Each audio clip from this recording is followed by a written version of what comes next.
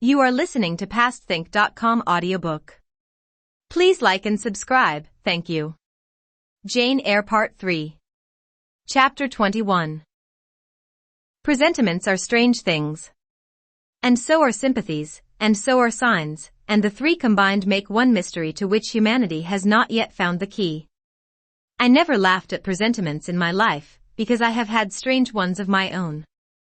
Sympathies, I believe, exist, for instance, between far distant, long absent, wholly estranged relatives asserting, notwithstanding their alienation, the unity of the source to which each traces his origin, whose workings baffle mortal comprehension. And signs, for aught we know, may be but the sympathies of nature with man. When I was a little girl, only 6 years old, I one night heard Bessie Leaven say to Martha Abbott that she had been dreaming about a little child, and that to dream of children was a sure sign of trouble, either to one's self or one's kin. The saying might have worn out of my memory, had not a circumstance immediately followed which served indelibly to fix it there. The next day Bessie was sent for home to the deathbed of her little sister. Of late I had often recalled this saying and this incident, for during the past week scarcely a night had gone over my couch that had not brought with it a dream of an infant, which I sometimes hushed in my arms, sometimes dandled on my knee, sometimes watched playing with daisies on a lawn, or again, dabbling its hands in running water. It was a wailing child this night, and a laughing one the next. Now it nestled close to me, and now it ran from me, but whatever mood the apparition evinced, whatever aspect it wore, it failed not for 7 successive nights to meet me the moment I entered the land of slumber. I did not like this iteration of one idea, this strange recurrence of one image, and I grew nervous as bedtime approached and the hour of the vision drew near. It was from companionship with this baby phantom I had been roused on that moonlight night, when I heard the cry, and it was on the afternoon of the day following I was summoned downstairs by a message that someone wanted me in Mrs. Fairfax's room. On repairing thither, I found a man waiting for me, having the appearance of a gentleman's servant. He was dressed in deep mourning, and the hat he held in his hand was surrounded with a crape band. "I dare say you hardly remember me, miss," he said, rising as I entered, "but my name is Leaven. I lived coachman with Mrs. Reed when you were at Gateshead, 8 or 9 years since, and I live there still." "Oh, Robert. How do you do? I remember you very well. You used to give me a ride sometimes on Miss Georgiana's bay pony. And how is Bessie? You are married to Bessie?" "Yes, miss, my wife is very hearty, thank you. She brought me another little one about 2 months since. We have 3 now, and both mother and child are thriving." "And are the family well at the house, Robert?" "I am sorry I can't give you better news of them, miss. They are very badly at present, in great trouble." "I hope no one is dead," I said, glancing at his black dress. He too looked down at the crape round his hat and replied, "Mr. John died yesterday was a week, at his chambers in London." "Mr. John?" "Yes." "And how does his mother bear it?" "Why, you see, Miss Eyre, it is not a common mishap. His life has been very wild. These last 3 years he gave himself up to strange ways, and his death was shocking. I heard from Bessie he was not doing well." "Doing well?" "He could not do worse. He ruined his health and his estate amongst the worst men and the worst women. He got into debt and into jail. His mother helped him out twice, but as soon as he was free he returned to his old companions and habits. His head was not strong. The knaves he lived amongst fooled him beyond anything I ever heard. He came down to Gateshead about 3 weeks ago, and wanted Mrs. to give up all to him. Mrs. refused. Her means have long been much reduced by his extravagance, so he went back again, and the next news was that he was dead. How he died, God knows. They say he killed himself." I was silent. The things were frightful. Robert Leaven resumed.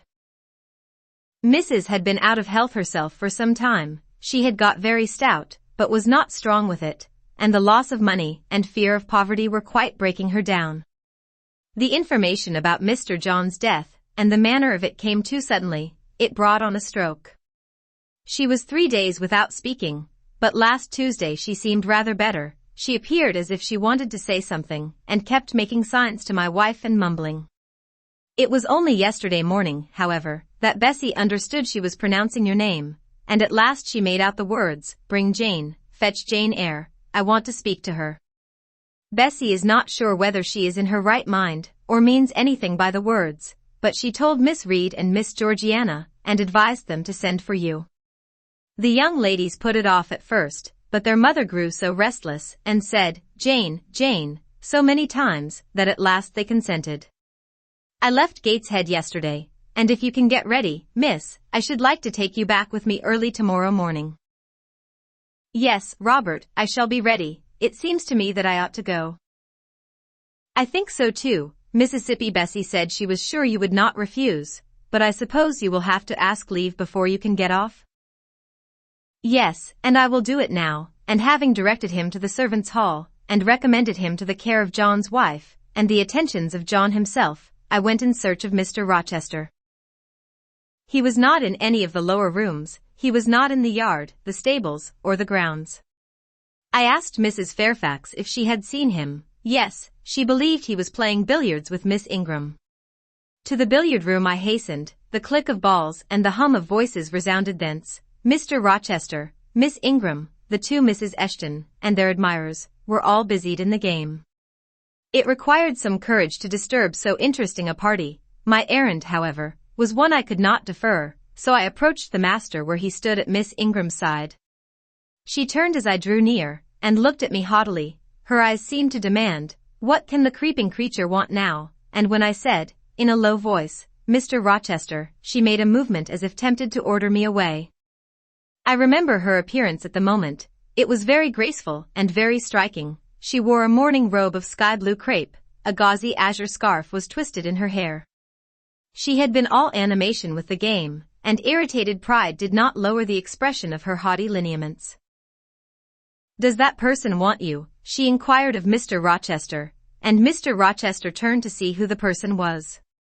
He made a curious grimace, one of his strange and equivocal demonstrations, threw down his cue, and followed me from the room. "Well, Jane," he said, as he rested his back against the schoolroom door, which he had shut. "If you please, sir, I want leave of absence for a week or two." "What to do, where to go?" "To see a sick lady who has sent for me." "What sick lady? Where does she live?" "At Gateshead, in Shire." "Shire? That is 100 miles off. Who may she be that sends for people to see her that distance?" "Her name is Reed, sir, Mrs. Reed." "Reed of Gateshead?" "There was a Reed of Gateshead, a magistrate." "It is his widow, sir." "And what have you to do with her? How do you know her?" "Mr. Reed was my uncle, my mother's brother." "The deuce he was. You never told me that before, you always said you had no relations." "None that would own me, sir. Mr. Reed is dead, and his wife cast me off." "Why?" "Because I was poor and burdensome, and she disliked me." "But Reed left children? You must have cousins?" Sir George Lynn was talking of a Reed of Gateshead yesterday, who, he said, was one of the veriest rascals on town, and Ingram was mentioning a Georgiana Reed of the same place, who was much admired for her beauty a season or two ago in London.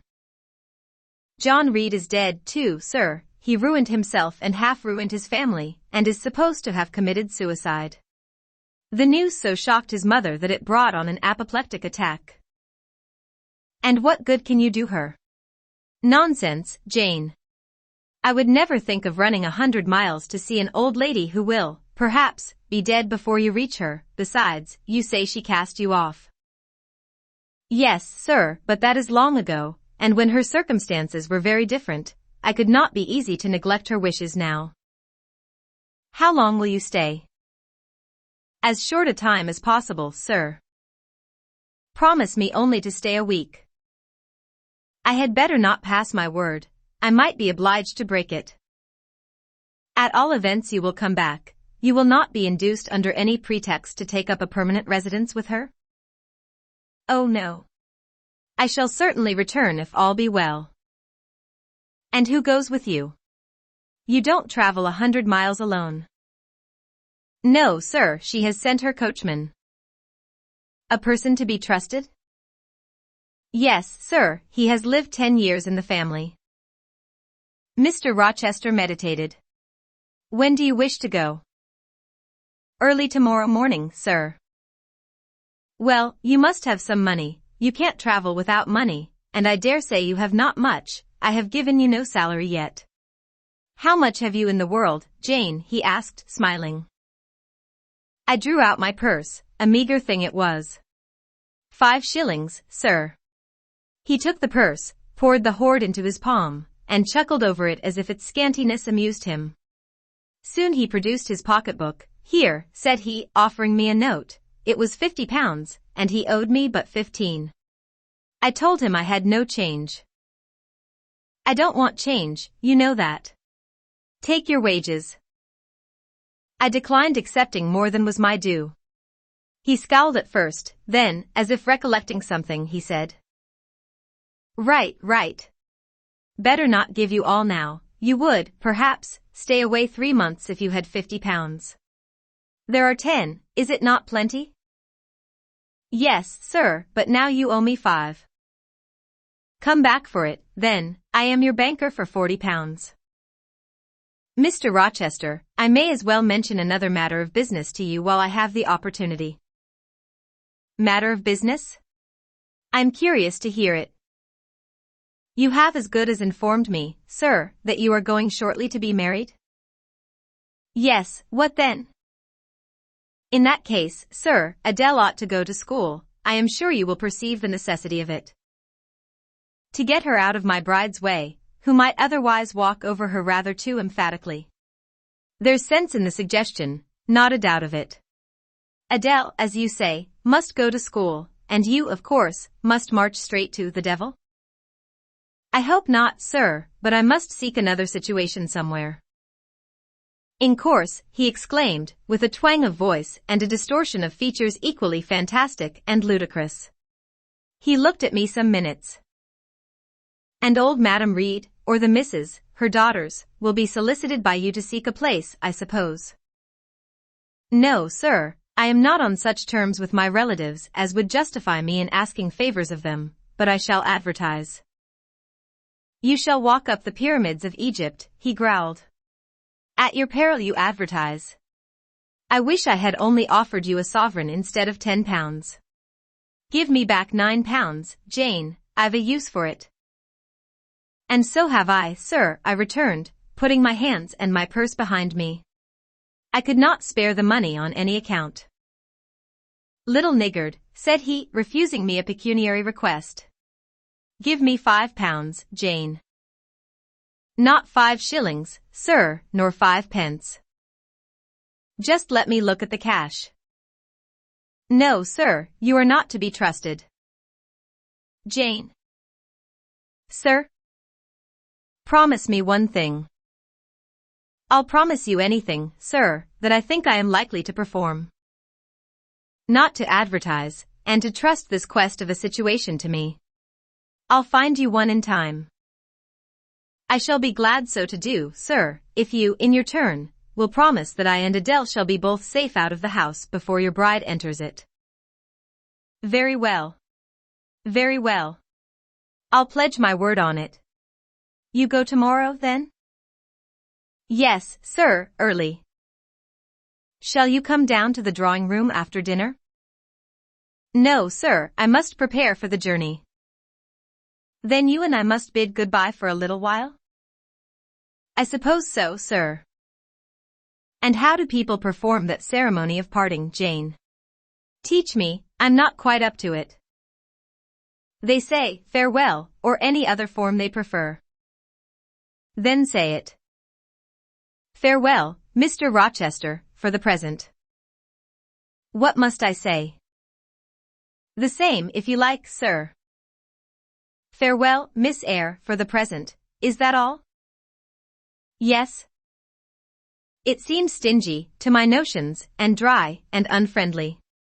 I should like something else, a little addition to the rite. If one shook hands, for instance, but no, that would not content me either. So you'll do no more than say farewell, Jane? It is enough, sir, as much goodwill may be conveyed in one hearty word as in many. Very likely, but it is blank and cool, farewell. How long is he going to stand with his back against that door? I asked myself. I want to commence my packing.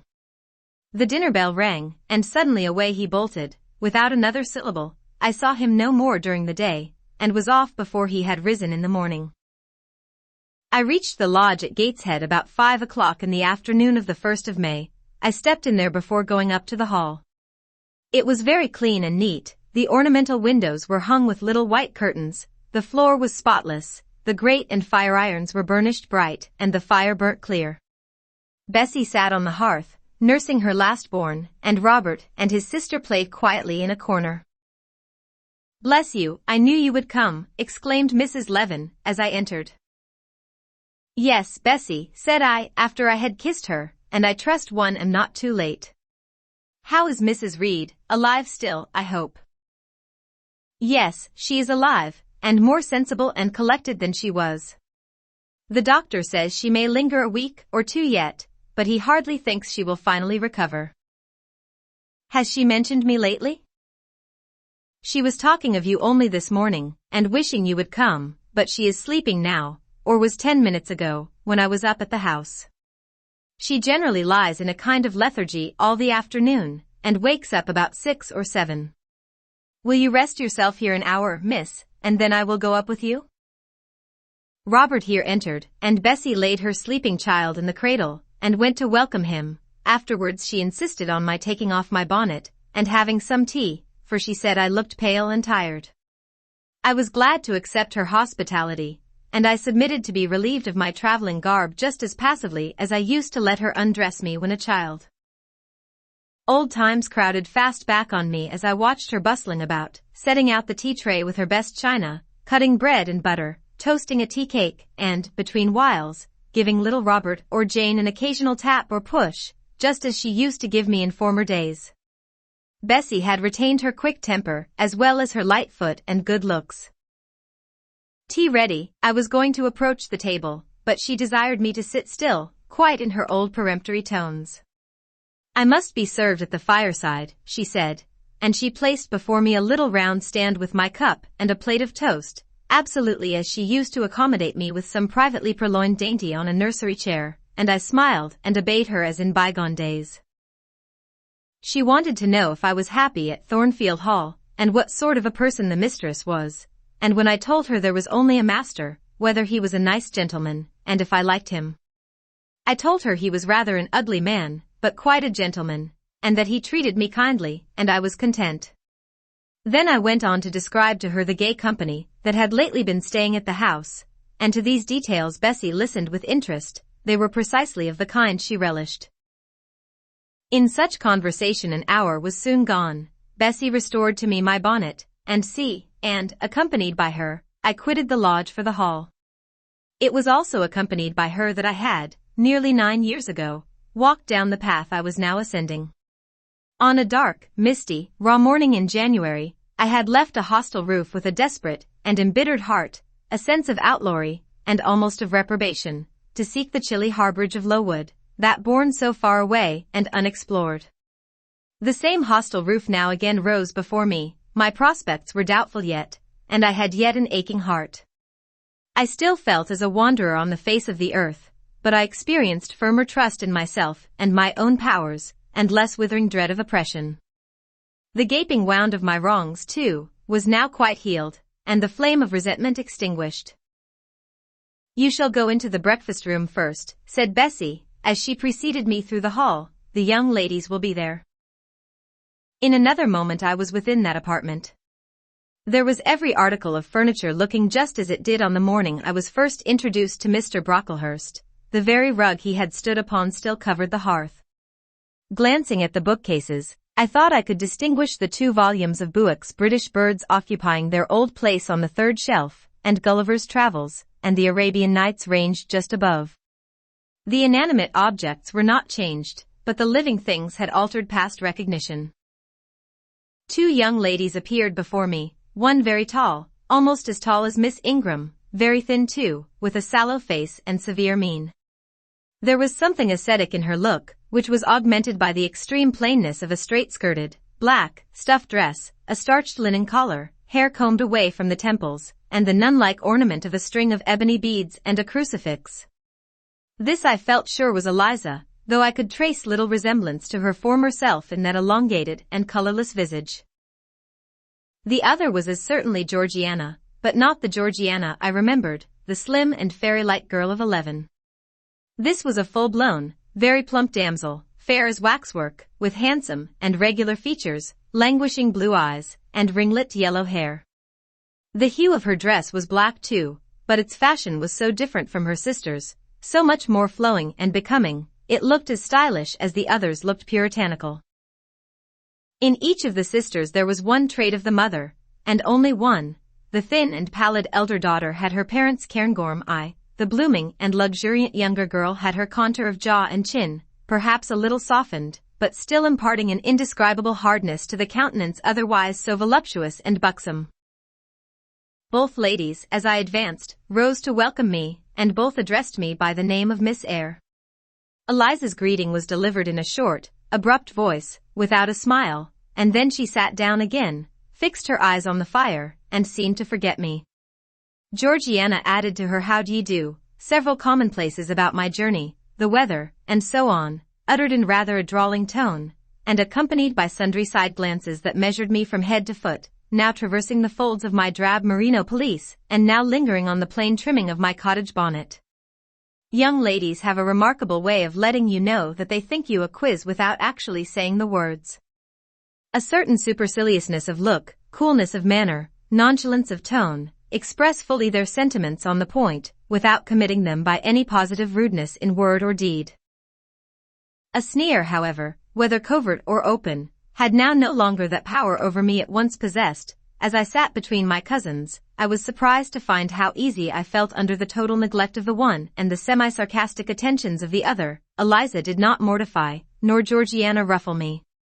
The fact was, I had other things to think about. Within the last few months feelings had been stirred in me so much more potent than any they could raise, pains and pleasures so much more acute and exquisite had been excited than any it was in their power to inflict or bestow, that their airs gave me no concern either for good or bad. "How is Mrs. Reed?"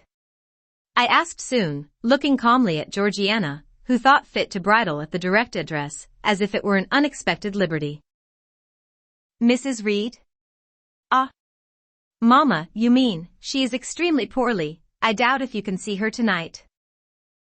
"If," said I, "you would just step upstairs and tell her I am come, I should be much obliged to you."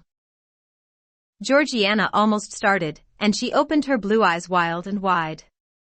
"I know she had a particular wish to see me," I added, "and I would not defer attending to her desire longer than is absolutely necessary." "Mamma dislikes being disturbed in an evening," remarked Eliza. I soon rose, quietly took off my bonnet and gloves, uninvited, and said I would just step out to Bessie, who was, I dared say, in the kitchen, and ask her to ascertain whether Mrs. Reed was disposed to receive me or not tonight. I went, and having found Bessie and dispatched her on my errand, I proceeded to take further measures. It had heretofore been my habit always to shrink from arrogance. Received as I had been today, I should, a year ago, have resolved to quit Gateshead the very next morning. Now, it was disclosed to me all at once that that would be a foolish plan. I had taken a journey of 100 miles to see my aunt, and I must stay with her till she was better, or dead. As to her daughter's pride or folly, I must put it on one side, make myself independent of it. So I addressed the housekeeper, asked her to show me a room, told her I should probably be a visitor here for a week or two, had my trunk conveyed to my chamber, and followed it thither myself. I met Bessie on the landing. "Mrs. is awake," said she. "I have told her you are here. Come and let us see if she will know you." I did not need to be guided to the well-known room, to which I had so often been summoned for chastisement or reprimand in former days. I hastened before Bessie. I softly opened the door. A shaded light stood on the table, for it was now getting dark. There was the great four-post bed with amber hangings as of old, there the toilet table, the armchair, and the footstool, at which I had 100 times been sentenced to kneel, to ask pardon for offences by me uncommitted. I looked into a certain corner near, half expecting to see the slim outline of a once-dreaded switch which used to lurk there, waiting to leap out imp-like and lace my quivering palm or shrinking neck. I approached the bed, I opened the curtains and leant over the high-piled pillows. Well did I remember Mrs. Reed's face, and I eagerly sought the familiar image. It is a happy thing that time quells the longings of vengeance and hushes the promptings of rage and aversion. I had left this woman in bitterness and hate, and I came back to her now with no other emotion than a sort of ruth for her great sufferings and a strong yearning to forget and forgive all injuries, to be reconciled and clasp hands in amity. The well-known face was there, stern, relentless as ever. There was that peculiar eye which nothing could melt, and the somewhat raised, imperious, despotic eyebrow. How often had it lowered on me menace and hate! And how the recollection of childhood's terrors and sorrows revived as I traced its harsh line now. And yet I stooped down and kissed her. She looked at me. "Is this Jane Eyre?" she said. "Yes, Aunt Reed." "How are you, dear aunt?" I had once vowed that I would never call her aunt again. I thought it no sin to forget and break that vow now. My fingers had fastened on her hand which lay outside the sheet. Had she pressed mine kindly, I should at that moment have experienced true pleasure. But unimpressionable natures are not so soon softened, nor are natural antipathies so readily eradicated. Mrs. Reed took her hand away, and, turning her face rather from me, she remarked that the night was warm. Again she regarded me so icily, I felt at once that her opinion of me, her feeling towards me, was unchanged and unchangeable. I knew by her stony eye, opaque to tenderness, indissoluble to tears, that she was resolved to consider me bad to the last, because to believe me good would give her no generous pleasure, only a sense of mortification. I felt pain, and then I felt ire, and then I felt a determination to subdue her, to be her mistress in spite both of her nature and her will. My tears had risen, just as in childhood. I ordered them back to their source. I brought a chair to the bed head. I sat down and leaned over the pillow. "You sent for me," I said, "and I am here, and it is my intention to stay till I see how you get on." "Oh, of course. You have seen my daughters?" "Yes." "Well, you may tell them I wish you to stay till I can talk some things over with you I have on my mind. Tonight it is too late, and I have a difficulty in recalling them. But there was something I wished to say. Let me see." The wandering look and changed utterance told what wreck had taken place in her once vigorous frame. Turning restlessly, she drew the bedclothes round her. My elbow, resting on a corner of the quilt, fixed it down. She was at once irritated. "Sit up," said she, "don't annoy me with holding the clothes fast. Are you Jane Eyre?" "I am Jane Eyre." "I have had more trouble with that child than any one would believe. Such a burden to be left on my hands, and so much annoyance as she caused me, daily and hourly, with her incomprehensible disposition, and her sudden starts of temper, and her continual, unnatural watchings of one's movements. I declare she talked to me once like something mad, or like a fiend. No child ever spoke or looked as she did. I was glad to get her away from the house." "What did they do with her at Lowood?"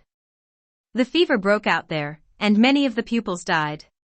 She, however, did not die, but I said she did. I wish she had died." "A strange wish, Mrs. Reed. Why do you hate her so?" "I had a dislike to her mother always, for she was my husband's only sister, and a great favorite with him. He opposed the family's disowning her when she made her low marriage, and when news came of her death, he wept like a simpleton. He would send for the baby, though I entreated him rather to put it out to nurse and pay for its maintenance. I hated it the first time I set my eyes on it, a sickly, whining, pining thing. It would wail in its cradle all night long, not screaming heartily like any other child, but whimpering and moaning. Reed pitied it, and he used to nurse it and notice it as if it had been his own, more, indeed, than he ever noticed his own at that age. He would try to make my children friendly to the little beggar. The darlings could not bear it, and he was angry with them when they showed their dislike. In his last illness, he had it brought continually to his bedside, and but an hour before he died, he bound me by vow to keep the creature. I would as soon have been charged with a pauper brat out of a workhouse, but he was weak, naturally weak. John does not at all resemble his father, and I am glad of it. John is like me, and like my brothers, he is quite a Gibson. Oh, I wish he would cease tormenting me with letters for money. I have no more money to give him, we are getting poor. I must send away half the servants, and shut up part of the house, or let it off. I can never submit to do that, yet how are we to get on? 2/3 of my income goes in paying the interest of mortgages. John gambles dreadfully, and always loses, poor boy. He is beset by sharpers. John is sunk and degraded. His look is frightful. I feel ashamed for him when I see him. She was getting much excited. I think I had better leave her now, said I to Bessie, who stood on the other side of the bed. Perhaps you had, miss, but she often talks in this way towards night. In the morning she is calmer. I rose. Stop, exclaimed Mrs. Reed, there is another thing I wish to say. He threatens me, he continually threatens me with his own death, or mine, and I dream sometimes that I see him laid out with a great wound in his throat, or with a swollen and blackened face. I am come to a strange pass, I have heavy troubles. What is to be done? How is the money to be had? Bessie now endeavored to persuade her to take a sedative draught. She succeeded with difficulty. Soon after, Mrs. Reed grew more composed, and sank into a dozing state. I then left her. More than 10 days elapsed before I had again any conversation with her. She continued either delirious or lethargic, and the doctor forbade everything which could painfully excite her. Meantime, I got on as well as I could with Georgiana and Eliza. They were very cold, indeed, at first. Eliza would sit half the day sewing, reading, or writing, and scarcely utter a word either to me or her sister. Georgiana would chatter nonsense to her canary bird by the hour, and take no notice of me. But I was determined not to seem at a loss for occupation or amusement. I had brought my drawing materials with me, and they served me for both. Provided with a case of pencils, and some sheets of paper, I used to take a seat apart from them, near the window, and busy myself in sketching fancy vignettes, representing any scene that happened momentarily to shape itself in the ever-shifting kaleidoscope of imagination. A glimpse of sea between two rocks, the rising moon, and a ship crossing its disk, a group of reeds and water flags, and a naiad's head, crowned with lotus flowers, rising out of them, an elf sitting in a hedge sparrow's nest, under a wreath of hawthorn bloom. One morning I fell to sketching a face. What sort of a face it was to be, I did not care or know. I took a soft black pencil, gave it a broad point, and worked away. Soon I had traced on the paper a broad and prominent forehead, and a square lower outline of visage. That contour gave me pleasure. My fingers proceeded actively to fill it with features. Strongly marked horizontal eyebrows must be traced under that brow, then followed, naturally, a well-defined nose, with a straight ridge and full nostrils, then a flexible-looking mouth, by no means narrow, then a firm chin, with a decided cleft down the middle of it. Of course, some black whiskers were wanted, and some jetty hair, tufted on the temples, and waved above the forehead. Now for the eyes, I had left them to the last, because they required the most careful working. I drew them large, I shaped them well, the eyelashes I traced long and somber, the irids lustrous and large. Good. But not quite the thing, I thought, as I surveyed the effect. They want more force and spirit, and I wrought the shades blacker, that the lights might flash more brilliantly. A happy touch or two secured success. There, I had a friend's face under my gaze, and what did it signify that those young ladies turned their backs on me? I looked at it, I smiled at the speaking likeness, I was absorbed and content. Is that a portrait of someone you know? Asked Eliza, who had approached me unnoticed. I responded that it was merely a fancy head, and hurried it beneath the other sheets. Of course, I lied. It was, in fact, a very faithful representation of Mr. Rochester. But what was that to her, or to any one but myself? Georgiana also advanced to look. The other drawings pleased her much, but she called that an ugly man. They both seemed surprised at my skill. I offered to sketch their portraits, and each, in turn, sat for a pencil outline. Then Georgiana produced her album. I promised to contribute a watercolor drawing, This put her at once into good humor. She proposed a walk in the grounds.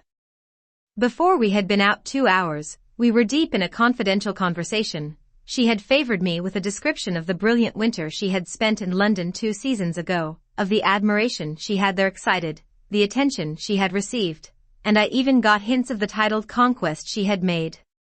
In the course of the afternoon and evening these hints were enlarged on, various soft conversations were reported, and sentimental scenes represented, and, in short, a volume of a novel of fashionable life was that day improvised by her for my benefit. The communications were renewed from day to day. They always ran on the same theme, herself, her loves and woes. It was strange she never once adverted either to her mother's illness, or her brother's death, or the present gloomy state of the family prospects. Her mind seemed wholly taken up with reminiscences of past gaiety, and aspirations after dissipations to come. She passed about 5 minutes each day in her mother's sick room, and no more. Eliza still spoke little. She had evidently no time to talk. I never saw a busier person than she seemed to be, yet it was difficult to say what she did, or rather, to discover any result of her diligence. She had an alarm to call her up early. I know not how she occupied herself before breakfast, but after that meal she divided her time into regular portions, and each hour had its allotted task. 3 times a day she studied a little book, which I found, on inspection, was a common prayer book. I asked her once what was the great attraction of that volume, and she said, the rubric. 3 hours she gave to stitching, with gold thread, the border of a square crimson cloth, almost large enough for a carpet. In answer to my inquiries after the use of this article, she informed me it was a covering for the altar of a new church lately erected near Gateshead. 2 hours she devoted to her diary, 2 to working by herself in the kitchen garden, and 1 to the regulation of her accounts. She seemed to want no company, no conversation. I believe she was happy in her way. This routine sufficed for her, and nothing annoyed her so much as the occurrence of any incident which forced her to vary its clockwork regularity. She told me one evening, when more disposed to be communicative than usual, that John's conduct, and the threatened ruin of the family, had been a source of profound affliction to her, but she had now, she said, settled her mind, and formed her resolution. Her own fortune she had taken care to secure, and when her mother died, and it was wholly improbable, she tranquilly remarked, that she should either recover or linger long, she would execute a long-cherished project, seek a retirement where punctual habits would be permanently secured from disturbance, and place safe barriers between herself and a frivolous world. I asked if Georgiana would accompany her. Of course not. Georgiana and she had nothing in common, they never had had. She would not be burdened with her society for any consideration.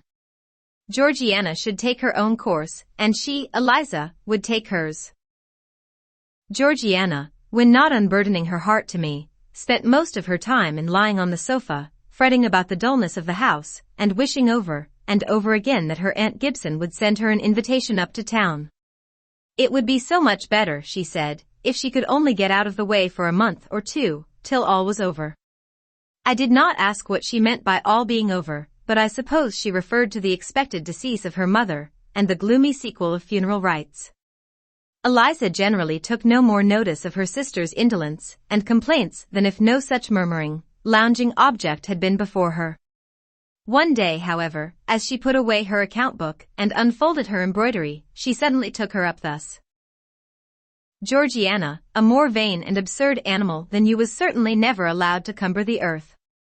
You had no right to be born, for you make no use of life. Instead of living for, in, and with yourself, as a reasonable being ought, you seek only to fasten your feebleness on some other person's strength. If no one can be found willing to burden her or himself with such a fat, weak, puffy, useless thing, you cry out that you are ill-treated, neglected, miserable. Then, too, existence for you must be a scene of continual change and excitement, or else the world is a dungeon. You must be admired, you must be courted, you must be flattered, you must have music, dancing, and society, or you languish, you die away.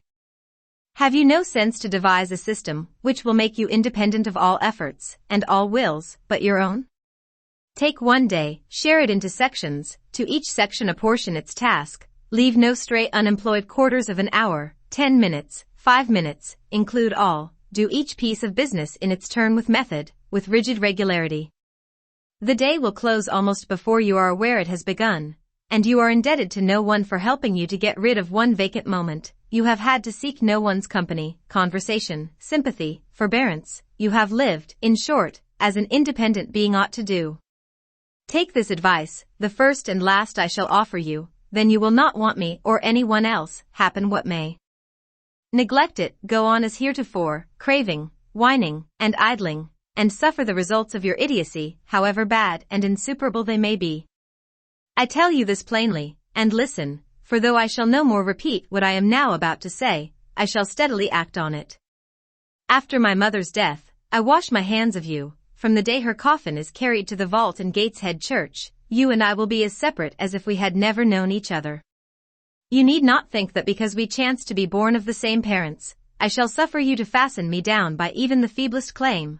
I can tell you this, if the whole human race, ourselves excepted, were swept away, and we two stood alone on the earth, I would leave you in the old world, and betake myself to the new.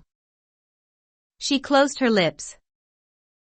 You might have spared yourself the trouble of delivering that tirade, answered Georgiana. Everybody knows you are the most selfish, heartless creature in existence, and I know your spiteful hatred towards me. I have had a specimen of it before in the trick you played me about Lord Edwin Vere. You could not bear me to be raised above you, to have a title, to be received into circles where you dare not show your face, and so you acted the spy and informer, and ruined my prospects forever. Georgiana took out her handkerchief and blew her nose for an hour afterwards. Eliza sat cold, impassible, and assiduously industrious. True, generous feeling is made small account of by some, but here were two natures rendered, the one intolerably acrid, the other despicably savorless for the want of it. Feeling without judgment is a washy draught indeed, but judgment untempered by feeling is too bitter and husky a morsel for human deglutition. It was a wet and windy afternoon. Georgiana had fallen asleep on the sofa over the perusal of a novel. Eliza was gone to attend a Saint's Day service at the new church, for in matters of religion she was a rigid formalist. No weather ever prevented the punctual discharge of what she considered her devotional duties. Fair or foul, she went to church thrice every Sunday, and as often on weekdays as there were prayers. I bethought myself to go upstairs and see how the dying woman sped, who lay there almost unheeded. The very servants paid her but a remittent attention. The hired nurse, being little looked after, would slip out of the room whenever she could. Bessie was faithful, but she had her own family to mind, and could only come occasionally to the hall. I found the sick room unwatched, as I had expected. No nurse was there. The patient lay still, and seemingly lethargic, her livid face sunk in the pillows. The fire was dying in the grate. I renewed the fuel, rearranged the bedclothes, gazed a while on her who could not now gaze on me, and then I moved away to the window. The rain beat strongly against the panes, the wind blew tempestuously. One lies there, I thought, who will soon be beyond the war of earthly elements. Whither will that spirit, now struggling to quit its material tenement, flit when at length released? In pondering the great mystery, I thought of Helen Burns, recalled her dying words, her faith, her doctrine of the equality of disembodied souls. I was still listening in thought to her well-remembered tones, still picturing her pale and spiritual aspect, her wasted face and sublime gaze, as she lay on her placid deathbed, and whispered her longing to be restored to her divine Father's bosom, when a feeble voice murmured from the couch behind, "Who is that?" I knew Mrs. Reed had not spoken for days. Was she reviving? I went up to her. "It is I, Aunt Reed." "Who I?" was her answer. "Who are you?" looking at me with surprise and a sort of alarm, but still not wildly. "You are quite a stranger to me. Where is Bessie?" "She is at the lodge, Aunt." "Aunt," she repeated. "Who calls me Aunt?" "You are not one of the Gibsons, and yet I know you. That face, and the eyes and forehead, are quite familiar to me. You are like, why, you are like Jane Eyre." I said nothing. I was afraid of occasioning some shock by declaring my identity. "Yet," said she, "I am afraid it is a mistake. My thoughts deceive me. I wish to see Jane Eyre, and I fancy a likeness where none exists. Besides, in 8 years she must be so changed." I now gently assured her that I was the person she supposed and desired me to be, and seeing that I was understood, and that her senses were quite collected, I explained how Bessie had sent her husband to fetch me from Thornfield. "I am very ill, I know," she said ere long. "I was trying to turn myself a few minutes since, and find I cannot move a limb. It is as well I should ease my mind before I die. What we think little of in health burdens us at such an hour as the present is to me. Is the nurse here? Or is there no one in the room but you?" I assured her we were alone. "Well, I have twice done you a wrong which I regret now. One was in breaking the promise which I gave my husband to bring you up as my own child, the other," she stopped. "After all, it is of no great importance, perhaps," she murmured to herself, "and then I may get better, and to humble myself so to her is painful." She made an effort to alter her position, but failed. Her face changed. She seemed to experience some inward sensation, the precursor, perhaps, of the last pang. "Well, I must get it over. Eternity is before me. I had better tell her. Go to my dressing case, open it, and take out a letter you will see there." I obeyed her directions. "Read the letter," she said. It was short, and thus conceived. "Madam, will you have the goodness to send me the address of my niece, Jane Eyre, and to tell me how she is? It is my intention to write shortly and desire her to come to me at Madeira. Providence has blessed my endeavors to secure a competency, and as I am unmarried and childless, I wish to adopt her during my life, and bequeath her at my death whatever I may have to leave. I am, Madam, and C. John Eyre, Madeira." It was dated 3 years back. "Why did I never hear of this?" I asked. "Because I disliked you too fixedly and thoroughly ever to lend a hand in lifting you to prosperity. I could not forget your conduct to me, Jane, the fury with which you once turned on me, the tone in which you declared you abhorred me the worst of anybody in the world, the unchildlike look and voice with which you affirmed that the very thought of me made you sick, and asserted that I had treated you with miserable cruelty. I could not forget my own sensations when you thus started up and poured out the venom of your mind. I felt fear, as if an animal that I had struck or pushed had looked up at me with human eyes and cursed me in a man's voice. Bring me some water. Oh, make haste." "Dear Mrs. Reed," said I, as I offered her the draught she required, "think no more of all this, let it pass away from your mind. Forgive me for my passionate language. I was a child then. 8-9 years have passed since that day." She heeded nothing of what I said, but when she had tasted the water and drawn breath, she went on thus. "I tell you I could not forget it, and I took my revenge, for you to be adopted by your uncle, and placed in a state of ease and comfort, was what I could not endure. I wrote to him. I said I was sorry for his disappointment, but Jane Eyre was dead. She had died of typhus fever at Lowood. Now act as you please. Write and contradict my assertion, expose my falsehood as soon as you like. You were born, I think, to be my torment. My last hour is racked by the recollection of a deed which, but for you, I should never have been tempted to commit. If you could but be persuaded to think no more of it, Aunt, and to regard me with kindness and forgiveness." "You have a very bad disposition," said she, "and one to this day I feel it impossible to understand. How for 9 years you could be patient and quiescent under any treatment, and in the 10th break out all fire and violence, I can never comprehend. My disposition is not so bad as you think. I am passionate, but not vindictive. Many a time, as a little child, I should have been glad to love you if you would have let me, and I long earnestly to be reconciled to you now. Kiss me, Aunt." I approached my cheek to her lips. She would not touch it. She said I oppressed her by leaning over the bed, and again demanded water. As I laid her down, for I raised her and supported her on my arm, while she drank, I covered her ice-cold and clammy hand with mine. The feeble fingers shrank from my touch, the glazing eyes shunned my gaze. "Love me, then, or hate me, as you will," I said at last. "You have my full and free forgiveness. Ask now for God's, and be at peace." Poor, suffering woman! It was too late for her to make now the effort to change her habitual frame of mind. Living, she had ever hated me. Dying, she must hate me still. The nurse now entered, and Bessie followed. I yet lingered half an hour longer, hoping to see some sign of amity, but she gave none. She was fast relapsing into stupor, nor did her mind again rally. At 12 o'clock that night she died. I was not present to close her eyes, nor were either of her daughters. They came to tell us the next morning that all was over. She was by that time laid out. Eliza and I went to look at her. Georgiana, who had burst out into loud weeping, said she dared not go.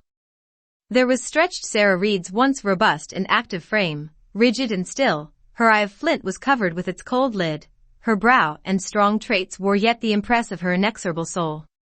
A strange and solemn object was that corpse to me.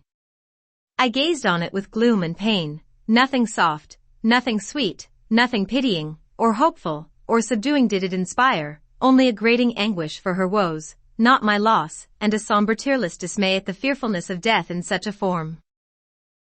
Eliza surveyed her parent calmly. After a silence of some minutes she observed.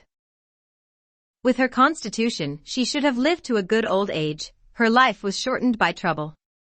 And then a spasm constricted her mouth for an instant. As it passed away she turned and left the room, and so did I. Neither of us had dropped a tear. Chapter 22.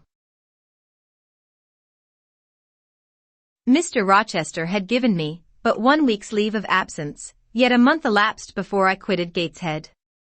I wished to leave immediately after the funeral, but Georgiana entreated me to stay till she could get off to London, whither she was now at last invited by her uncle, Mr. Gibson, who had come down to direct his sister's interment and settle the family affairs.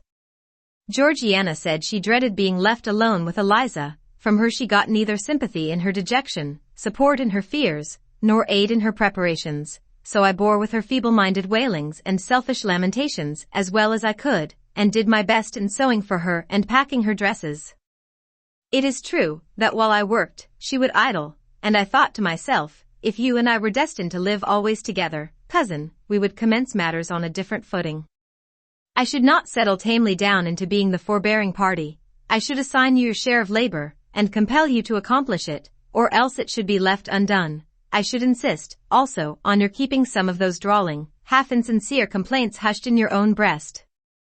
It is only because our connection happens to be very transitory, and comes at a peculiarly mournful season, that I consent thus to render it so patient and compliant on my part.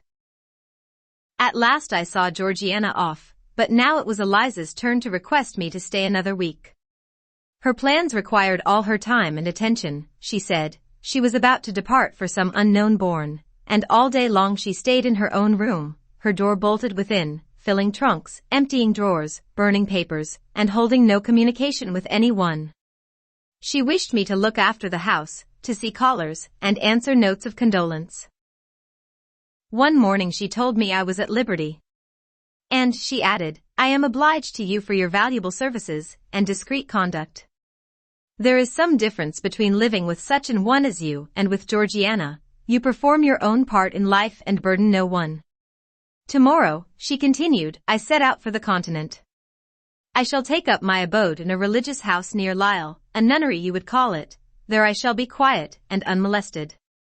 I shall devote myself for a time to the examination of the Roman Catholic dogmas, and to a careful study of the workings of their system. If I find it to be, as I half suspect it is, the one best calculated to ensure the doing of all things decently and in order, I shall embrace the tenets of Rome and probably take the veil. I neither expressed surprise at this resolution, nor attempted to dissuade her from it. The vocation will fit you to a hair, I thought. Much good may it do you. When we parted, she said, Goodbye, cousin Jane Eyre, I wish you well, you have some sense. I then returned, You are not without sense, cousin Eliza, but what you have, I suppose, in another year will be walled up alive in a French convent. However, it is not my business, and so it suits you, I don't much care. You are in the right, said she, and with these words we each went our separate way. As I shall not have occasion to refer either to her or her sister again, I may as well mention here, that Georgiana made an advantageous match with a wealthy worn-out man of fashion, and that Eliza actually took the veil, and is at this day superior of the convent where she passed the period of her novitiate, and which she endowed with her fortune. How people feel when they are returning home from an absence, long or short, I did not know. I had never experienced the sensation. I had known what it was to come back to Gateshead when a child after a long walk, to be scolded for looking cold or gloomy, and later, what it was to come back from church to Lowood, to long for a plenteous meal, and a good fire, and to be unable to get either. Neither of these returnings was very pleasant or desirable. No magnet drew me to a given point, increasing in its strength of attraction the nearer I came. The return to Thornfield was yet to be tried. My journey seemed tedious, very tedious, 50 miles one day, a night spent at an inn, 50 miles the next day. During the first 12 hours I thought of Mrs. Reed in her last moments. I saw her disfigured and discolored face, and heard her strangely altered voice. I mused on the funeral day, the coffin, the hearse, the black train of tenants and servants, few was the number of relatives, the gaping vault, the silent church, the solemn service. Then I thought of Eliza and Georgiana. I beheld one the cynosure of a ballroom, the other the inmate of a convent cell, and I dwelt on and analyzed their separate peculiarities of person and character. The evening arrival at the great town of scattered these thoughts. Night gave them quite another turn. Laid down on my traveler's bed, I left reminiscence for anticipation. I was going back to Thornfield, but how long was I to stay there? Not long, of that I was sure.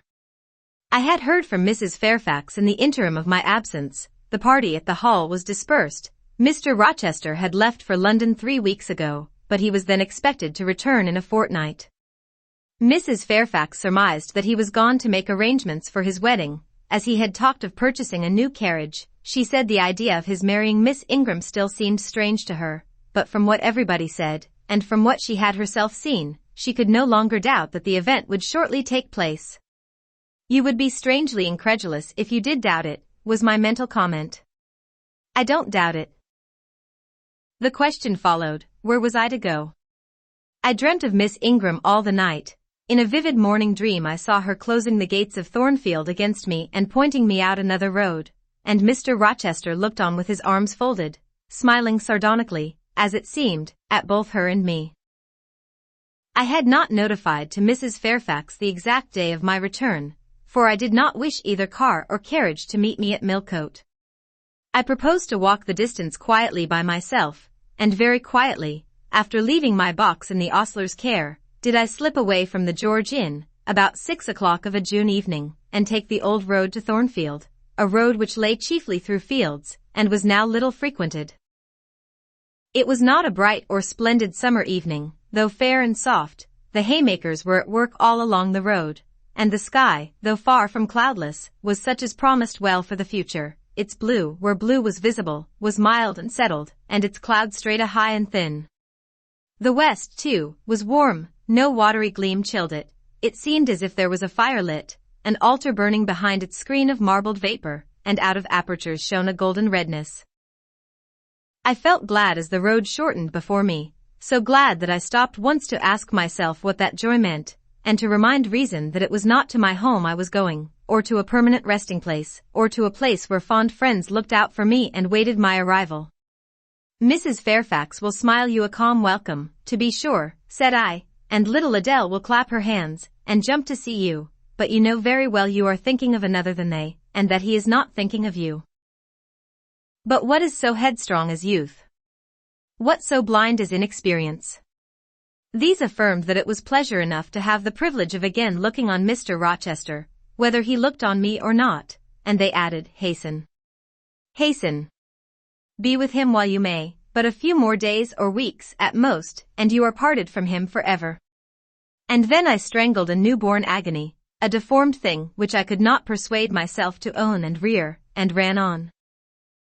They are making hay too, in Thornfield meadows, or rather, the laborers are just quitting their work, and returning home with their rakes on their shoulders, now, at the hour I arrive. I have but a field or two to traverse, and then I shall cross the road, and reach the gates. How full the hedges are of roses! But I have no time to gather any, I want to be at the house. I passed a tall briar, shooting leafy and flowery branches across the path. I see the narrow stile with stone steps, and I see Mr. Rochester sitting there, a book and a pencil in his hand. He is writing. Well, he is not a ghost, yet every nerve I have is unstrung. For a moment I am beyond my own mastery. What does it mean? I did not think I should tremble in this way when I saw him, or lose my voice, or the power of motion in his presence. I will go back as soon as I can stir. I need not make an absolute fool of myself. I know another way to the house. It does not signify if I knew 20 ways, for he has seen me. Hello, he cries, and he puts up his book and his pencil. There you are. Come on, if you please. I suppose I do come on, though in what fashion I know not, being scarcely cognizant of my movements, and solicitous only to appear calm, and, above all, to control the working muscles of my face, which I feel rebel insolently against my will, and struggle to express what I had resolved to conceal. But I have a veil, it is down. I may make shift yet to behave with decent composure. And this is Jane Eyre? Are you coming from Millcote, and on foot? Yes, just one of your tricks, not to send for a carriage, and come clattering over street, and road like a common mortal, but to steal into the vicinage of your home along with twilight, just as if you were a dream or a shade. What the deuce have you done with yourself this last month? I have been with my aunt, sir, who is dead. A true Janian reply. Good angels be my guard. She comes from the other world, from the abode of people who are dead, and tells me so when she meets me alone here in the gloaming. If I dared, I'd touch you, to see if you are substance or shadow, you elf, but I'd as soon offer to take hold of a blue ignis fatuous light in a marsh. Truant. Truant, he added, when he had paused an instant. Absent from me a whole month, and forgetting me quite, I'll be sworn. I knew there would be pleasure in meeting my master again, even though broken by the fear that he was so soon to cease to be my master, and by the knowledge that I was nothing to him, but there was ever in Mr. Rochester, so at least I thought, such a wealth of the power of communicating happiness, that to taste but of the crumbs he scattered to stray and stranger birds like me, was to feast genially. His last words were balm. They seemed to imply that it imported something to him whether I forgot him or not. And he had spoken of Thornfield as my home, would that it were my home. He did not leave the stile, and I hardly liked to ask to go by. I inquired soon if he had not been to London. Yes, I suppose you found that out by second sight. Mrs. Fairfax told me in a letter. And did she inform you what I went to do? Oh yes, sir. Everybody knew your errand. You must see the carriage, Jane, and tell me if you don't think it will suit Mrs. Rochester exactly, and whether she won't look like Queen Boadicea, leaning back against those purple cushions. I wish, Jane, I were a trifle better adapted to match with her externally. Tell me now, fairy as you are, can't you give me a charm, or a philter, or something of that sort, to make me a handsome man? It would be past the power of magic, sir, and, in thought, I added, a loving eye is all the charm needed, to such you are handsome enough, or rather your sternness has a power beyond beauty. Mr. Rochester had sometimes read my unspoken thoughts with an acumen to me incomprehensible. In the present instance he took no notice of my abrupt vocal response, but he smiled at me with a certain smile he had of his own, and which he used but on rare occasions. He seemed to think it too good for common purposes. It was the real sunshine of feeling. He shed it over me now. Pass, Janet, said he, making room for me to cross the stile. Go up home, and stay your weary little wandering feet at a friend's threshold. All I had now to do was to obey him in silence, no need for me to colloquize further. I got over the stile without a word, and meant to leave him calmly. An impulse held me fast, a force turned me round. I said, or something in me said for me, and in spite of me. Thank you, Mr. Rochester, for your great kindness. I am strangely glad to get back again to you, and wherever you are is my home, my only home. I walked on so fast that even he could hardly have overtaken me had he tried. Little Adele was half wild with delight when she saw me. Mrs. Fairfax received me with her usual plain friendliness. Leah smiled, and even Sophie bid me bonsoir with glee. This was very pleasant. There is no happiness like that of being loved by your fellow creatures, and feeling that your presence is an addition to their comfort. I that evening shut my eyes resolutely against the future. I stopped my cars against the voice that kept warning me of near separation and coming grief. When tea was over and Mrs. Fairfax had taken her knitting, and I had assumed a low seat near her, and Adele, kneeling on the carpet, had nestled close up to me, and a sense of mutual affection seemed to surround us with a ring of golden peace, I uttered a silent prayer that we might not be parted far or soon. But when, as we thus sat, Mr. Rochester entered, unannounced, and looking at us, seemed to take pleasure in the spectacle of a group so amicable, when he said he supposed the old lady was all right now that she had got her adopted daughter back again, and added that he saw Adele was près à croquer sa petite maman anglaise, I half ventured to hope that he would, even after his marriage, keep us together somewhere under the shelter of his protection, and not quite exiled from the sunshine of his presence. A fortnight of dubious calm succeeded my return to Thornfield Hall. Nothing was said of the master's marriage, and I saw no preparation going on for such an event. Almost every day I asked Mrs. Fairfax if she had yet heard anything decided. Her answer was always in the negative. Once, she said, she had actually put the question to Mr. Rochester as to when he was going to bring his bride home, but he had answered her only by a joke and one of his queer looks, and she could not tell what to make of him. One thing specially surprised me, and that was, there were no journeyings backward and forward, no visits to Ingram Park. To be sure, it was 20 miles off, on the borders of another county, but what was that distance to an ardent lover? To so practiced and indefatigable a horseman as Mr. Rochester, it would be but a morning's ride. I began to cherish hopes I had no right to conceive, that the match was broken off, that rumor had been mistaken, that one or both parties had changed their minds. I used to look at my master's face to see if it were sad or fierce, but I could not remember the time when it had been so uniformly clear of clouds or evil feelings. If, in the moments I and my pupil spent with him, I lacked spirits and sank into inevitable dejection, he became even gay. Never had he called me more frequently to his presence, never been kinder to me when there, and, alas, never had I loved him so well. Chapter 23. A splendid midsummer shone over England, skies so pure, suns so radiant as were then seen in long succession, seldom favor even singly, our wave-girt land. It was as if a band of Italian days had come from the south, like a flock of glorious passenger birds, and lighted to rest them on the cliffs of Albion.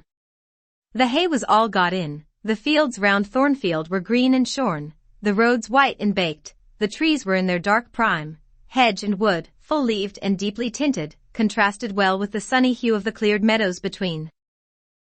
On Midsummer Eve, Adele, weary with gathering wild strawberries in Hay Lane half the day, had gone to bed with the sun. I watched her drop asleep, and when I left her, I sought the garden. It was now the sweetest hour of the 24 day its fervid fires had wasted, and dew fell cool on panting plain and scorched summit. Where the sun had gone down in simple state, pure of the pomp of clouds, spread a solemn purple, burning with the light of red jewel and furnace flame at one point, on one hill peak, and extending high and wide, soft and still softer, over half heaven. The east had its own charm or fine deep blue, and its own modest gem, a casino and solitary star. Soon it would boast the moon, but she was yet beneath the horizon. I walked a while on the pavement, but a subtle, well-known scent, that of a cigar, stole from some window. I saw the library casement open a handbreadth. I knew I might be watched thence, so I went apart into the orchard. No nook in the grounds more sheltered and more Eden-like. It was full of trees, it bloomed with flowers, a very high wall shut it out from the court, on one side, on the other, a beech avenue screened it from the lawn. At the bottom was a sunk fence, its sole separation from lonely fields, a winding walk, bordered with laurels and terminating in a giant horse-chestnut, circled at the base by a seat, led down to the fence. Here one could wander unseen. While such honeydew fell, such silence reigned, such gloaming gathered, I felt as if I could haunt such shade forever, but in threading the flower and fruit parterres at the upper part of the enclosure, enticed there by the light the now rising moon cast on this more open quarter, my step is stayed, not by sound, not by sight, but once more by a warning fragrance. Sweet briar and southernwood, jasmine, pink, and rose have long been yielding their evening sacrifice of incense. This new scent is neither of shrub nor flower. I know it well, it is Mr. Rochester's cigar. I look round and I listen. I see trees laden with ripening fruit. I hear a nightingale warbling in a wood half a mile off, no moving form is visible, no coming step audible, but that perfume increases, I must flee. I make for the wicket leading to the shrubbery, and I see Mr. Rochester entering. I step aside into the ivy recess, he will not stay long, he will soon return whence he came, and if I sit still he will never see me.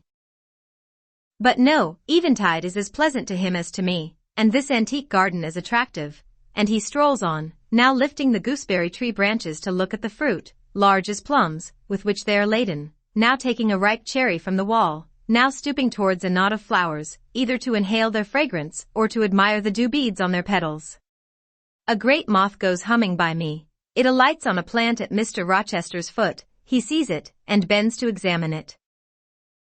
Now he has his back towards me, thought I, and he is occupied too. Perhaps, if I walk softly, I can slip away unnoticed.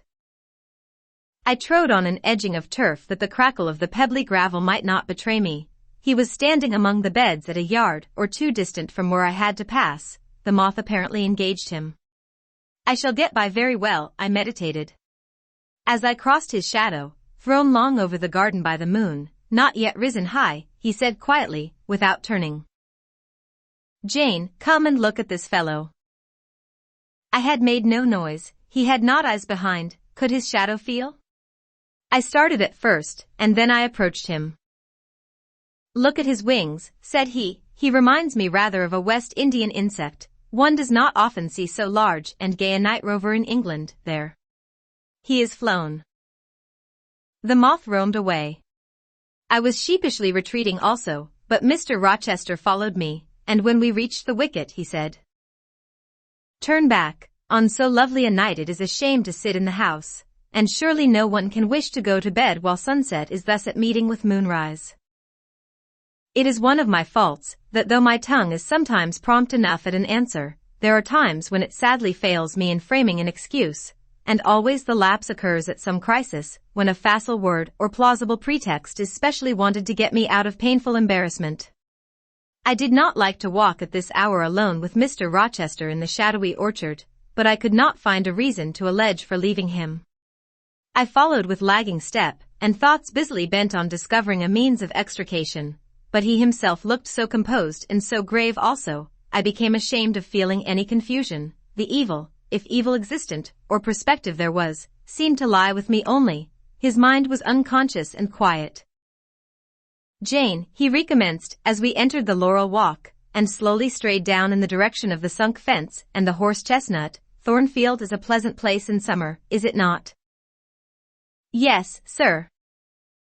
"You must have become in some degree attached to the house, you, who have an eye for natural beauties, and a good deal of the organ of adhesiveness." "I am attached to it, indeed. And though I don't comprehend how it is, I perceive you have acquired a degree of regard for that foolish little child Adele, too, and even for simple Dame Fairfax?" "Yes, sir, in different ways, I have an affection for both." "And would be sorry to part with them?" "Yes." "Pity," he said, and sighed and paused.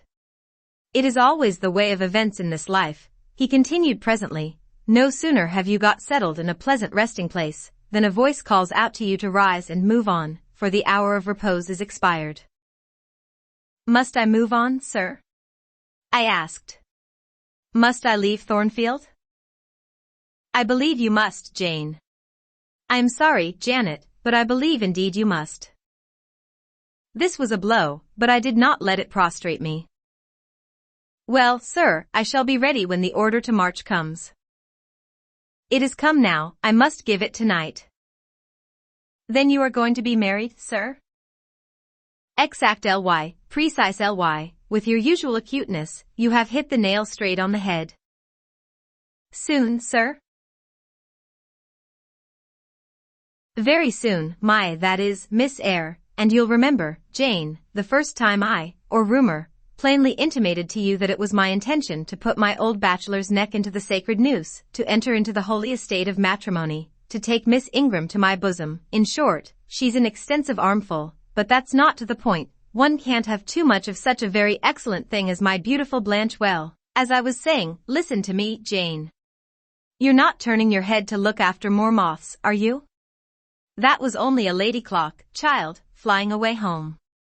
I wish to remind you that it was you who first said to me, with that discretion I respect in you, with that foresight, prudence, and humility, which befit your responsible and dependent position, that in case I married Miss Ingram, both you and little Adele had better trot forthwith. I pass over the sort of slur conveyed in this suggestion on the character of my beloved. Indeed, when you are far away, Janet, I'll try to forget it. I shall notice only its wisdom, which is such that I have made it my law of action. Adele must go to school, and you, Miss Eyre, must get a new situation. Yes, sir, I will advertise immediately, and meantime, I suppose I may stay here, till I find another shelter to betake myself to, but I stopped, feeling it would not do to risk a long sentence, for my voice was not quite under command. In about a month I hope to be a bridegroom, continued Mr. Rochester, and in the interim, I shall myself look out for employment and an asylum for you. Thank you, sir, I am sorry to give. Oh, no need to apologize. I consider that when a dependent does her duty as well as you have done yours, she has a sort of claim upon her employer for any little assistance he can conveniently render her. Indeed, I have already, through my future mother-in-law, heard of a place that I think will suit. It is to undertake the education of the 5 daughters of Mrs. Dionysius Ogle of Bitternut Lodge, Connaught, Ireland. You'll like Ireland, I think, there's such warm-hearted people there, they say. It is a long way off, sir. No matter, a girl of your sense will not object to the voyage or the distance. Not the voyage, but the distance, and then the sea is a barrier. From what, Jane? From England and from Thornfield, and... Well? From you, sir. I said this almost involuntarily, and, with as little sanction of free will, my tears gushed out. I did not cry so as to be heard, however. I avoided sobbing. The thought of Mrs. Ogle and Bitternut Lodge struck cold to my heart, and colder the thought of all the brine and foam, destined, as it seemed, to rush between me and the master at whose side I now walked, and coldest the remembrance of the wider ocean, wealth, caste, custom intervened between me and what I naturally and inevitably loved. It is a long way, I again said. It is, to be sure, and when you get to Bitternut Lodge, Connaught, Ireland, I shall never see you again, Jane, that's morally certain. I never go over to Ireland, not having myself much of a fancy for the country. We have been good friends, Jane, have we not? Yes, sir. And when friends are on the eve of separation, they like to spend the little time that remains to them close to each other. Come. We'll talk over the voyage and the parting quietly half an hour or so, while the stars enter into their shining life up in heaven yonder. Here is the chestnut tree, here is the bench at its old roots. Come, we will sit there in peace tonight, though we should never more be destined to sit there together. He seated me and himself. It is a long way to Ireland, Janet, and I am sorry to send my little friend on such weary travels, but if I can't do better, how is it to be helped? Are you anything akin to me, do you think, Jane? I could risk no sort of answer by this time. My heart was still. Because, he said, I sometimes have a queer feeling with regard to you, especially when you are near me, as now, it is as if I had a string somewhere under my left ribs, tightly and inextricably knotted to a similar string situated in the corresponding quarter of your little frame. And if that boisterous channel, and 200 miles, or so of land come broad between us, I am afraid that cord of communion will be snapped, and then I've a nervous notion I should take to bleeding inwardly. As for you, you'd forget me. That I never should, sir, you know, impossible to proceed. Jane, do you hear that nightingale singing in the wood? Listen. In listening, I sobbed convulsively, for I could repress what I endured no longer. I was obliged to yield, and I was shaken from head to foot with acute distress. When I did speak, it was only to express an impetuous wish that I had never been born, or never come to Thornfield. Because you are sorry to leave it? The vehemence of emotion, stirred by grief and love within me, was claiming mastery, and struggling for full sway, and asserting a right to predominate, to overcome, to live, rise, and reign at last, yes, and to speak. I grieve to leave Thornfield. I love Thornfield. I love it, because I have lived in it a full and delightful life, momentarily at least. I have not been trampled on. I have not been petrified. I have not been buried with inferior minds and excluded from every glimpse of communion with what is bright and energetic and high. I have talked, face to face, with what I reverence, with what I delight in, with an original, a vigorous, and expanded mind. I have known you, Mr. Rochester, and it strikes me with terror and anguish to feel I absolutely must be torn from you forever. I see the necessity of departure, and it is like looking on the necessity of death. Where do you see the necessity? He asked suddenly. Where? You, sir, have placed it before me. In what shape? In the shape of Miss Ingram, a noble and beautiful woman, your bride. My bride. What bride? I have no bride. But you will have. Yes, I will. He set his teeth. Then I must go, you have said it yourself. No, you must stay. I swear it, and the oath shall be kept. I tell you I must go. I retorted, roused to something like passion. Do you think I can stay to become nothing to you? Do you think I am an automaton, a machine without feelings? And can bear to have my morsel of bread snatched from my lips, and my drop of living water dashed from my cup? Do you think, because I am poor, obscure, plain, and little, I am soulless and heartless? You think wrong. I have as much soul as you, and full as much heart. And if God had gifted me with some beauty and much wealth, I should have made it as hard for you to leave me, as it is now for me to leave you. I am not talking to you now through the medium of custom, conventionalities, nor even of mortal flesh. It is my spirit that addresses your spirit, just as if both had passed through the grave, and we stood at God's feet, equal, as we are. As we are, repeated Mr. Rochester, so, he added, enclosing me in his arms. Gathering me to his breast, pressing his lips on my lips, so, Jane. Yes, so, sir, I rejoined, and yet not so, for you are a married man, or as good as a married man, and wed to one inferior to you, to one with whom you have no sympathy, whom I do not believe you truly love, for I have seen and heard you sneer at her. I would scorn such a union, therefore I am better than you, let me go. Where, Jane? To Ireland? Yes, to Ireland. I have spoken my mind, and can go anywhere now. Jane, be still, don't struggle so, like a wild frantic bird that is rending its own plumage in its desperation. I am no bird, and no net ensnares me. I am a free human being with an independent will, which I now exert to leave you. Another effort set me at liberty, and I stood erect before him. And your will shall decide your destiny, he said. I offer you my hand, my heart, and a share of all my possessions. You play a farce, which I merely laugh at. I ask you to pass through life at my side, to be my second self, and best earthly companion. For that fate you have already made your choice, and must abide by it. Jane, be still a few moments, you are overexcited, I will be still too. A waft of wind came sweeping down the laurel walk, and trembled through the boughs of the chestnut. It wandered away, to an indefinite distance, it died. The nightingale's song was then the only voice of the hour. In listening to it, I again wept. Mr. Rochester sat quiet, looking at me gently and seriously. Some time passed before he spoke. He at last said, Come to my side, Jane, and let us explain and understand one another.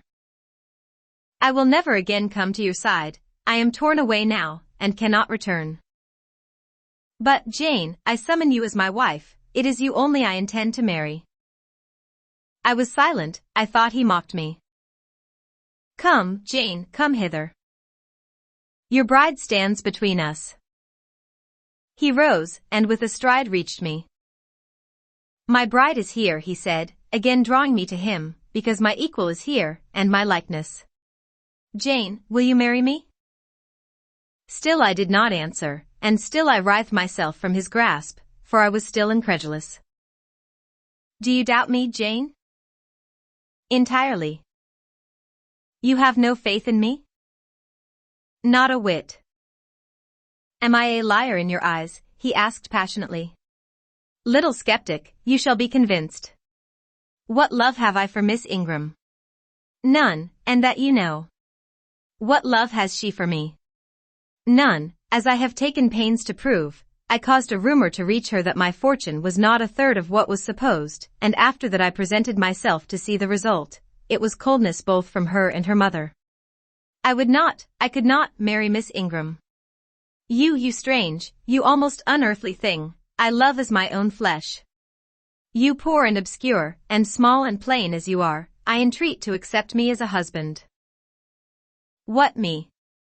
I ejaculated, beginning in his earnestness, and especially in his incivility, to credit his sincerity, "me who have not a friend in the world but you, if you are my friend, not a shilling but what you have given me." "You, Jane, I must have you for my own, entirely my own. Will you be mine? Say yes, quickly." "Mr. Rochester, let me look at your face, turn to the moonlight." "Why?" "Because I want to read your countenance, turn. There. You will find it scarcely more legible than a crumpled, scratched page. Read on, only make haste, for I suffer."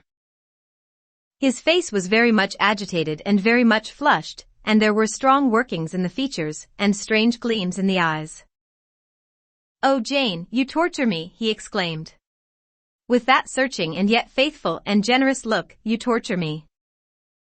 "How can I do that? If you are true, and your offer real, my only feelings to you must be gratitude and devotion, they cannot torture." "Gratitude," he ejaculated, and added wildly, "Jane, accept me quickly. Say, Edward, give me my name, Edward, I will marry you." "Are you in earnest? Do you truly love me? Do you sincerely wish me to be your wife?"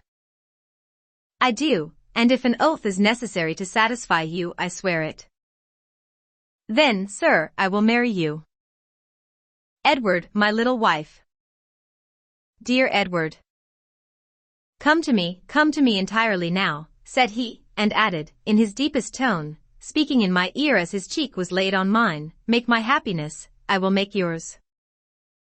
"God pardon me," he subjoined ere long, "and man meddle not with me, I have her, and will hold her." "There is no one to meddle, sir.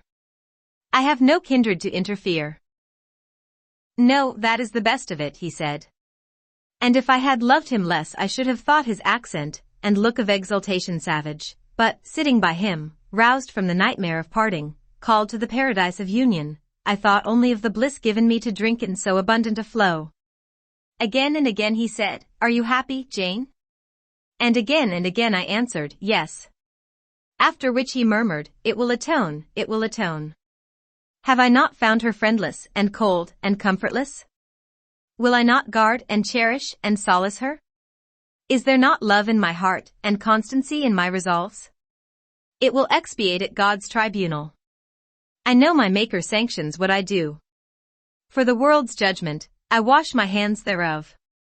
For man's opinion, I defy it." But what had befallen the night? The moon was not yet set, and we were all in shadow. I could scarcely see my master's face, near as I was. And what ailed the chestnut tree? It writhed and groaned, while wind roared in the laurel walk, and came sweeping over us. "We must go in," said Mr. Rochester, "the weather changes. I could have sat with thee till morning, Jane." And so, thought I, could I with you. I should have said so, perhaps, but a vivid spark leapt out of a cloud at which I was looking, and there was a crack, a crash, and a close rattling peal, and I thought only of hiding my dazzled eyes against Mr. Rochester's shoulder. The rain rushed down. He hurried me up the walk, through the grounds, and into the house, but we were quite wet before we could pass the threshold. He was taking off my shawl in the hall, and shaking the water out of my loosened hair, when Mrs. Fairfax emerged from her room. I did not observe her at first, nor did Mr. Rochester. The lamp was lit. The clock was on the stroke of 12. "Hasten to take off your wet things," said he, "and before you go, good night, my darling." He kissed me repeatedly. When I looked up, on leaving his arms, there stood the widow, pale, grave, and amazed. I only smiled at her, and ran upstairs. Explanation will do for another time, thought I. Still, when I reached my chamber, I felt a pang at the idea she should even temporarily misconstrue what she had seen. But joy soon effaced every other feeling, and loud as the wind blew, near and deep as the thunder crashed, fierce and frequent as the lightning gleamed, cataract-like as the rain fell during a storm of 2 hours' duration, I experienced no fear and little awe. Mr. Rochester came thrice to my door in the course of it, to ask if I was safe and tranquil, and that was comfort, that was strength for anything. Before I left my bed in the morning, little Adele came running in to tell me that the great horse-chestnut at the bottom of the orchard had been struck by lightning in the night, and half of it split away. Chapter 24. As I rose and dressed, I thought over what had happened, and wondered if it were a dream. I could not be certain of the reality till I had seen Mr. Rochester again, and heard him renew his words of love and promise. While arranging my hair, I looked at my face in the glass, and felt it was no longer plain. There was hope in its aspect and life in its color, and my eyes seemed as if they had beheld the fount of fruition, and borrowed beams from the lustrous ripple.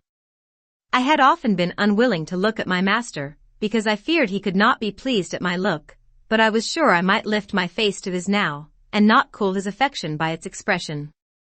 I took a plain but clean and light summer dress from my drawer, and put it on.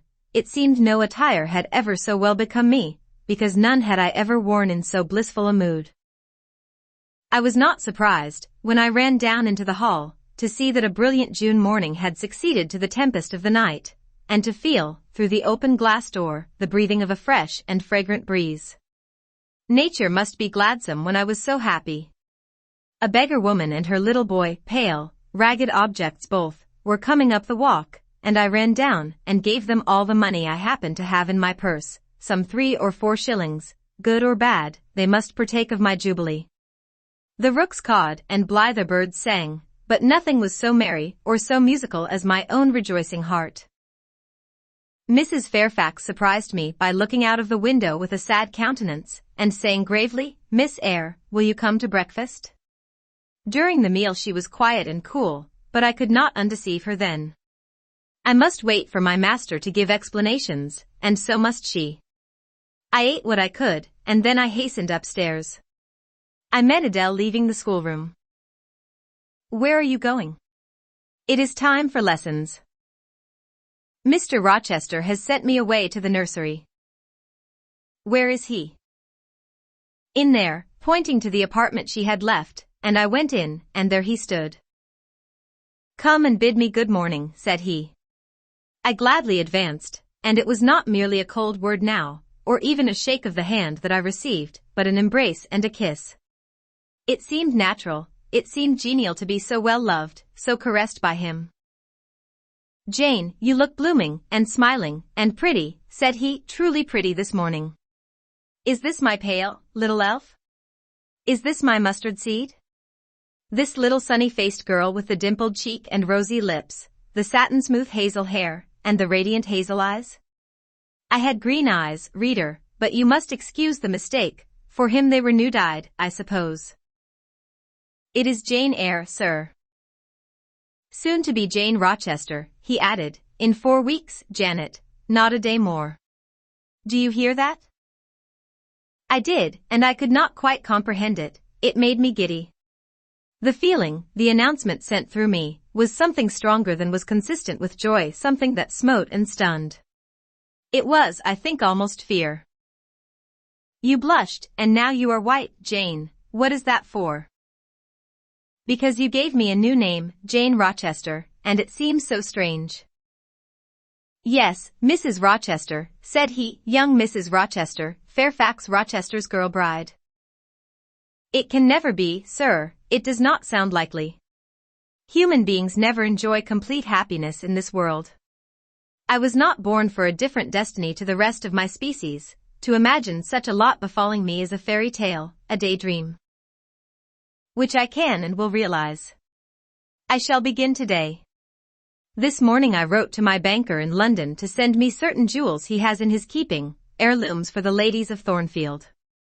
In a day or two I hope to pour them into your lap, for every privilege, every attention shall be yours that I would accord a peer's daughter, if about to marry her. Oh, sir, never rain jewels. I don't like to hear them spoken of. Jewels for Jane Eyre sounds unnatural and strange. I would rather not have them. I will myself put the diamond chain round your neck, and the circlet on your forehead, which it will become, for nature, at least, has stamped her patent of nobility on this brow, Jane, and I will clasp the bracelets on these fine wrists, and load these fairy-like fingers with rings. No, no, sir. Think of other subjects, and speak of other things, and in another strain. Don't address me as if I were a beauty. I am your plain, Quakerish governess. You are a beauty in my eyes, and a beauty just after the desire of my heart, delicate and aerial. Puny and insignificant, you mean? You are dreaming, sir, or you are sneering. For God's sake, don't be ironical. I will make the world acknowledge you a beauty, too, he went on, while I really became uneasy at the strain he had adopted, because I felt he was either deluding himself or trying to delude me. I will attire my Jane in satin and lace, and she shall have roses in her hair, and I will cover the head I love best with a priceless veil. And then you won't know me, sir, and I shall not be your Jane Eyre any longer, but an ape in a harlequin's jacket, a jay in borrowed plumes. I would as soon see you, Mr. Rochester, tricked out in stage trappings, as myself clad in a court lady's robe, and I don't call you handsome, sir, though I love you most dearly, far too dearly to flatter you. Don't flatter me. He pursued his theme, however, without noticing my deprecation. This very day I shall take you in the carriage to Millcote, and you must choose some dresses for yourself. I told you we shall be married in 4 weeks. The wedding is to take place quietly, in the church down below yonder, and then I shall waft you away at once to town. After a brief stay there, I shall bear my treasure to regions nearer the sun, to French vineyards and Italian plains, and she shall see whatever is famous in old story, and in modern record. She shall taste, too, of the life of cities, and she shall learn to value herself by just comparison with others. Shall I travel, and with you, sir? You shall sojourn at Paris, Rome, and Naples, at Florence, Venice, and Vienna. All the ground I have wandered over shall be retrodden by you. Wherever I stamped my hoof, your sylph's foot shall step also. 10 years since, I flew through Europe half mad, with disgust, hate, and rage as my companions. Now I shall revisit it healed and cleansed, with a very angel as my comforter. I laughed at him as he said this. I am not an angel, I asserted, and I will not be one till I die. I will be myself. Mr. Rochester, you must neither expect nor exact anything celestial of me, for you will not get it, any more than I shall get it of you, which I do not at all anticipate. What do you anticipate of me? For a little while you will perhaps be as you are now, a very little while, and then you will turn cool, and then you will be capricious, and then you will be stern, and I shall have much ado to please you, but when you get well used to me, you will perhaps like me again, like me, I say, not love me. I suppose your love will effervesce in 6 months, or less. I have observed in books written by men, that period assigned as the farthest to which a husband's ardor extends. Yet, after all, as a friend and companion, I hope never to become quite distasteful to my dear master. Distasteful. And like you again. I think I shall like you again, and yet again, and I will make you confess I do not only like, but love you with truth, fervor, constancy. Yet are you not capricious, sir? To women who please me only by their faces, I am the very devil when I find out they have neither souls nor hearts, when they open to me a perspective of flatness, triviality, and perhaps imbecility, coarseness, and ill temper, but to the clear eye and eloquent tongue, to the soul made of fire, and the character that bends, but does not break, at once supple and stable, tractable and consistent, I am ever tender and true. Had you ever experience of such a character, sir? Did you ever love such an one? I love it now. But before me, if I, indeed, in any respect come up to your difficult standard? I never met your likeness. Jane, you please me, and you master me, you seem to submit, and I like the sense of pliancy you impart, and while I am twining the soft, silken skein round my finger, it sends a thrill up my arm to my heart. I am influenced, conquered, and the influence is sweeter than I can express, and the conquest I undergo has a witchery beyond any triumph I can win. Why do you smile, Jane? What does that inexplicable, that uncanny turn of countenance mean? I was thinking, sir, you will excuse the idea, it was involuntary, I was thinking of Hercules and Samson with their charmers. You were, you little elfish. Hush, sir. You don't talk very wisely just now, any more than those gentlemen acted very wisely. However, had they been married, they would no doubt by their severity as husbands have made up for their softness as suitors, and so will you, I fear. I wonder how you will answer me a year hence, should I ask a favor it does not suit your convenience or pleasure to grant. Ask me something now, Jane, the least thing, I desire to be entreated. Indeed I will, sir, I have my petition all ready. Speak. But if you look up and smile with that countenance, I shall swear concession before I know to what, and that will make a fool of me. Not at all, sir, I ask only this, don't send for the jewels, and don't crown me with roses, you might as well put a border of gold lace round that plain pocket handkerchief you have there. I might as well gild refined gold.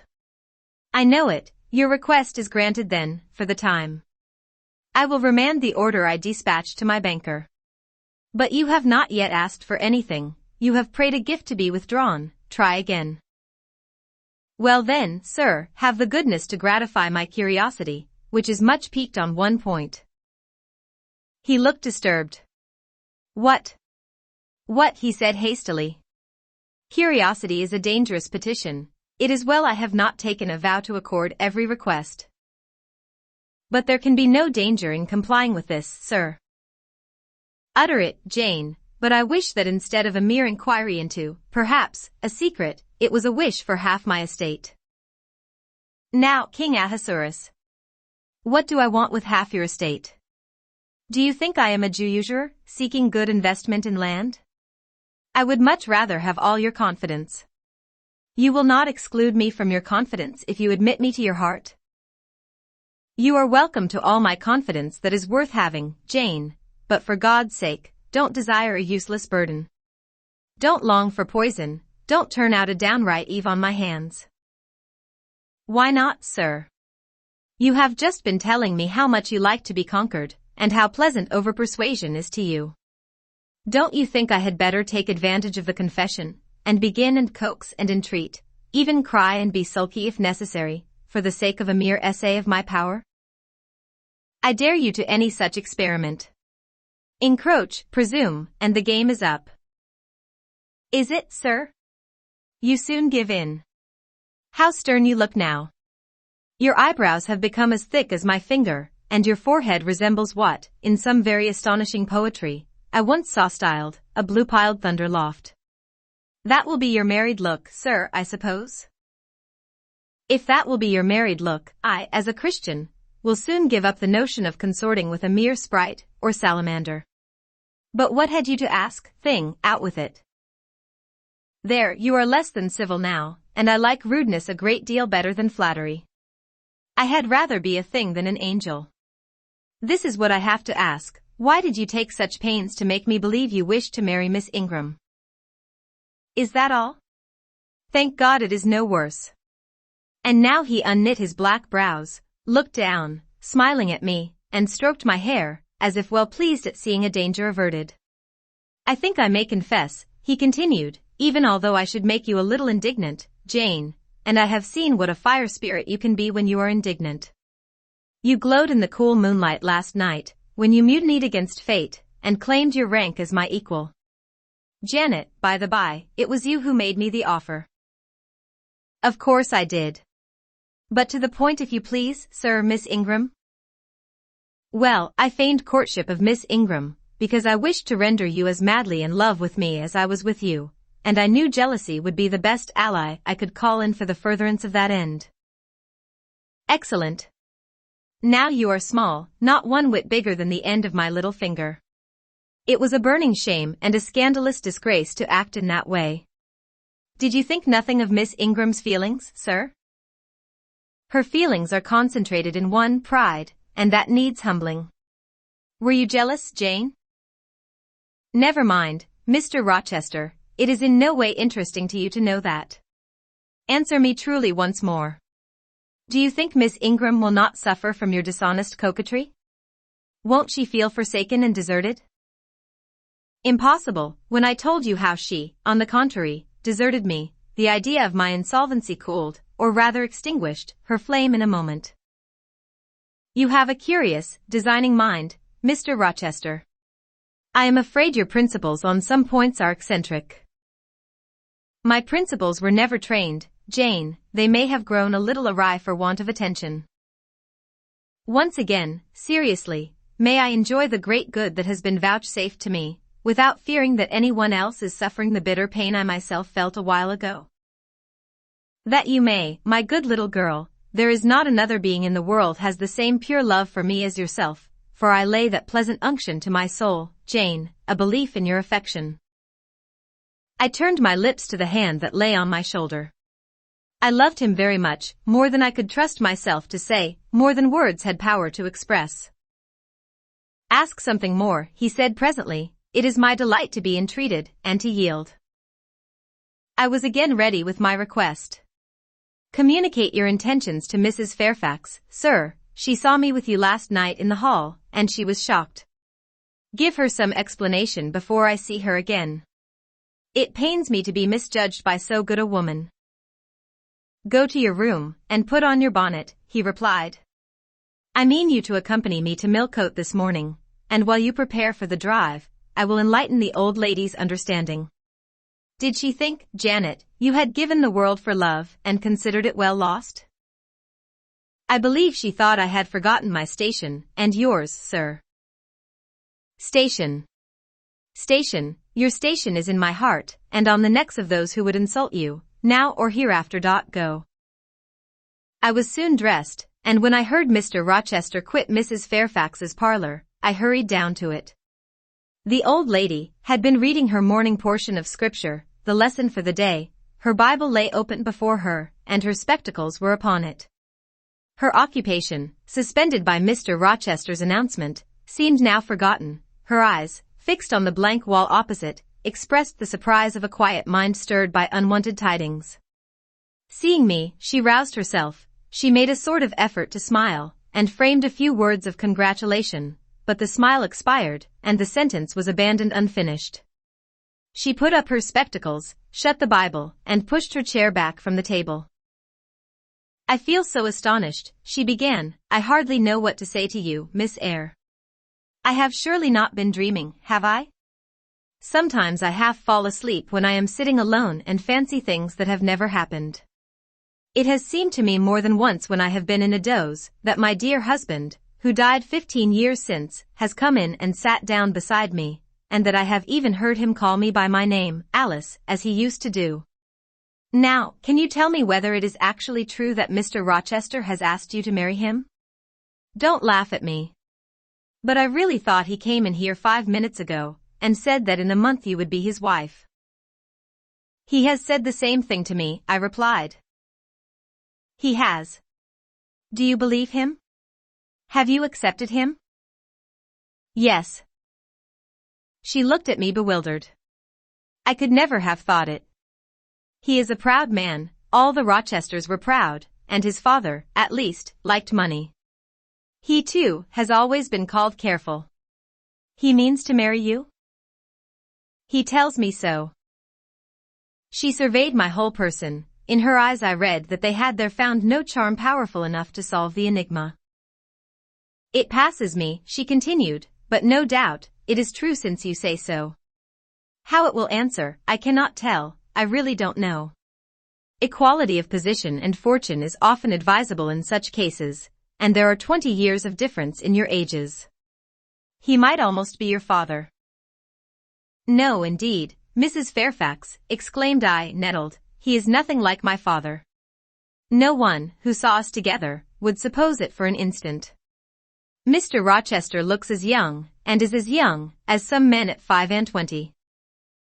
Is it really for love he is going to marry you? She asked. I was so hurt by her coldness and skepticism, that the tears rose to my eyes. I am sorry to grieve you, pursued the widow, but you are so young, and so little acquainted with men, I wish to put you on your guard.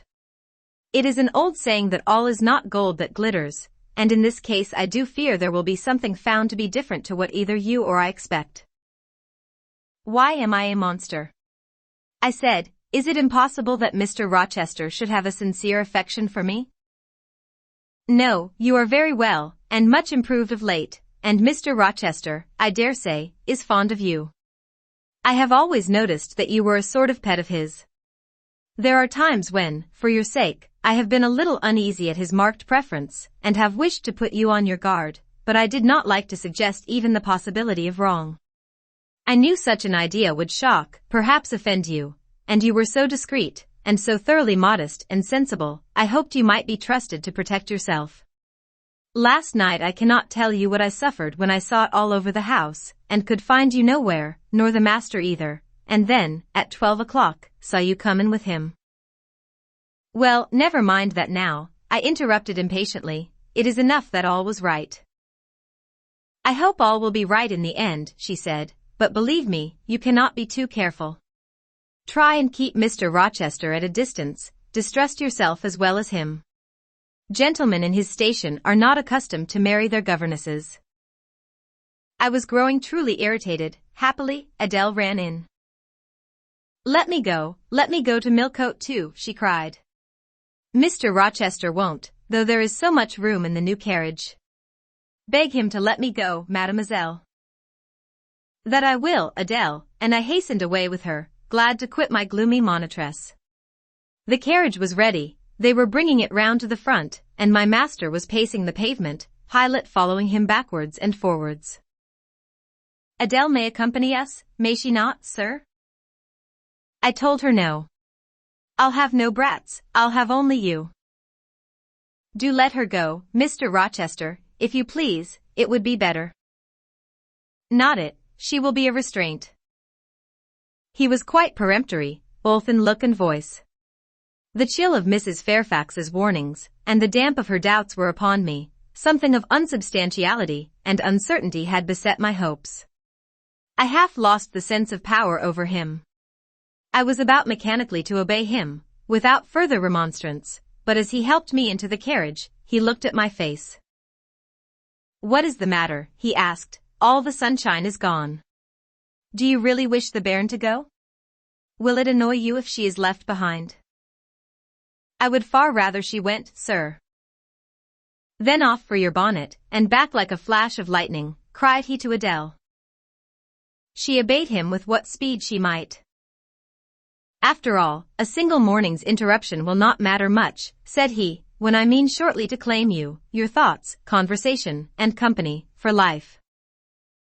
Adele, when lifted in, commenced kissing me, by way of expressing her gratitude for my intercession. She was instantly stowed away into a corner on the other side of him. She then peeped round to where I sat, so stern a neighbor was too restrictive to him. In his present fractious mood, she dared whisper no observations, nor ask of him any information. Let her come to me, I entreated. She will, perhaps, trouble you, sir, there is plenty of room on this side. He handed her over as if she had been a lapdog. I'll send her to school yet, he said, but now he was smiling. Adele heard him, and asked if she was to go to school sans mademoiselle? Yes, he replied, absolutely sans mademoiselle, for I am to take mademoiselle to the moon, and there I shall seek a cave in one of the white valleys among the volcano tops, and mademoiselle shall live with me there, and only me. She will have nothing to eat, you will starve her, observed Adele. I shall gather manna for her morning and night, the plains and hillsides in the moon are bleached with manna, Adele. She will want to warm herself, what will she do for a fire? Fire rises out of the lunar mountains, when she is cold, I'll carry her up to a peak, and lay her down on the edge of a crater. Oh, tu ly Sarah Mal, peu comfortable? And her clothes, they will wear out, How can she get new ones? Mr. Rochester professed to be puzzled. Said he. What would you do, Adele? Cudgel your brains for an expedient. How would a white or a pink cloud answer for a gown, do you think? And one could cut a pretty enough scarf out of a rainbow. She is far better as she is, concluded Adele, after musing some time. Besides, she would get tired of living with only you in the moon. If I were Mademoiselle, I would never consent to go with you. She has consented, she has pledged her word. But you can't get her there, there is no road to the moon, it is all air, and neither you nor she can fly. Adele, look at that field. We were now outside Thornfield gates, and bowling lightly along the smooth road to Millcote, where the dust was well laid by the thunderstorm, and where the low hedges and lofty timber trees on each side glistened green and rain-refreshed. In that field, Adele, I was walking late one evening about a fortnight since, the evening of the day you helped me to make hay in the orchard meadows, and, as I was tired with raking swaths, I sat down to rest me on a stile, and there I took out a little book and a pencil, and began to write about a misfortune that befell me long ago, and a wish I had for happy days to come. I was writing away very fast, though daylight was fading from the leaf, when something came up the path and stopped 2 yards off me. I looked at it. It was a little thing with a veil of gossamer on its head. I beckoned it to come near me, it stood soon at my knee. I never spoke to it, and it never spoke to me, in words, but I read its eyes, and it read mine, and our speechless colloquy was to this effect. It was a fairy, and come from Elfland, it said, and its errand was to make me happy. I must go with it out of the common world to a lonely place, such as the moon, for instance, and it nodded its head towards her horn, rising over Hay Hill. It told me of the alabaster cave and silver vale where we might live. I said I should like to go, but reminded it, as you did me, that I had no wings to fly. Oh, returned the fairy, that does not signify. Here is a talisman will remove all difficulties, and she held out a pretty gold ring. Put it, she said, on the 4th finger of my left hand, and I am yours, and you are mine, and we shall leave earth, and make our own heaven yonder. She nodded again at the moon. The ring, Adele, is in my breeches pocket, under the disguise of a sovereign, but I mean soon to change it to a ring again. But what has Mademoiselle to do with it? I don't care for the fairy. You said it was Mademoiselle you would take to the moon? Mademoiselle is a fairy, he said, whispering mysteriously. Whereupon I told her not to mind his badinage, and she, on her part, evinced a fund of genuine French skepticism, denominating Mr. Rochester un vrai menteur, and assuring him that she made no account whatever of his conte de fées, and that du reste, Illinois n'y avait pas de fées, et quand même il avait, she was sure they would never appear to him, nor ever give him rings, or offer to live with him in the moon.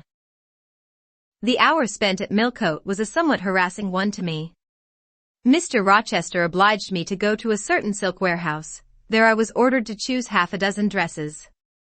I hated the business, I begged leave to defer it. No, it should be gone through with now. By dint of entreaties expressed in energetic whispers, I reduced the half-dozen to 2. These, however, he vowed he would select himself. With anxiety I watched his eye rove over the gay stores. He fixed on a rich silk of the most brilliant amethyst dye, and a superb pink satin. I told him in a new series of whispers, that he might as well buy me a gold gown, and a silver bonnet at once. I should certainly never venture to wear his choice. With infinite difficulty, for he was stubborn as a stone, I persuaded him to make an exchange in favor of a sober black satin and pearl gray silk. It might pass for the present, he said, but he would yet see me glittering like a parterre. Glad was I to get him out of the silk warehouse, and then out of a jeweler's shop. The more he bought me, the more my cheek burned with a sense of annoyance and degradation. As we re-entered the carriage, and I sat back feverish and fagged, I remembered what, in the hurry of events, dark and bright, I had wholly forgotten, the letter of my uncle, Jane Eyre, to Mrs. Reed, his intention to adopt me and make me his legatee. It would, indeed, be a relief, I thought, if I had ever so small an independency. I never can bear being dressed like a doll by Mr. Rochester, or sitting like a second Danae with the golden shower falling daily round me. I will write to Madeira the moment I get home, and tell my Uncle John I am going to be married, and to whom, if I had but a prospect of one day bringing Mr. Rochester an accession of fortune, I could better endure to be kept by him now. And somewhat relieved by this idea, which I failed not to execute that day, I ventured once more to meet my master's and lover's eye, which most pertinaciously sought mine, though I averted both face and gaze. He smiled, and I thought his smile was such as a sultan might, in a blissful and fond moment, bestow on a slave his gold and gems had enriched. I crushed his hand, which was ever hunting mine, vigorously, and thrust it back to him red with the passionate pressure. "You need not look in that way," I said. "If you do, I'll wear nothing but my old Lowood frocks to the end of the chapter. I'll be married in this lilac gingham. You may make a dressing gown for yourself out of the pearl gray silk, and an infinite series of waistcoats out of the black satin." He chuckled, he rubbed his hands. "Oh, it is rich to see and hear her," he exclaimed. "Is she original? Is she piquant? I would not exchange this one little English girl for the Grand Turk's whole seraglio, gazelle eyes, houri forms, and all." The Eastern allusion bit me again. "I'll not stand you an inch in the stead of a seraglio," I said, "so don't consider me an equivalent for one. If you have a fancy for anything in that line, away with you, sir, to the bazaars of Stamboul without delay, and lay out in extensive slave purchases some of that spare cash you seem at a loss to spend satisfactorily here." "And what will you do, Janet, while I am bargaining for so many tons of flesh, and such an assortment of black eyes?" "I'll be preparing myself to go out as a missionary to preach liberty to them that are enslaved, your harem inmates amongst the rest. I'll get admitted there, and I'll stir up mutiny, and you, three-tailed bashaw as you are, sir, shall in a trice find yourself fettered amongst our hands, nor will I, for one, consent to cut your bonds till you have signed a charter, the most liberal that despot ever yet conferred." "I would consent to be at your mercy, Jane." "I would have no mercy, Mr. Rochester, if you supplicated for it with an eye like that. While you looked so, I should be certain that whatever charter you might grant under coercion, your first act, when released, would be to violate its conditions." "Why, Jane, what would you have? I fear you will compel me to go through a private marriage ceremony, besides that performed at the altar. You will stipulate, I see, for peculiar terms. What will they be?" "I only want an easy mind, sir, not crushed by crowded obligations. Do you remember what you said of Celine Varens, of the diamonds, the cashmeres you gave her? I will not be your English Celine Varens. I shall continue to act as Adele's governess, by that I shall earn my board and lodging, and £30 a year besides. I'll furnish my own wardrobe out of that money, and you shall give me nothing but—" "Well, but what?" "Your regard, and if I give you mine in return, that debt will be quit." "Well, for cool native impudence and pure innate pride, you haven't your equal," said he. We were now approaching Thornfield. "Will it please you to dine with me today?" he asked, as we re-entered the gates. "No, thank you, sir." "And what for, no, thank you, if one may inquire?" "I never have dined with you, sir, and I see no reason why I should now, till—" "Till what? You delight in half-phrases." "Till I can't help it." "Do you suppose I eat like an ogre or a ghoul, that you dread being the companion of my repast?" "I have formed no supposition on the subject, sir, but I want to go on as usual for another month." "You will give up your governessing slavery at once?" "Indeed, begging your pardon, sir, I shall not. I shall just go on with it as usual. I shall keep out of your way all day, as I have been accustomed to do. You may send for me in the evening, when you feel disposed to see me, and I'll come then, but at no other time. I want a smoke, Jane, or a pinch of snuff, to comfort me under all this, pour me d'honneur en continence, as Adele would say, and unfortunately I have neither my cigar case, nor my snuff box. But listen, whisper. It is your time now, little tyrant, but it will be mine presently, and when once I have fairly seized you, to have and to hold, I'll just, figuratively speaking, attach you to a chain like this, touching his watch-guard. Yes, bonny wee thing, I'll wear you in my bosom, lest my jewel I should tine.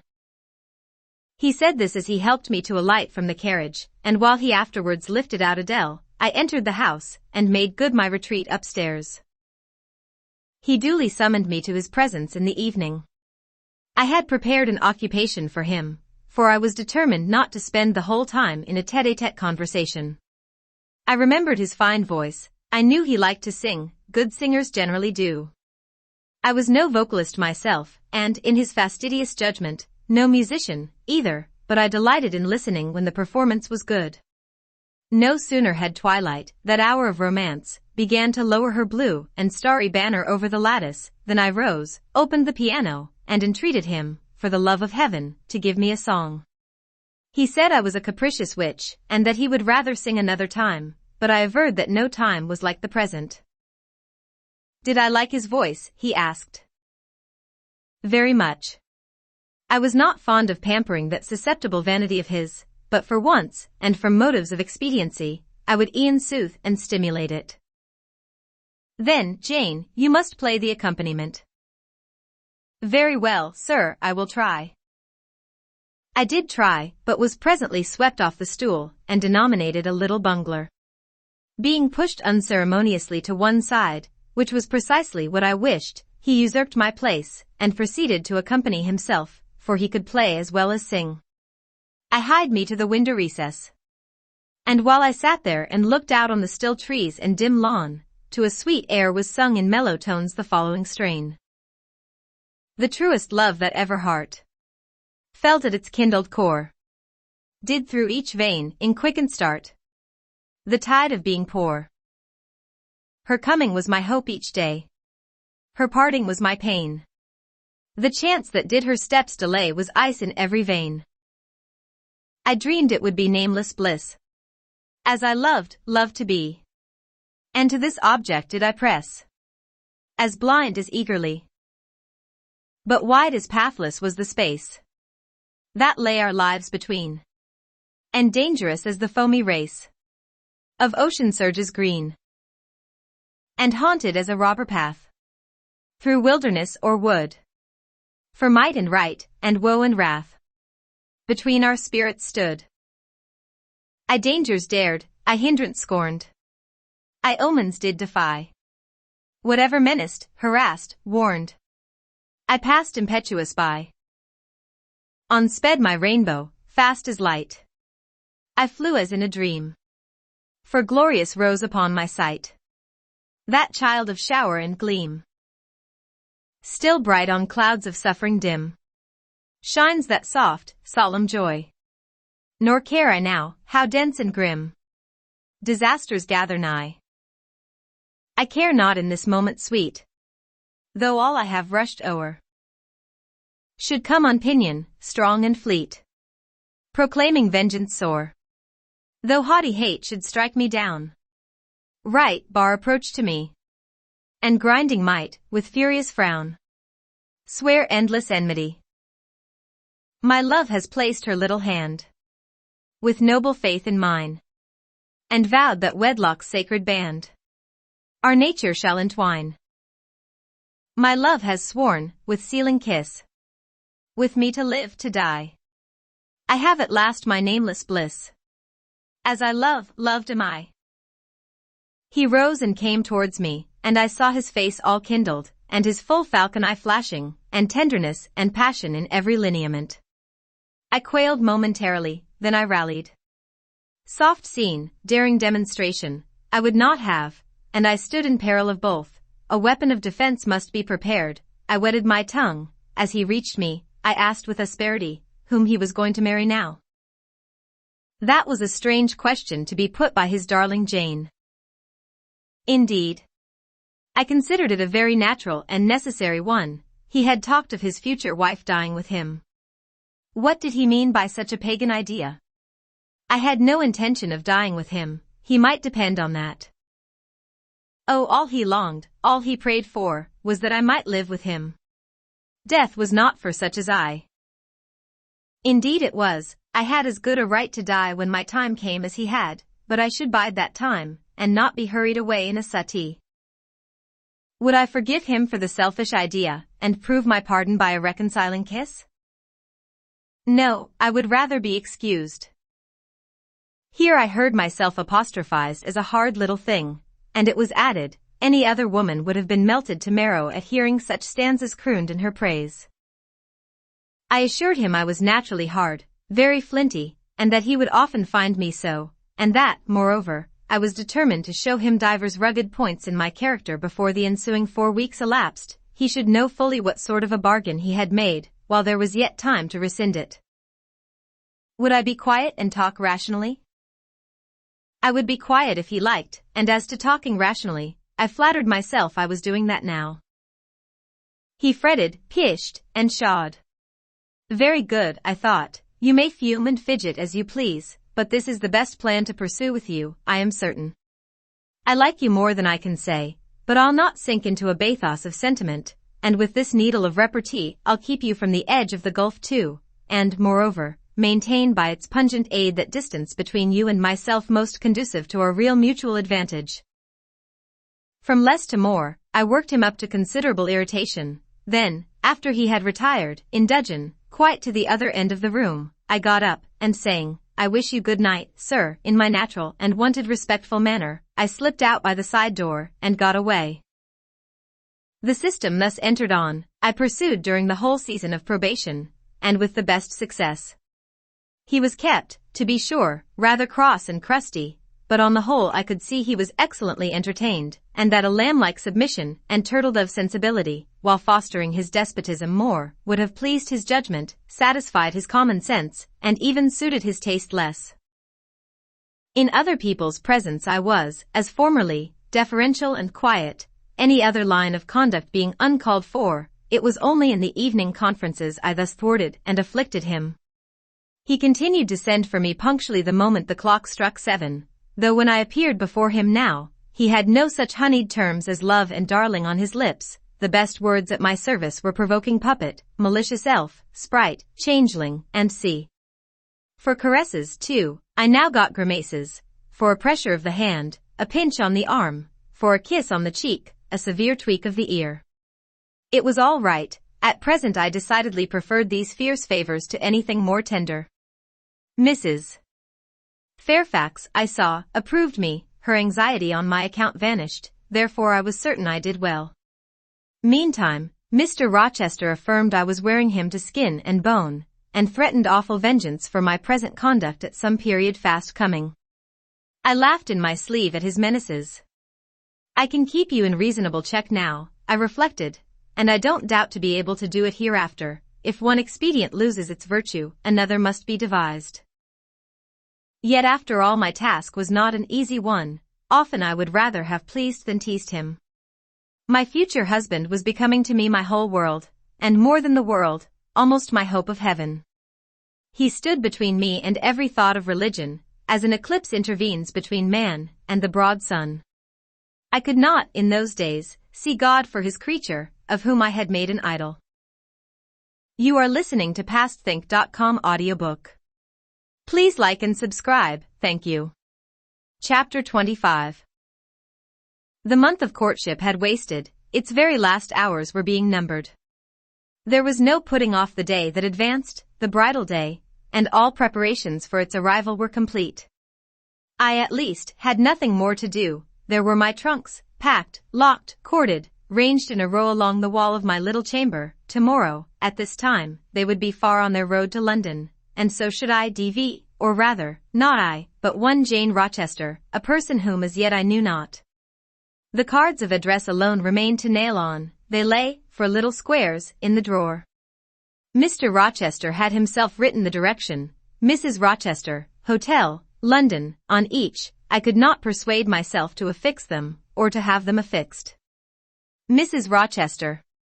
She did not exist. She would not be born till tomorrow, some time after 8:00 a.m., and I would wait to be assured she had come into the world alive before I assigned to her all that property. It was enough that in yonder closet, opposite my dressing table, garments said to be hers had already displaced my black stuff Lowood frock and straw bonnet, for not to me appertained that suit of wedding raiment, the pearl-colored robe, the vapory veil pendant from the usurped portmanteau. I shut the closet to conceal the strange, wraith-like apparel it contained, which, at this evening hour, 9 o'clock, gave out certainly a most ghostly shimmer through the shadow of my apartment. "I will leave you by yourself, white dream," I said. "I am feverish, I hear the wind blowing, I will go out of doors and feel it." It was not only the hurry of preparation that made me feverish, not only the anticipation of the great change, the new life, which was to commence tomorrow. Both these circumstances had their share, doubtless, in producing that restless, excited mood which hurried me forth at this late hour into the darkening grounds, but a third cause influenced my mind more than they. I had at heart a strange and anxious thought. Something had happened which I could not comprehend. No one knew of or had seen the event, but myself. It had taken place the preceding night. Mr. Rochester that night was absent from home, nor was he yet returned. Business had called him to a small estate of 2 or 3 farms he possessed 30 miles off. Business it was requisite he should settle in person, previous to his meditated departure from England. I waited now his return, eager to disburthen my mind, and to seek of him the solution of the enigma that perplexed me. Stay till he comes, reader, and, when I disclose my secret to him, you shall share the confidence. I sought the orchard, driven to its shelter by the wind, which all day had blown strong and full from the south, without, however, bringing a speck of rain. Instead of subsiding as night drew on, it seemed to augment its rush and deepen its roar. The trees blew steadfastly one way, never writhing round, and scarcely tossing back their boughs once in an hour, so continuous was the strain bending their branchy heads northward. The clouds drifted from pole to pole, fast following, mass on mass. No glimpse of blue sky had been visible that July day. It was not without a certain wild pleasure I ran before the wind, delivering my trouble of mind to the measureless air torrent thundering through space. Descending the laurel walk, I faced the wreck of the chestnut tree. It stood up black and riven, the trunk, split down the center, gasped ghastly. The cloven halves were not broken from each other, for the firm base and strong roots kept them unsundered below. Though community of vitality was destroyed, the sap could flow no more. Their great boughs on each side were dead, and next winter's tempests would be sure to fell one or both to earth. As yet, however, they might be said to form one tree, a ruin, but an entire ruin. "You did right to hold fast to each other," I said, as if the monster splinters were living things, and could hear me. "I think, scathed as you look, and charred and scorched, there must be a little sense of life in you yet, rising out of that adhesion, the faithful, honest roots. You will never have green leaves more, never more see birds making nests and singing idyls in your boughs. The time of pleasure and love is over with you, but you are not desolate. Each of you has a comrade to sympathize with him in his decay." As I looked up at them, the moon appeared momentarily in that part of the sky which filled their fissure. Her disk was blood-red and half overcast. She seemed to throw on me one bewildered, dreary glance, and buried herself again instantly in the deep drift of cloud. The wind fell, for a second, round Thornfield, but far away over wood and water, poured a wild, melancholy wail. It was sad to listen to, and I ran off again. Here and there I strayed through the orchard, gathered up the apples with which the grass round the tree roots was thickly strewn. Then I employed myself in dividing the ripe from the unripe. I carried them into the house, and put them away in the storeroom. Then I repaired to the library to ascertain whether the fire was lit, for, though summer, I knew on such a gloomy evening Mr. Rochester would like to see a cheerful hearth when he came in. Yes, the fire had been kindled some time, and burnt well. I placed his armchair by the chimney corner. I wheeled the table near it. I let down the curtain, and had the candles brought in ready for lighting. More restless than ever, when I had completed these arrangements, I could not sit still, nor even remain in the house. A little timepiece in the room, and the old clock in the hall simultaneously struck 10. "How late it grows," I said. "I will run down to the gates. It is moonlight at intervals. I can see a good way on the road. He may be coming now, and to meet him will save some minutes of suspense." The wind roared high in the great trees which embowered the gates, but the road as far as I could see, to the right hand and the left, was all still and solitary, save for the shadows of clouds crossing it at intervals as the moon looked out. It was but a long pale line, unvaried by one moving speck. A puerile tear dimmed my eye while I looked, a tear of disappointment and impatience. Ashamed of it, I wiped it away. I lingered. The moon shut herself wholly within her chamber, and drew close her curtain of dense cloud. The night grew dark, rain came driving fast on the gale. I wish he would come. I wish he would come. I exclaimed, seized with hypochondriac foreboding. I had expected his arrival before tea, now it was dark, what could keep him? Had an accident happened? The event of last night again recurred to me. I interpreted it as a warning of disaster. I feared my hopes were too bright to be realized, and I had enjoyed so much bliss lately that I imagined my fortune had passed its meridian, and must now decline. Well, I cannot return to the house, I thought. I cannot sit by the fireside, while he is abroad in inclement weather. Better tire my limbs than strain my heart. I will go forward and meet him. I set out. I walked fast, but not far. Ere I had measured 1/4 of a mile, I heard the tramp of hoofs. A horseman came on, full gallop. A dog ran by his side. Away with evil presentiment.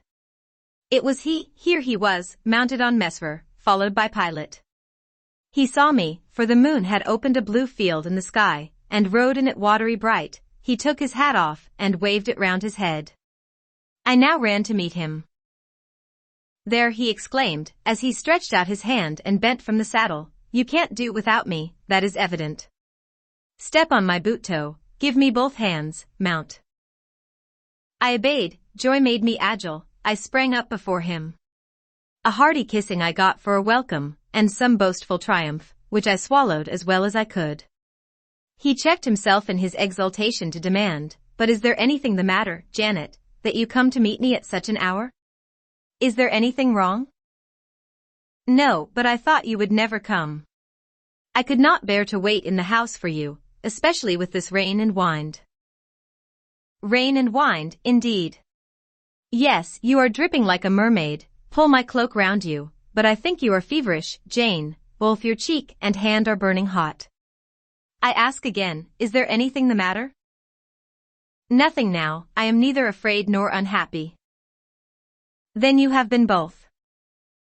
Rather, but I'll tell you all about it by and by, sir, and I dare say you will only laugh at me for my pains.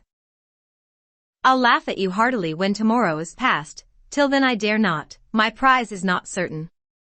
This is you, who have been as slippery as an eel this last month, and as thorny as a briar rose. I could not lay a finger anywhere, but I was pricked, and now I seem to have gathered up a stray lamb in my arms. You wandered out of the fold to seek your shepherd, did you, Jane? I wanted you, but don't boast. Here we are at Thornfield, now let me get down. He landed me on the pavement. As John took his horse, and he followed me into the hall, he told me to make haste and put something dry on, and then return to him in the library, and he stopped me, as I made for the staircase, to extort a promise that I would not be long, nor was I long. In 5 minutes I rejoined him. I found him at supper. Take a seat and bear me company, Jane, please God, it is the last meal, but one you will eat at Thornfield Hall for a long time. I sat down near him, but told him I could not eat. Is it because you have the prospect of a journey before you, Jane? Is it the thoughts of going to London that takes away your appetite? I cannot see my prospects clearly tonight, sir, and I hardly know what thoughts I have in my head. Everything in life seems unreal. Accept me, I am substantial enough, touch me. You, sir, are the most phantom-like of all, you are a mere dream. He held out his hand, laughing. Is that a dream? Said he, placing it close to my eyes. He had a rounded, muscular, and vigorous hand, as well as a long, strong arm. Yes, though I touch it, it is a dream, said I, as I put it down from before my face. Sir, have you finished supper? Yes, Jane. I rang the bell and ordered away the tray. When we were again alone, I stirred the fire, and then took a low seat at my master's knee. It is near midnight, I said. Yes, but remember, Jane, you promised to wake with me the night before my wedding. I did, and I will keep my promise, for an hour or two at least. I have no wish to go to bed. Are all your arrangements complete? All, sir. And on my part likewise, he returned, I have settled everything, and we shall leave Thornfield tomorrow, within half an hour after our return from church. Very well, sir. With what an extraordinary smile you uttered that word, very well, Jane. What a bright spot of color you have on each cheek. And how strangely your eyes glitter. Are you well? I believe I am. Believe? What is the matter? Tell me what you feel. I could not, sir, no words could tell you what I feel. I wish this present hour would never end, who knows with what fate the next may come charged. This is hypochondria, Jane. You have been overexcited, or overfatigued. Do you, sir, feel calm and happy? Calm, no, but happy, to the heart's core. I looked up at him to read the signs of bliss in his face. It was ardent and flushed. Give me your confidence, Jane, he said. Relieve your mind of any weight that oppresses it, by imparting it to me. What do you fear, that I shall not prove a good husband?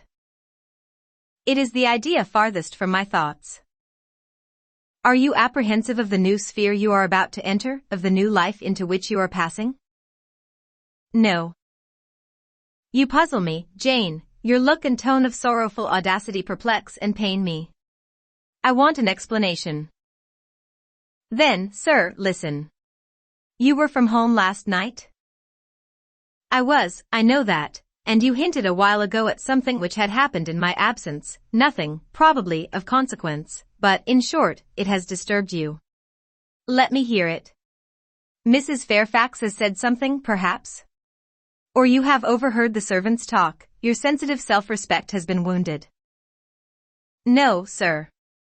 It struck 12, I waited till the timepiece had concluded its silver chime, and the clock its hoarse, vibrating stroke, and then I proceeded. All day yesterday I was very busy, and very happy in my ceaseless bustle, for I am not, as you seem to think, troubled by any haunting fears about the new sphere, etc. I think it a glorious thing to have the hope of living with you, because I love you. No, sir, don't caress me now, let me talk undisturbed. Yesterday I trusted well in Providence, and believed that events were working together for your good and mine. It was a fine day, if you recollect, the calmness of the air and sky forbade apprehensions respecting your safety or comfort on your journey. I walked a little while on the pavement after tea, thinking of you, and I beheld you in imagination so near me, I scarcely missed your actual presence. I thought of the life that lay before me, your life, sir, an existence more expansive and stirring than my own, as much more so as the depths of the sea to which the brook runs are than the shallows of its own straight channel. I wondered why moralists call this world a dreary wilderness. For me it blossomed like a rose. Just at sunset, the air turned cold and the sky cloudy. I went in, Sophie called me upstairs to look at my wedding dress, which they had just brought, and under it in the box I found your present, the veil which, in your princely extravagance, you sent for from London, resolved, I suppose, since I would not have jewels, to cheat me into accepting something as costly. I smiled as I unfolded it, and devised how I would tease you about your aristocratic tastes, and your efforts to mask your plebeian bride in the attributes of a peeress. I thought how I would carry down to you the square of unembroidered blonde I had myself prepared as a covering for my low-born head, and asked if that was not good enough for a woman who could bring her husband neither fortune, beauty, nor connections. I saw plainly how you would look, and heard your impetuous republican answers, and your haughty disavowal of any necessity on your part to augment your wealth, or elevate your standing, by marrying either a purse or a coronet. How will you read me, you witch, interposed Mr. Rochester, but what did you find in the veil besides its embroidery? Did you find poison, or a dagger, that you look so mournful now? No, sir, besides the delicacy and richness of the fabric, I found nothing save Fairfax Rochester's pride, and that did not scare me, because I am used to the sight of the demon. But, sir, as it grew dark, the wind rose. It blew yesterday evening, not as it blows now, wild and high, but with a sullen, moaning sound far more eerie. I wished you were at home. I came into this room, and the sight of the empty chair and fireless hearth chilled me. For some time after I went to bed, I could not sleep, a sense of anxious excitement distressed me. The gale still rising, seemed to my ear to muffle a mournful undersound. Whether in the house or abroad I could not at first tell, but it recurred, doubtful yet doleful at every lull. At last I made out it must be some dog howling at a distance. I was glad when it ceased. On sleeping, I continued in dreams the idea of a dark and gusty night. I continued also the wish to be with you, and experienced a strange, regretful consciousness of some barrier dividing us. During all my first sleep, I was following the windings of an unknown road. Total obscurity environed me, rain pelted me, I was burdened with the charge of a little child, a very small creature, too young and feeble to walk, and which shivered in my cold arms and wailed piteously in my ear. I thought, sir, that you were on the road a long way before me, and I strained every nerve to overtake you, and made effort on effort to utter your name and entreat you to stop, but my movements were fettered, and my voice still died away inarticulate, while you, I felt, withdrew farther and farther every moment. And these dreams weigh on your spirits now, Jane, when I am close to you. Little nervous subject. Forget visionary woe, and think only of real happiness. You say you love me, Janet. Yes, I will not forget that, and you cannot deny it. Those words did not die inarticulate on your lips. I heard them clear and soft, a thought too solemn perhaps, but sweet as music. I think it is a glorious thing to have the hope of living with you, Edward, because I love you. Do you love me, Jane? Repeat it. I do, sir, I do, with my whole heart. Well, he said, after some minutes' silence, it is strange, but that sentence has penetrated my breast painfully. Why? I think because you said it with such an earnest, religious energy, and because your upward gaze at me now is the very sublime of faith, truth, and devotion. It is too much as if some spirit were near me. Look wicked, Jane, as you know well how to look, coin one of your wild, shy, provoking smiles, tell me you hate me, tease me, vex me, do anything but move me. I would rather be incensed than saddened. I will tease you and vex you to your heart's content, when I have finished my tale, but hear me to the end. I thought, Jane, you had told me all. I thought I had found the source of your melancholy in a dream. I shook my head. What? Is there more? But I will not believe it to be anything important. I warn you of incredulity beforehand. Go on. The disquietude of his air, the somewhat apprehensive impatience of his manner, surprised me, but I proceeded. I dreamt another dream, sir, that Thornfield Hall was a dreary ruin, the retreat of bats and owls. I thought that of all the stately front nothing remained, but a shell-like wall, very high and very fragile looking. I wandered, on a moonlight night, through the grass-grown enclosure within. Here I stumbled over a marble hearth, and there over a fallen fragment of cornice. Wrapped up in a shawl, I still carried the unknown little child. I might not lay it down anywhere, however tired were my arms, however much its weight impeded my progress, I must retain it. I heard the gallop of a horse at a distance on the road. I was sure it was you, and you were departing for many years and for a distant country. I climbed the thin wall with frantic perilous haste, eager to catch one glimpse of you from the top. The stones rolled from under my feet, the ivy branches I grasped gave way, the child clung round my neck in terror, and almost strangled me. At last I gained the summit. I saw you like a speck on a white track, lessening every moment. The blast blew so strong I could not stand. I sat down on the narrow ledge, I hushed the scared infant in my lap. You turned an angle of the road. I bent forward to take a last look. The wall crumbled.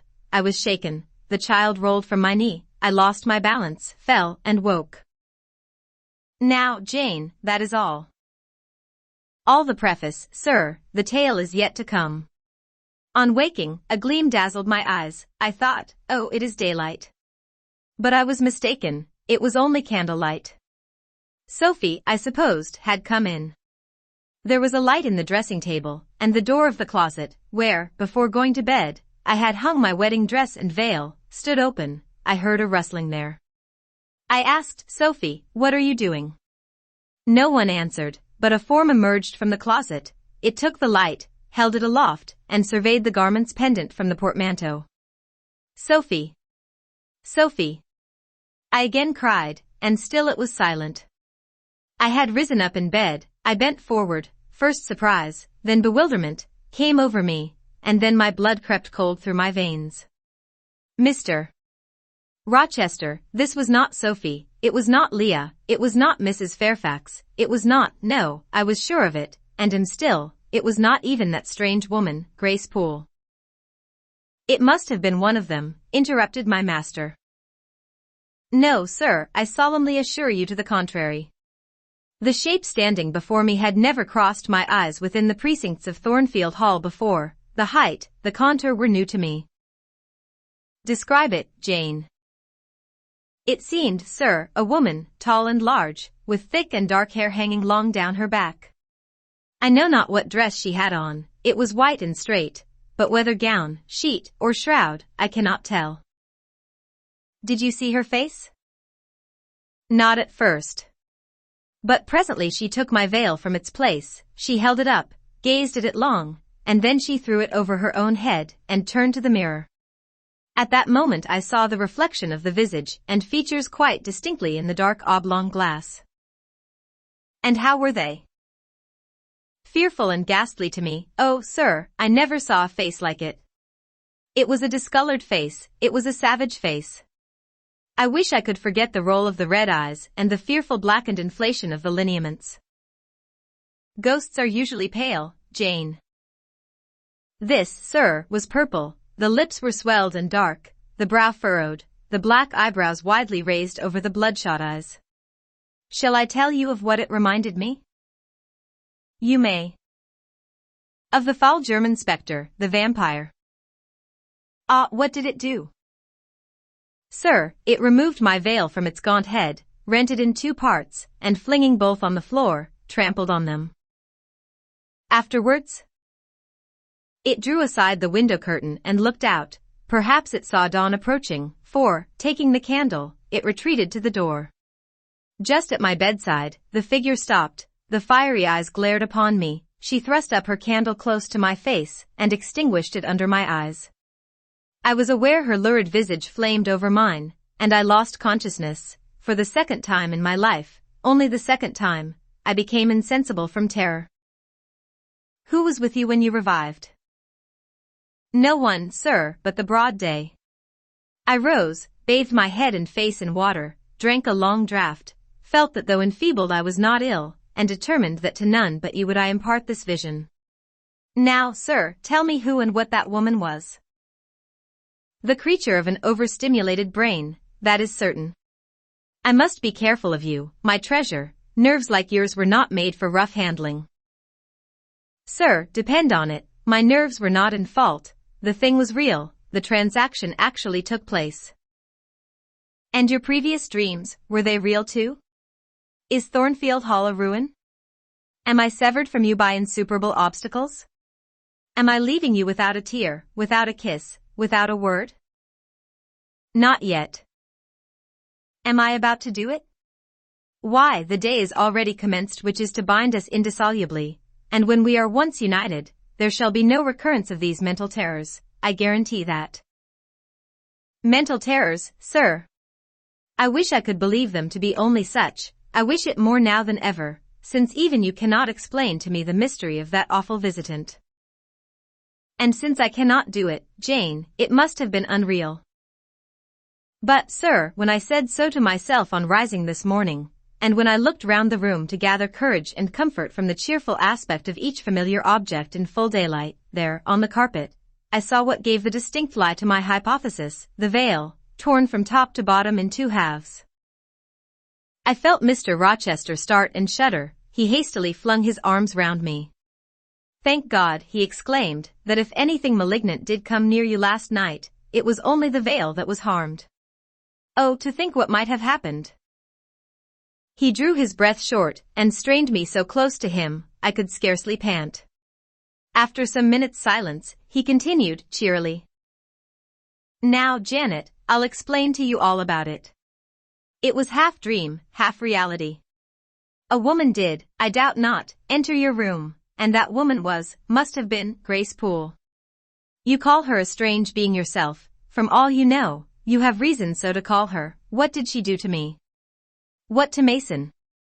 In a state between sleeping and waking, you noticed her entrance and her actions, but feverish, almost delirious as you were, you ascribed to her a goblin appearance different from her own, the long disheveled hair, the swelled black face, the exaggerated stature, were figments of imagination, results of nightmare. The spiteful tearing of the veil was real, and it is like her. I see you would ask why I keep such a woman in my house. When we have been married a year and a day, I will tell you, but not now. Are you satisfied, Jane? Do you accept my solution of the mystery? I reflected, and in truth it appeared to me the only possible one. Satisfied I was not, but to please him I endeavored to appear so. Relieved, I certainly did feel, so I answered him with a contented smile. And now, as it was long past 1, I prepared to leave him. "Does not Sophie sleep with Adele in the nursery?" he asked, as I lit my candle. "Yes, sir. And there is room enough in Adele's little bed for you. You must share it with her tonight, Jane. It is no wonder that the incident you have related should make you nervous, and I would rather you did not sleep alone. Promise me to go to the nursery." "I shall be very glad to do so, sir. And fasten the door securely on the inside. Wake Sophie when you go upstairs, under pretense of requesting her to rouse you in good time tomorrow, for you must be dressed, and have finished breakfast before 8. And now, no more somber thoughts, chase dull care away, Janet. Don't you hear to what soft whispers the wind has fallen? And there is no more beating of rain against the window panes. Look here," he lifted up the curtain, "it is a lovely night." It was. Half heaven was pure and stainless. The clouds, now trooping before the wind, which had shifted to the west, were filing off eastward in long, silvered columns. The moon shone peacefully. "Well," said Mr. Rochester, gazing inquiringly into my eyes, "how is my Janet now?" "The night is serene, sir, and so am I." "And you will not dream of separation and sorrow tonight, but of happy love and blissful union." This prediction was but half fulfilled. I did not indeed dream of sorrow, but as little did I dream of joy, for I never slept at all. With little Adele in my arms, I watched the slumber of childhood, so tranquil, so passionless, so innocent, and waited for the coming day. All my life was awake and astir in my frame, and as soon as the sun rose I rose too. I remember Adele clung to me as I left her. I remember I kissed her as I loosened her little hands from my neck, and I cried over her with strange emotion, and quitted her because I feared my sobs would break her still sound repose. She seemed the emblem of my past life, and here I was now to array myself to meet the dread, but adored, type of my unknown future day. Chapter 26. Sophie came at 7 to dress me. She was very long indeed in accomplishing her task, so long that Mr. Rochester, grown, I suppose, impatient of my delay, sent up to ask why I did not come. She was just fastening my veil, the plain square of blonde after all, to my hair with a brooch. I hurried from under her hands as soon as I could. "Stop," she cried in French. "Look at yourself in the mirror, you have not taken one peep." So I turned at the door. I saw a robed and veiled figure, so unlike my usual self that it seemed almost the image of a stranger. "Jane," called a voice, and I hastened down. I was received at the foot of the stairs by Mr. Rochester. "Lingerer," he said, "my brain is on fire with impatience, and you tarry so long." He took me into the dining room, surveyed me keenly all over, pronounced me fair as a lily, and not only the pride of his life, but the desire of his eyes, and then telling me he would give me but 10 minutes to eat some breakfast, he rang the bell.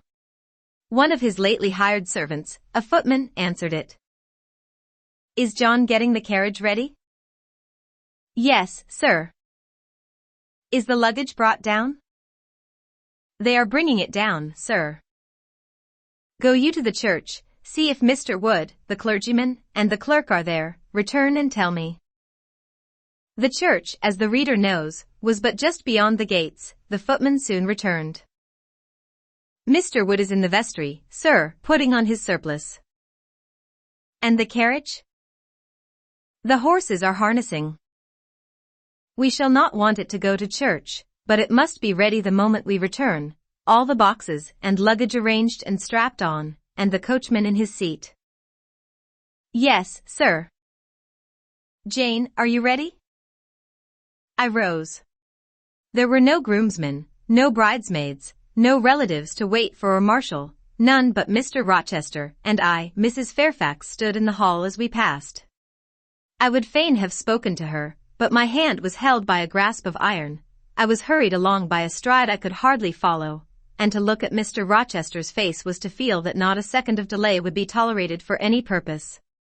I wonder what other bridegroom ever looked as he did, so bent up to a purpose, so grimly resolute, or who, under such steadfast brows, ever revealed such flaming and flashing eyes. I know not whether the day was fair or foul. In descending the drive, I gazed neither on sky nor earth, my heart was with my eyes, and both seemed migrated into Mr. Rochester's frame. I wanted to see the invisible thing on which, as we went along, he appeared to fasten a glance fierce and fell.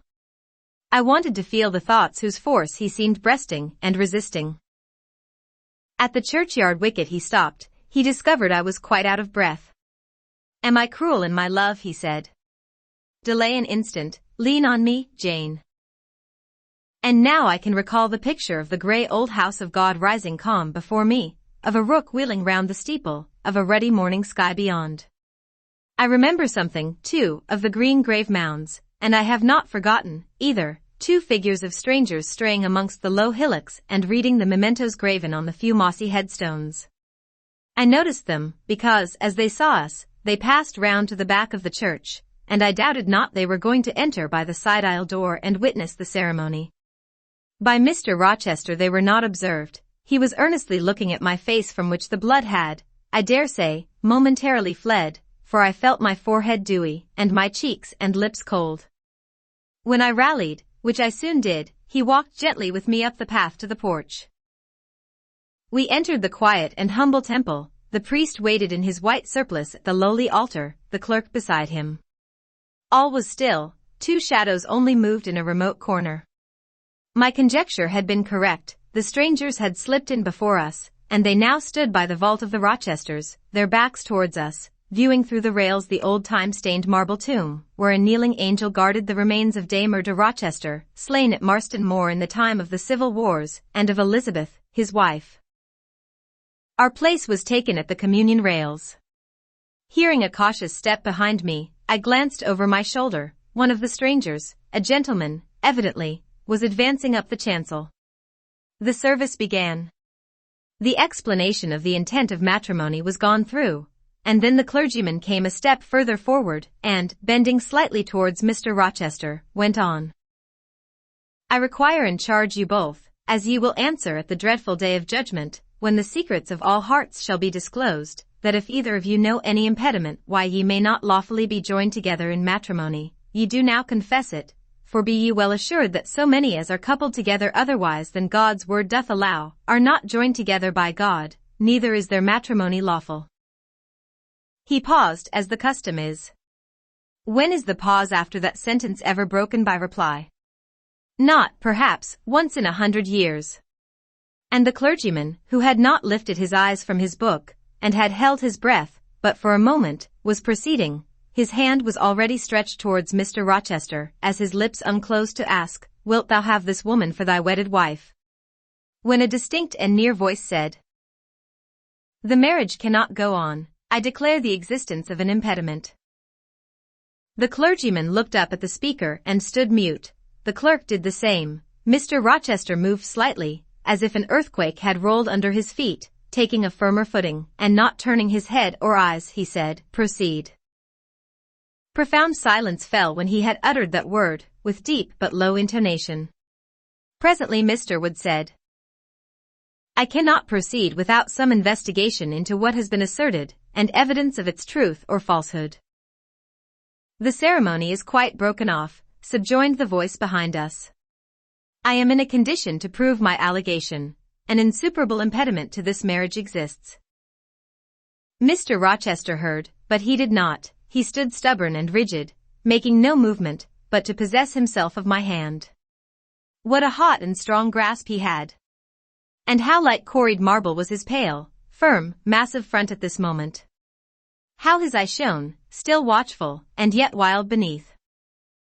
Mr. Wood seemed at a loss. "What is the nature of the impediment?" he asked. "Perhaps it may be got over, explained away?" "Hardly," was the answer. I have called it insuperable, and I speak advisedly. The speaker came forward and leaned on the rails. He continued, uttering each word distinctly, calmly, steadily, but not loudly. It simply consists in the existence of a previous marriage. Mr. Rochester has a wife now living. My nerves vibrated to those low-spoken words as they had never vibrated to thunder. My blood felt their subtle violence as it had never felt frost or fire, but I was collected, and in no danger of swooning. I looked at Mr. Rochester, I made him look at me. His whole face was colorless rock, his eye was both spark and flint. He disavowed nothing, he seemed as if he would defy all things. Without speaking, without smiling, without seeming to recognize in me a human being, he only twined my waist with his arm and riveted me to his side. "Who are you?" he asked of the intruder.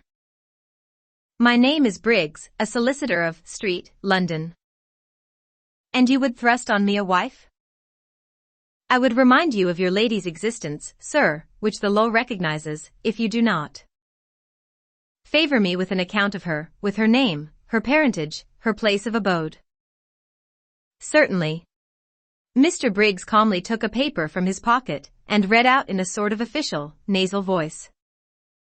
"I affirm and can prove that on the 20th of October A.D., a date of 15 years back, Edward Fairfax Rochester, of Thornfield Hall, in the county of, and of Ferndean Manor, in Shire, England, was married to my sister, Bertha Antoinetta Mason, daughter of Jonas Mason, merchant, and of Antoinetta, his wife, a Creole, at Church, Spanish Town, Jamaica. The record of the marriage will be found in the register of that church. A copy of it is now in my possession. Signed, Richard Mason. That, if a genuine document, may prove I have been married, but it does not prove that the woman mentioned therein as my wife is still living." "She was living 3 months ago," returned the lawyer. "How do you know?" "I have a witness to the fact, whose testimony even you, sir, will scarcely controvert." "Produce him, or go to hell." "I will produce him first, he is on the spot. Mr. Mason, have the goodness to step forward." Mr. Rochester, on hearing the name, set his teeth. He experienced, too, a sort of strong convulsive quiver. Near to him as I was, I felt the spasmodic movement of fury or despair run through his frame. The second stranger, who had hitherto lingered in the background, now drew near. A pale face looked over the solicitor's shoulder. Yes, it was Mason himself. Mr. Rochester turned and glared at him.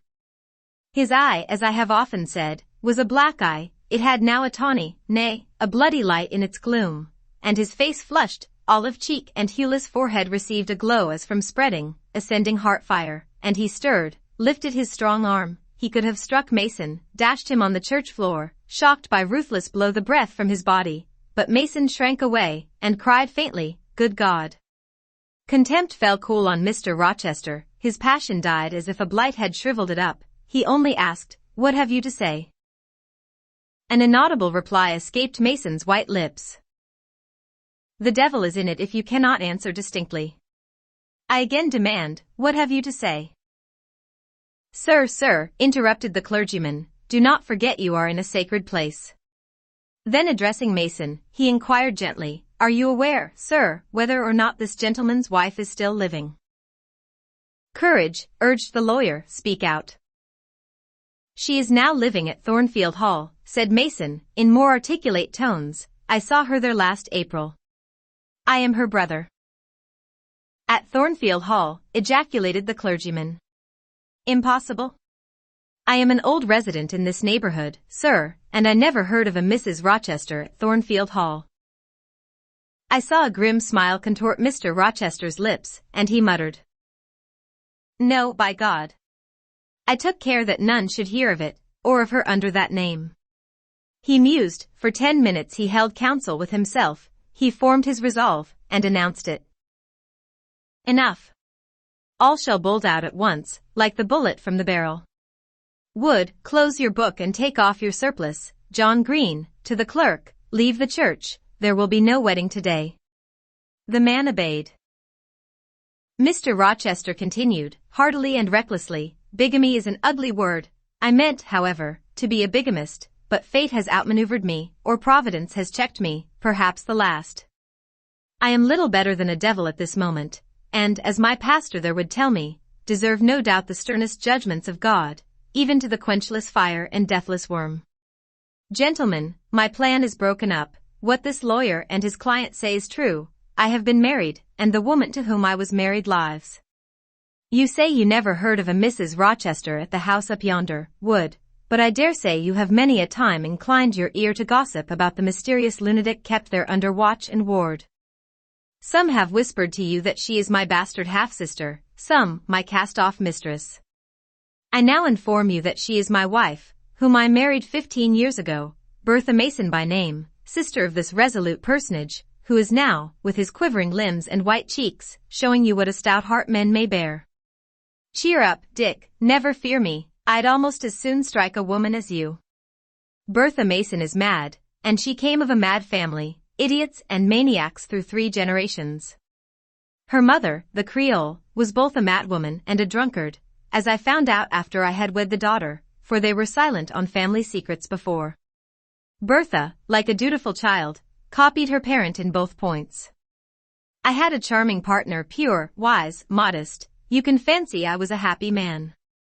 I went through rich scenes. Oh, my experience has been heavenly, if you only knew it. But I owe you no further explanation. Briggs, Wood, Mason, I invite you all to come up to the house and visit Mrs. Poole's patient, and my wife. You shall see what sort of a being I was cheated into espousing, and judge whether or not I had a right to break the compact, and seek sympathy with something at least human. This girl, he continued, looking at me, knew no more than you, Wood, of the disgusting secret. She thought all was fair and legal, and never dreamt she was going to be entrapped into a feigned union with a defrauded wretch, already bound to a bad, mad, and embruted partner. Come all of you, follow. Still holding me fast, he left the church. The 3 gentlemen came after. At the front door of the hall we found the carriage. Take it back to the coach house, John, said Mr. Rochester coolly. It will not be wanted today. At our entrance, Mrs. Fairfax, Adele, Sophie, Leah, advanced to meet and greet us. To the right about, every soul, cried the master, away with your congratulations. Who wants them? Not I, they are 15 years too late. He passed on and ascended the stairs, still holding my hand, and still beckoning the gentlemen to follow him, which they did. We mounted the first staircase, passed up the gallery, proceeded to the 3rd story. The low, black door, opened by Mr. Rochester's master key, admitted us to the tapestried room, with its great bed, and its pictorial cabinet. You know this place, Mason, said our guide. She bit and stabbed you here. He lifted the hangings from the wall, uncovering the 2nd door. This, too, he opened. In a room without a window, there burnt a fire guarded by a high and strong fender, and a lamp suspended from the ceiling by a chain. Grace Poole bent over the fire, apparently cooking something in a saucepan. In the deep shade, at the farther end of the room, a figure ran backwards and forwards. What it was, whether beast or human being, one could not, at first sight, tell. It grovelled, seemingly, on all fours. It snatched and growled like some strange wild animal, but it was covered with clothing, and a quantity of dark, grizzled hair, wild as a mane, hid its head and face. Good morrow, Mrs. Poole, said Mr. Rochester. How are you? And how is your charge today? We're tolerable, sir, I thank you, replied Grace, lifting the boiling mess carefully onto the hob, rather snappish, but not rageous. A fierce cry seemed to give the lie to her favorable report. The clothed hyena rose up, and stood tall on its hind feet. Ah! Sir, she sees you, exclaimed Grace. You'd better not stay. Only a few moments, Grace, you must allow me a few moments. Take care then, sir, for God's sake, take care. The maniac bellowed. She parted her shaggy locks from her visage, and gazed wildly at her visitors. I recognized well that purple face, those bloated features. Mrs. Poole advanced. Keep out of the way, said Mr. Rochester, thrusting her aside. She has no knife now, I suppose, and I'm on my guard. One never knows what she has, sir, she is so cunning, it is not in mortal discretion to fathom her craft. We had better leave her, whispered Mason. Go to the devil, was his brother-in-law's recommendation. Where? Cried Grace. The three gentlemen retreated simultaneously. Mr. Rochester flung me behind him, the lunatic sprang and grappled his throat viciously, and laid her teeth to his cheek, they struggled. She was a big woman, in stature almost equaling her husband, and corpulent besides. She showed virile force in the contest. More than once she almost throttled him, athletic as he was. He could have settled her with a well-planted blow, but he would not strike, he would only wrestle. At last he mastered her arms. Grace Poole gave him a cord, and he pinioned them behind her. With more rope, which was at hand, he bound her to a chair. The operation was performed amidst the fiercest yells and the most convulsive plunges. Mr. Rochester then turned to the spectators. He looked at them with a smile both acrid and desolate. That is my wife, said he. Such is the sole conjugal embrace I am ever to know, such are the endearments which are to solace my leisure hours. And this is what I wish to have, laying his hand on my shoulder, this young girl, who stands so grave and quiet at the mouth of hell, looking collectedly at the gambols of a demon. I wanted her just as a change after that fierce ragout. Wood and Briggs, look at the difference. Compare these clear eyes with the red balls yonder, this face with that mask, this form with that bulk, then judge me, priest of the gospel and man of the law, and remember with what judgment ye judge ye shall be judged. Off with you now. I must shut up my prize. We all withdrew. Mr. Rochester stayed a moment behind us, to give some further order to Grace Poole. The solicitor addressed me as he descended the stair. You, madam, said he, are cleared from all blame. Your uncle will be glad to hear it, if, indeed, he should be still living, when Mr. Mason returns to Madeira. My uncle. What of him? Do you know him? Mr. Mason does. Mr. Eyre has been the Funchal correspondent of his house for some years. When your uncle received your letter intimating the contemplated union between yourself and Mr. Rochester, Mr. Mason, who was staying at Madeira to recruit his health, on his way back to Jamaica, happened to be with him. Mr. Eyre mentioned the intelligence, for he knew that my client here was acquainted with a gentleman of the name of Rochester. Mr. Mason, astonished and distressed as you may suppose, revealed the real state of matters. Your uncle, I am sorry to say, is now on a sick bed, from which, considering the nature of his disease, decline, and the stage it has reached, it is unlikely he will ever rise. He could not then hasten to England himself, to extricate you from the snare into which you had fallen, but he implored Mr. Mason to lose no time in taking steps to prevent the false marriage. He referred him to me for assistance. I used all dispatch, and am thankful I was not too late, as you, doubtless, must be also.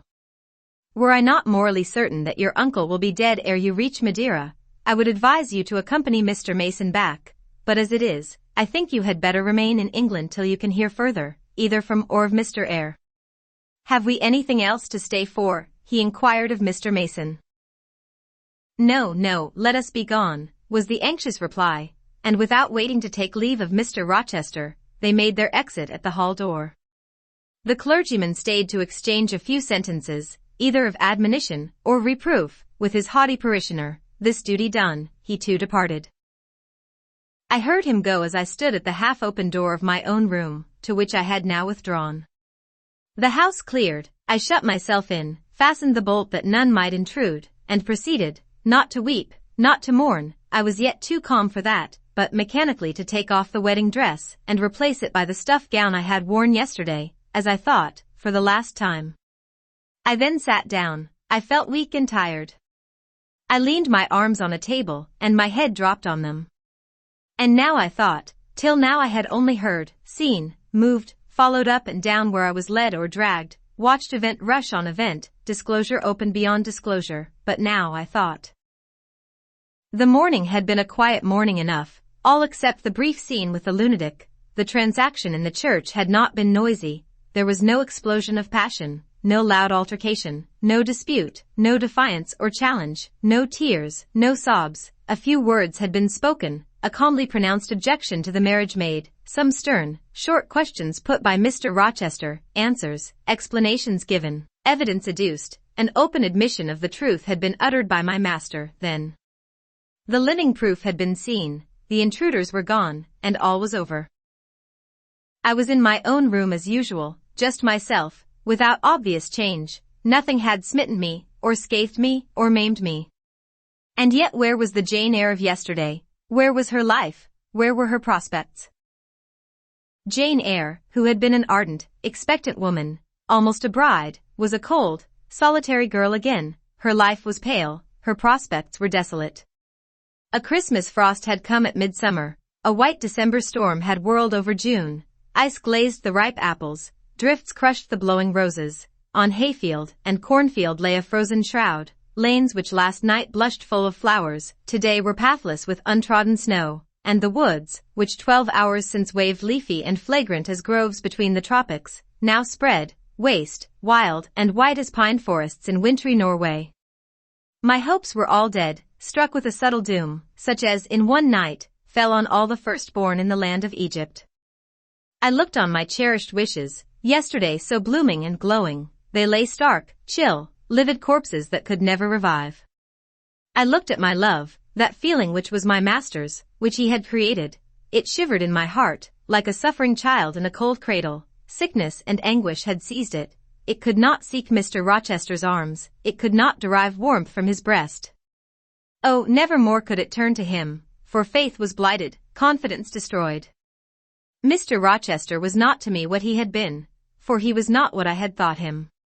I would not ascribe vice to him, I would not say he had betrayed me, but the attribute of stainless truth was gone from his idea, and from his presence I must go, that I perceived well. When, how, whither, I could not yet discern, but he himself, I doubted not, would hurry me from Thornfield. Real affection, it seemed, he could not have for me, it had been only fitful passion, that was balked, he would want me no more. I should fear even to cross his path now. My view must be hateful to him. Oh, how blind had been my eyes! How weak my conduct! My eyes were covered and closed, eddying darkness seemed to swim round me, and reflection came in as black and confused a flow. Self-abandoned, relaxed and effortless, I seemed to have laid me down in the dried-up bed of a great river. I heard a flood loosened in remote mountains, and felt the torrent come. To rise I had no will, to flee I had no strength. I lay faint, longing to be dead. One idea only still throbbed lifelike within me, a remembrance of God. It begot an unuttered prayer. These words went wandering up and down in my rayless mind, as something that should be whispered, but no energy was found to express them. Be not far from me, for trouble is near, there is none to help. It was near, and as I had lifted no petition to heaven to avert it, as I had neither joined my hands, nor bent my knees, nor moved my lips, it came, in full heavy swing the torrent poured over me. The whole consciousness of my life lorn, my love lost, my hope quenched, my faith death-struck, swayed full and mighty above me in one sullen mass. That bitter hour cannot be described. In truth, the waters came into my soul. I sank in deep mire. I felt no standing. I came into deep waters. The floods overflowed me. Chapter 27. Sometime in the afternoon I raised my head, and looking round and seeing the western sun gilding the sign of its decline on the wall, I asked, what am I to do? But the answer my mind gave, leave Thornfield at once, was so prompt, so dread, that I stopped my ears. I said I could not bear such words now. That I am not Edward Rochester's bride is the least part of my woe. I alleged, that I have wakened out of most glorious dreams, and found them all void and vain, is a horror I could bear and master, but that I must leave him decidedly, instantly, entirely, is intolerable. I cannot do it. But, then, a voice within me averred that I could do it and foretold that I should do it. I wrestled with my own resolution. I wanted to be weak that I might avoid the awful passage of further suffering I saw laid out for me, and conscience, turned tyrant, held passion by the throat, told her tauntingly, she had yet but dipped her dainty foot in the slough, and swore that with that arm of iron he would thrust her down to unsound depths of agony. Let me be torn away, then I cried.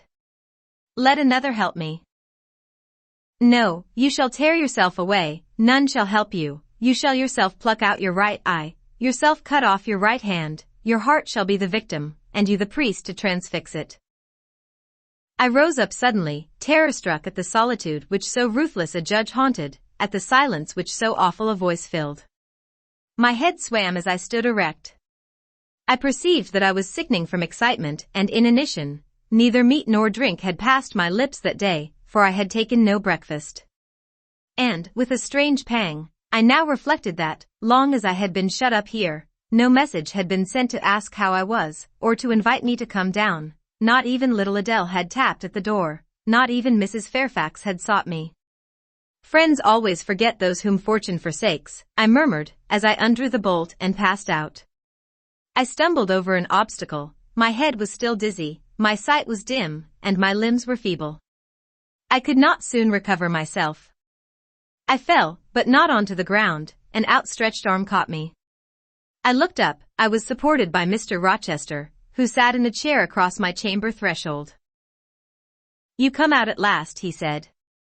Well, I have been waiting for you long, and listening, yet not one movement have I heard, nor one sob. 5 minutes more of that death-like hush, and I should have forced the lock like a burglar. So you shun me, you shut yourself up and grieve alone. I would rather you had come and upbraided me with vehemence. You are passionate. I expected a scene of some kind. I was prepared for the hot rain of tears, only I wanted them to be shed on my breast. Now a senseless floor has received them, or your drenched handkerchief. But I err, you have not wept at all. I see a white cheek and a faded eye, but no trace of tears. I suppose, then, your heart has been weeping blood? Well, Jane. Not a word of reproach? Nothing bitter, nothing poignant? Nothing to cut a feeling, or sting a passion? You sit quietly where I have placed you, and regard me with a weary, passive look. Jane, I never meant to wound you thus. If the man who had but one little ewe lamb, that was dear to him as a daughter, that ate of his bread and drank of his cup, and lay in his bosom, had by some mistake slaughtered it at the shambles, he would not have rued his bloody blunder more than I now rue mine. Will you ever forgive me? Reader, I forgave him at the moment and on the spot. There was such deep remorse in his eye, such true pity in his tone, such manly energy in his manner, and besides, there was such unchanged love in his whole look and mien. I forgave him all, yet not in words, not outwardly, only at my heart's core. You know I am a scoundrel, Jane, ere long he inquired wistfully, wondering, I suppose, at my continued silence and tameness, the result rather of weakness than of will. Yes, sir. Then tell me so roundly and sharply, don't spare me. I cannot, I am tired and sick. I want some water. He heaved a sort of shuddering sigh, and taking me in his arms, carried me downstairs. At first I did not know to what room he had borne me. All was cloudy to my glazed sight. Presently I felt the reviving warmth of a fire, for, summer as it was, I had become icy cold in my chamber. He put wine to my lips, I tasted it, and revived, then I ate something he offered me, and was soon myself. I was in the library, sitting in his chair, he was quite near. If I could go out of life now, without too sharp a pang, it would be well for me, I thought, then I should not have to make the effort of cracking my heartstrings and rending them from among Mr. Rochester's. I must leave him, it appears. I do not want to leave him, I cannot leave him. How are you now, Jane? Much better, sir, I shall be well soon. Taste the wine again, Jane. I obeyed him, then he put the glass on the table, stood before me, and looked at me attentively. Suddenly he turned away, with an inarticulate exclamation, full of passionate emotion of some kind. He walked fast through the room, and came back. He stooped towards me as if to kiss me, but I remembered caresses were now forbidden. I turned my face away, and put his aside. What, how is this? He exclaimed hastily. Oh, I know. You won't kiss the husband of Bertha Mason? You consider my arms filled and my embraces appropriated? At any rate, there is neither room nor claim for me, sir. Why, Jane? I will spare you the trouble of much talking. I will answer for you. Because I have a wife already, you would reply. I guess rightly? Yes. If you think so, you must have a strange opinion of me. You must regard me as a plotting profligate, a base and low rake who has been simulating disinterested love in order to draw you into a snare deliberately laid, and strip you of honor and rob you of self-respect. What do you say to that? I see you can say nothing in the first place. You are faint still, and have enough to do to draw your breath. In the second place, you cannot yet accustom yourself to accuse and revile me, and besides, the floodgates of tears are opened, and they would rush out if you spoke much, and you have no desire to expostulate, to upbraid, to make a scene. You are thinking how to act. Talking you consider is of no use. I know you. I am on my guard. Sir, I do not wish to act against you, I said, and my unsteady voice warned me to curtail my sentence. Not in your sense of the word, but in mine, you are scheming to destroy me. You have as good as said that I am a married man. As a married man you will shun me, keep out of my way. Just now you have refused to kiss me. You intend to make yourself a complete stranger to me, to live under this roof only as Adele's governess. If ever I say a friendly word to you, if ever a friendly feeling inclines you again to me, you will say, that man had nearly made me his mistress. I must be ice and rock to him, and ice and rock you will accordingly become. I cleared and steadied my voice to reply, all is changed about me, sir. I must change too, there is no doubt of that, and to avoid fluctuations of feeling, and continual combats with recollections and associations, there is only one way. Adele must have a new governess, sir. Oh, Adele will go to school, I have settled that already. Nor do I mean to torment you with the hideous associations and recollections of Thornfield Hall, this accursed place, this tent of a can, this insolent vault, offering the ghastliness of living death to the light of the open sky, this narrow stone hell, with its one real fiend, worse than a legion of such as we imagine. Jane, you shall not stay here, nor will I. I was wrong ever to bring you to Thornfield Hall, knowing as I did how it was haunted. I charged them to conceal from you, before I ever saw you, all knowledge of the curse of the place, merely because I feared Adele never would have a governess to stay if she knew with what inmate she was housed, and my plans would not permit me to remove the maniac elsewhere, though I possess an old house, Ferndean Manor, even more retired and hidden than this, where I could have lodged her safely enough, had not a scruple about the unhealthiness of the situation, in the heart of a wood, made my conscience recoil from the arrangement.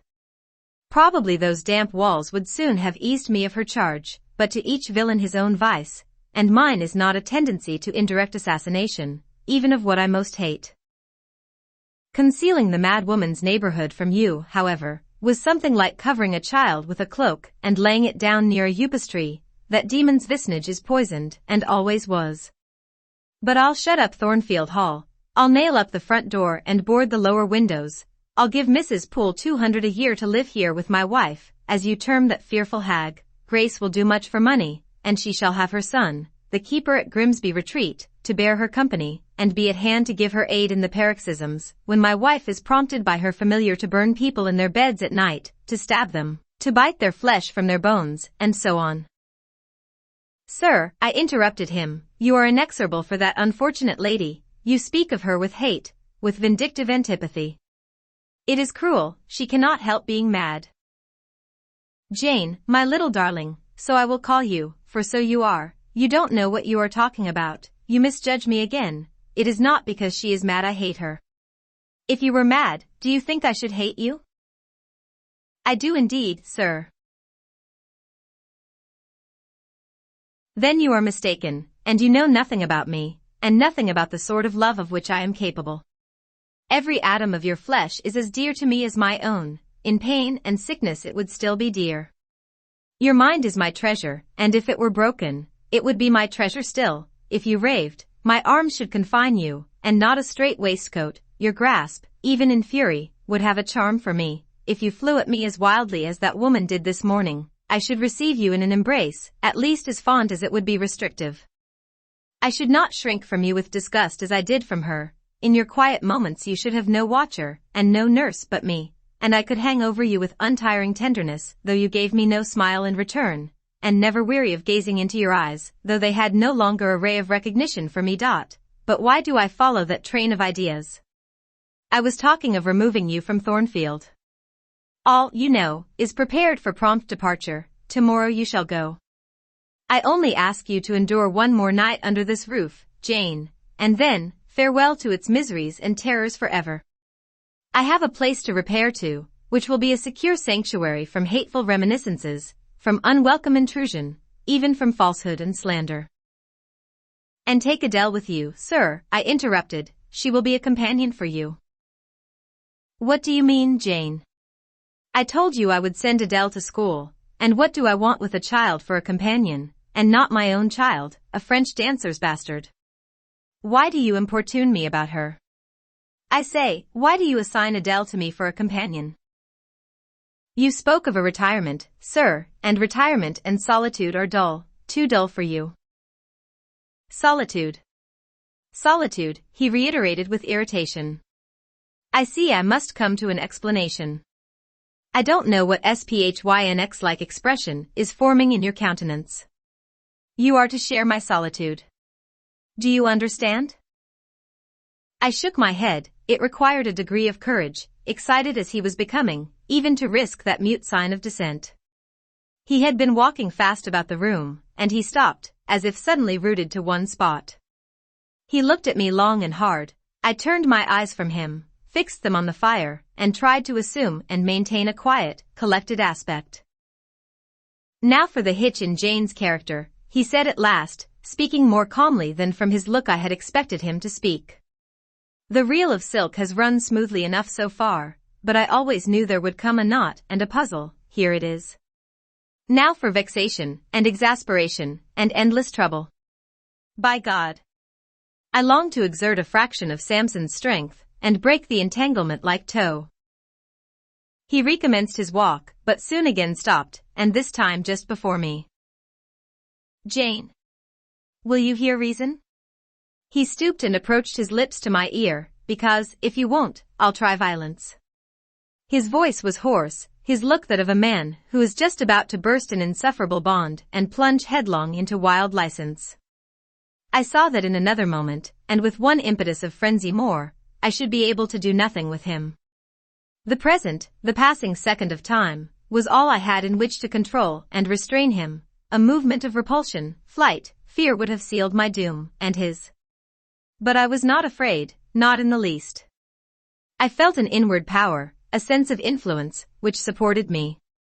The crisis was perilous, but not without its charm, such as the Indian, perhaps, feels when he slips over the rapid in his canoe. I took hold of his clenched hand, loosened the contorted fingers, and said to him, soothingly, "Sit down, I'll talk to you as long as you like, and hear all you have to say, whether reasonable or unreasonable." He sat down, but he did not get leave to speak directly. I had been struggling with tears for some time. I had taken great pains to repress them, because I knew he would not like to see me weep. Now, however, I considered it well to let them flow as freely and as long as they liked. If the flood annoyed him, so much the better. So I gave way and cried heartily. Soon I heard him earnestly entreating me to be composed. I said I could not while he was in such a passion. "But I am not angry, Jane. I only love you too well, and you had steeled your little pale face with such a resolute, frozen look, I could not endure it. Hush, now, and wipe your eyes." His softened voice announced that he was subdued, so I, in my turn, became calm. Now he made an effort to rest his head on my shoulder, but I would not permit it. Then he would draw me to him. "No. Jane. Jane," he said, in such an accent of bitter sadness it thrilled along every nerve I had. "You don't love me, then? It was only my station, and the rank of my wife, that you valued? Now that you think me disqualified to become your husband, you recoil from my touch as if I were some toad or ape." These words cut me, yet what could I do or I say? I ought probably to have done or said nothing, but I was so tortured by a sense of remorse at thus hurting his feelings, I could not control the wish to drop balm where I had wounded.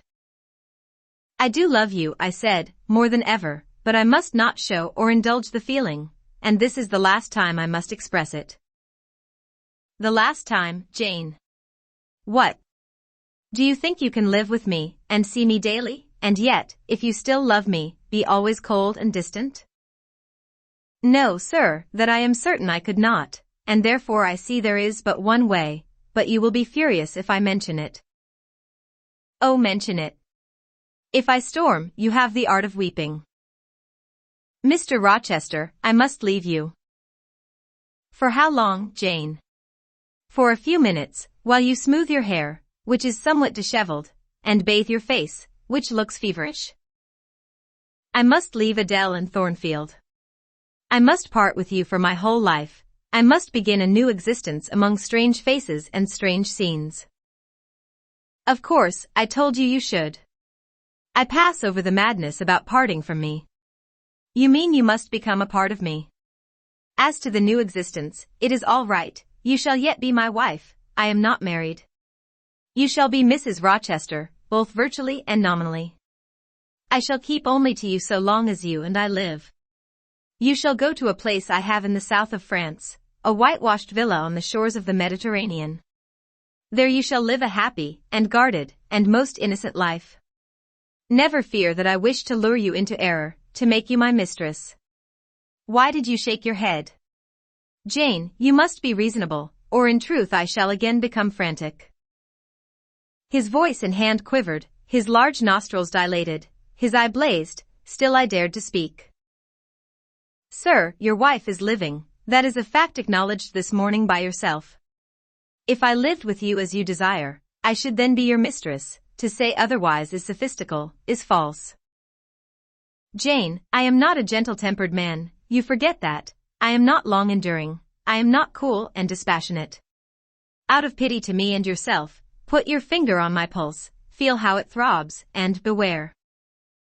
He bared his wrist and offered it to me. The blood was forsaking his cheek and lips, they were growing livid. I was distressed on all hands. To agitate him thus deeply, by a resistance he so abhorred, was cruel. To yield was out of the question. I did what human beings do instinctively when they are driven to utter extremity, looked for aid to one higher than man. The words "God help me" burst involuntarily from my lips. I am a fool, cried Mr. Rochester suddenly. I keep telling her I am not married, and do not explain to her why. I forget she knows nothing of the character of that woman, or of the circumstances attending my infernal union with her. Oh, I am certain Jane will agree with me in opinion, when she knows all that I know. Just put your hand in mine, Janet, that I may have the evidence of touch as well as sight, to prove you are near me, and I will in a few words show you the real state of the case. Can you listen to me? Yes, sir, for hours if you will. I ask only minutes. Jane, did you ever hear or know that I was not the eldest son of my house, that I had once a brother older than I? I remember Mrs. Fairfax told me so once. And did you ever hear that my father was an avaricious, grasping man? I have understood something to that effect.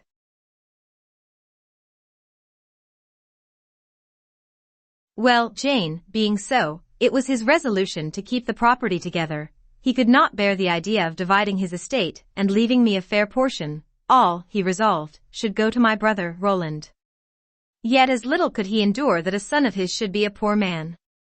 I must be provided for by a wealthy marriage. He sought me a partner betimes. Mr. Mason, a West India planter and merchant, was his old acquaintance. He was certain his possessions were real and vast. He made inquiries. Mr. Mason, he found, had a son and daughter, and he learned from him that he could and would give the latter a fortune of £30,000. That sufficed. When I left college, I was sent out to Jamaica, to espouse a bride already courted for me. My father said nothing about her money, but he told me Miss Mason was the boast of Spanish Town for her beauty, and this was no lie. I found her a fine woman, in the style of Blanche Ingram, tall, dark, and majestic. Her family wished to secure me because I was of a good race, and so did she. They showed her to me in parties, splendidly dressed. I seldom saw her alone, and had very little private conversation with her. She flattered me, and lavishly displayed for my pleasure her charms and accomplishments. All the men in her circle seemed to admire her and envy me. I was dazzled, stimulated, My senses were excited, and being ignorant, raw, and inexperienced, I thought I loved her. There is no folly so besotted that the idiotic rivalries of society, the prurience, the rashness, the blindness of youth, will not hurry a man to its commission. Her relatives encouraged me, competitors piqued me, she allured me, a marriage was achieved almost before I knew where I was. Oh, I have no respect for myself when I think of that act, an agony of inward contempt masters me. I never loved, I never esteemed, I did not even know her. I was not sure of the existence of one virtue in her nature, I had marked neither modesty, nor benevolence, nor candor, nor refinement in her mind or manners, and I married her, gross, groveling, mole-eyed blockhead that I was. With less than I might have, but let me remember to whom I am speaking. My bride's mother I had never seen, I understood she was dead. The honeymoon over, I learned my mistake, she was only mad, and shut up in a lunatic asylum. There was a younger brother, too, a complete dumb idiot. The elder one, whom you have seen, and whom I cannot hate, whilst I abhor all his kindred, because he has some grains of affection in his feeble mind, shown in the continued interest he takes in his wretched sister, and also in a dog-like attachment he once bore me, will probably be in the same state one day. My father and my brother, Roland, knew all this, but they thought only of the £30,000, and joined in the plot against me.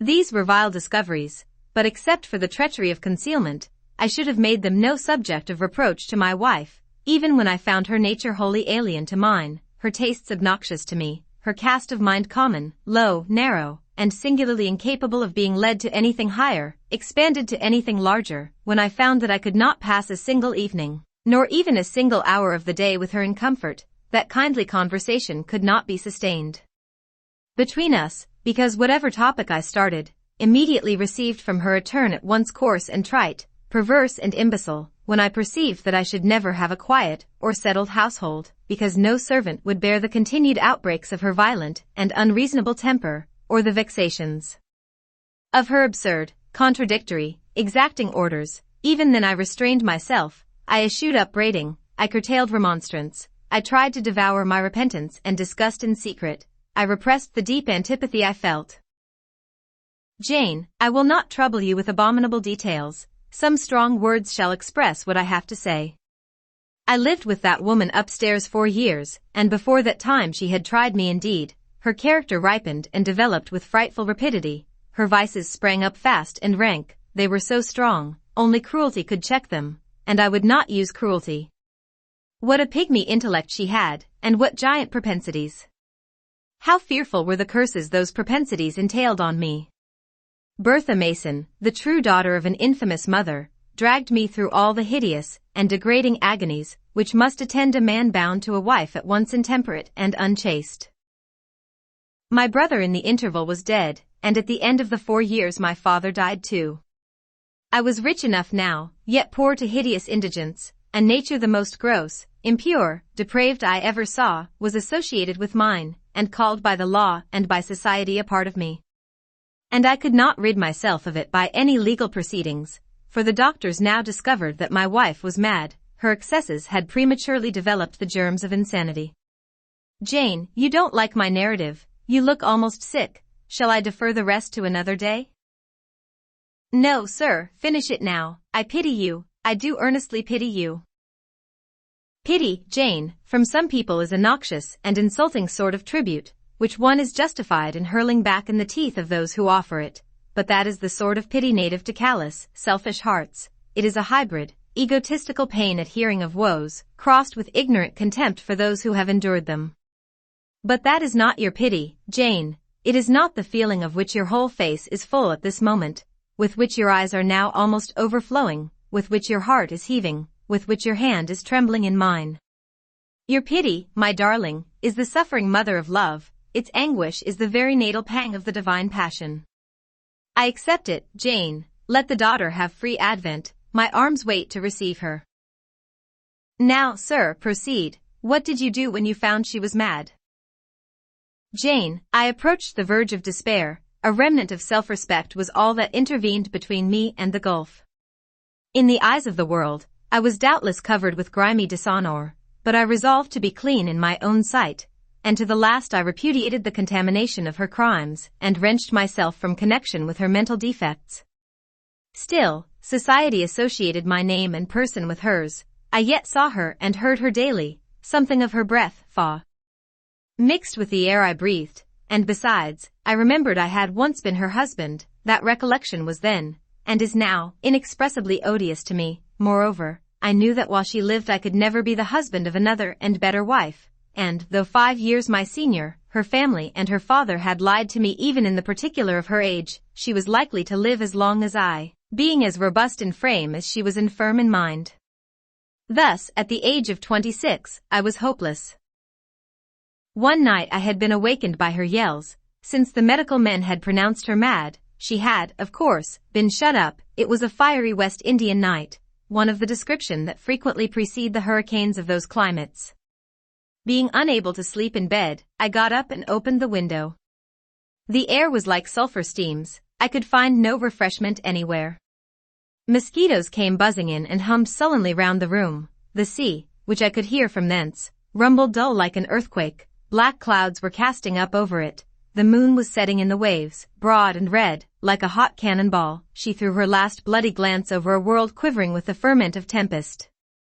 I was physically influenced by the atmosphere and scene, and my ears were filled with the curses the maniac still shrieked out, wherein she momentarily mingled my name with such a tone of demon hate, with such language. No professed harlot ever had a fouler vocabulary than she. Though 2 rooms off, I heard every word, the thin partitions of the West India House opposing but slight obstruction to her wolfish cries. "This life," said I at last, "is hell. This is the air, those are the sounds of the bottomless pit. I have a right to deliver myself from it if I can. The sufferings of this mortal state will leave me with the heavy flesh that now cumbers my soul. Of the fanatic's burning eternity I have no fear. There is not a future state worse than this present one. Let me break away, and go home to God."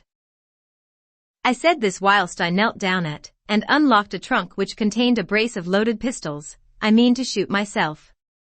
I only entertained the intention for a moment, for, not being insane, the crisis of exquisite and unalloyed despair, which had originated the wish and design of self-destruction, was past in a second. A wind fresh from Europe blew over the ocean and rushed through the open casement. The storm broke, streamed, thundered, blazed, and the air grew pure. I then framed and fixed a resolution. While I walked under the dripping orange trees of my wet garden, and amongst its drenched pomegranates and pineapples, and while the refulgent dawn of the tropics kindled round me, I reasoned thus: "Jane, and now listen," for it was true wisdom that consoled me in that hour, and showed me the right path to follow. The sweet wind from Europe was still whispering in the refreshed leaves, and the Atlantic was thundering in glorious liberty. My heart, dried up and scorched for a long time, swelled to the tone, and filled with living blood. My being longed for renewal, my soul thirsted for a pure draught. I saw hope revive, and felt regeneration possible. From a flowery arch at the bottom of my garden I gazed over the sea, bluer than the sky. The old world was beyond, clear prospects opened thus. "Go," said Hope, "and live again in Europe. There it is not known what a sullied name you bear, nor what a filthy burden is bound to you. You may take the maniac with you to England, confine her with due attendance and precautions at Thornfield, then travel yourself to what clime you will, and form what new tie you like. That woman, who has so abused your long-suffering, so sullied your name, so outraged your honor, so blighted your youth, is not your wife, nor are you her husband. See that she is cared for as her condition demands, and you have done all that God and humanity require of you. Let her identity, her connection with yourself, be buried in oblivion. You are bound to impart them to no living being. Place her in safety and comfort, shelter her degradation with secrecy, and leave her." I acted precisely on this suggestion. My father and brother had not made my marriage known to their acquaintance, because, in the very first letter I wrote to apprise them of the union, having already begun to experience extreme disgust of its consequences, and, from the family character and constitution, seeing a hideous future opening to me, I added an urgent charge to keep it secret, and very soon the infamous conduct of the wife my father had selected for me was such as to make him blush to own her as his daughter-in-law. Far from desiring to publish the connection, he became as anxious to conceal it as myself. To England, then, I conveyed her. A fearful voyage I had with such a monster in the vessel. Glad was I when I at last got her to Thornfield, and saw her safely lodged in that third-story room, of whose secret inner cabinet she has now for 10 years made a wild beast's den, a goblin's cell. I had some trouble in finding an attendant for her, as it was necessary to select one on whose fidelity dependence could be placed, for her ravings would inevitably betray my secret. Besides, she had lucid intervals of days, sometimes weeks, which she filled up with abuse of me. At last I hired Grace Poole from the Grimsby retreat. She and the surgeon, Carter, who dressed Mason's wounds that night he was stabbed and worried, are the only two I have ever admitted to my confidence. Mrs. Fairfax may indeed have suspected something, but she could have gained no precise knowledge as to facts. Grace has, on the whole, proved a good keeper, though, owing partly to a fault of her own, of which it appears nothing can cure her, and which is incident to her harassing profession, her vigilance has been more than once lulled and baffled. The lunatic is both cunning and malignant. She has never failed to take advantage of her guardian's temporary lapses, once to secrete the knife with which she stabbed her brother, and twice to possess herself of the key of her cell, and issue therefrom in the night time. On the first of these occasions, she perpetrated the attempt to burn me in my bed. On the second, she paid that ghastly visit to you. I thank Providence, who watched over you, that she then spent her fury on your wedding apparel, which perhaps brought back vague reminiscences of her own bridal days, but on what might have happened, I cannot endure to reflect. When I think of the thing which flew at my throat this morning, hanging its black and scarlet visage over the nest of my dove, my blood curdles. And what, sir, I asked, while he paused, did you do when you had settled her here? Where did you go? What did I do, Jane? I transformed myself into a will-o'-the-wisp. Where did I go? I pursued wanderings as wild as those of the March spirit. I sought the continent, and went devious through all its lands. My fixed desire was to seek and find a good and intelligent woman, whom I could love, a contrast to the fury I left at Thornfield. But you could not marry, sir. I had determined and was convinced that I could not. It was not my original intention to deceive, as I have deceived you. I meant to tell my tale plainly, and make my proposals openly, and it appeared to me so absolutely rational that I should be considered free to love and be loved. I never doubted some woman might be found willing and able to understand my case and accept me, in spite of the curse with which I was burdened. Well, sir?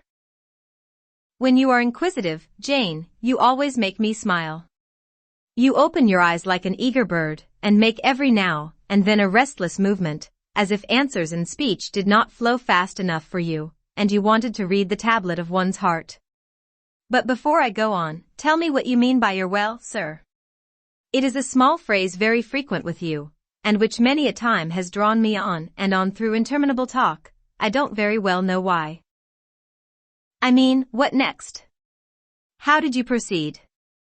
What came of such an event? Precisely. And what do you wish to know now? Whether you found anyone you liked, whether you asked her to marry you, and what she said. I can tell you whether I found anyone I liked, and whether I asked her to marry me, but what she said is yet to be recorded in the book of fate. For 10 long years I roved about, living first in one capital, then another, sometimes in St. Petersburg, oftener in Paris, occasionally in Rome, Naples, and Florence. Provided with plenty of money, and the passport of an old name, I could choose my own society. No circles were closed against me. I sought my ideal of a woman amongst English ladies, French countesses, Italian signoras, and German Grafinnen. I could not find her. Sometimes, for a fleeting moment, I thought I caught a glance, heard a tone, beheld a form, which announced the realization of my dream, but I was presently undeserved. You are not to suppose that I desired perfection, either of mind or person. I longed only for what suited me, for the antipodes of the Creole, and I longed vainly. Amongst them all I found not one whom, had I been ever so free, I, warned as I was of the risks, the horrors, the loathings of incongruous unions, would have asked to marry me. Disappointment made me reckless. I tried dissipation, never debauchery, that I hated and hate. That was my Indian Messalina's attribute, rooted disgust at it, and her restrained me much, even in pleasure. Any enjoyment that bordered on riot seemed to approach me to her and her vices, and I eschewed it. Yet I could not live alone, so I tried the companionship of mistresses. The first I chose was Céline Varens, another of those steps which make a man spurn himself when he recalls them. You already know what she was, and how my liaison with her terminated. She had two successors, an Italian, Giacinta, and a German, Clara, both considered singularly handsome. What was their beauty to me in a few weeks?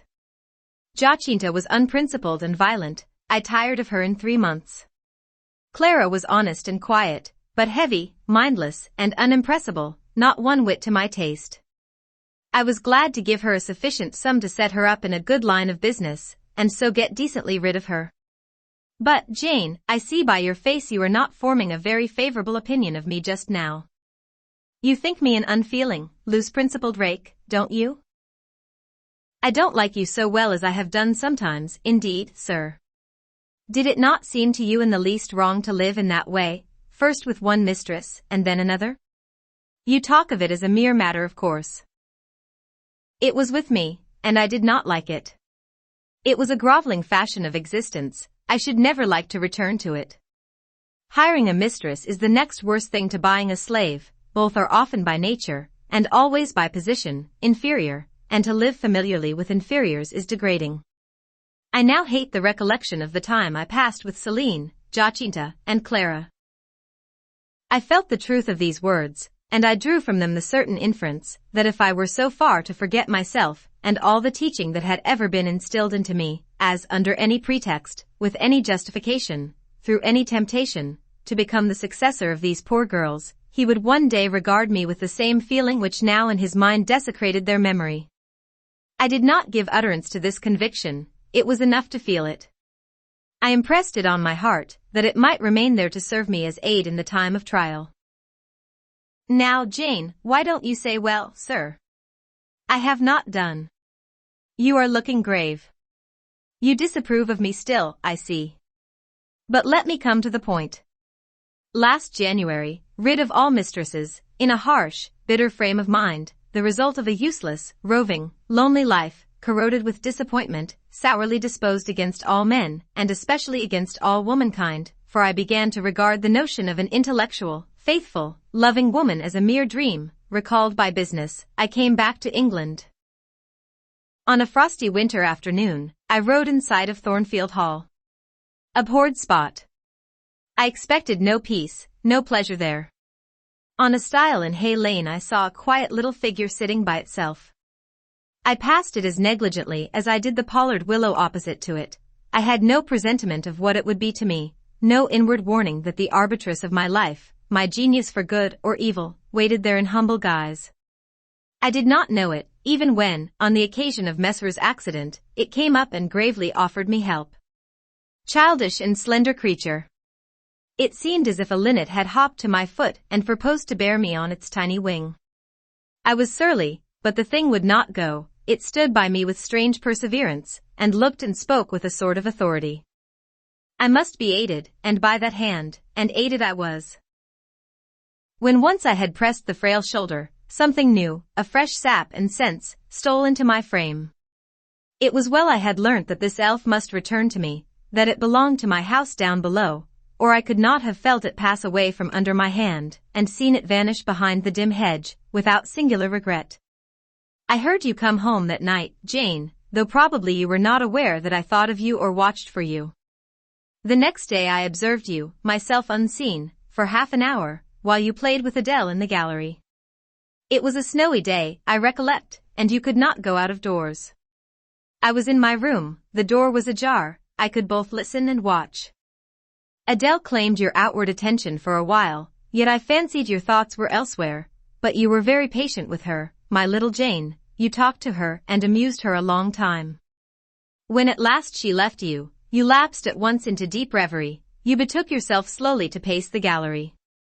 Now and then, in passing a casement, you glanced out at the thick falling snow, you listened to the sobbing wind, and again you paced gently on and dreamed.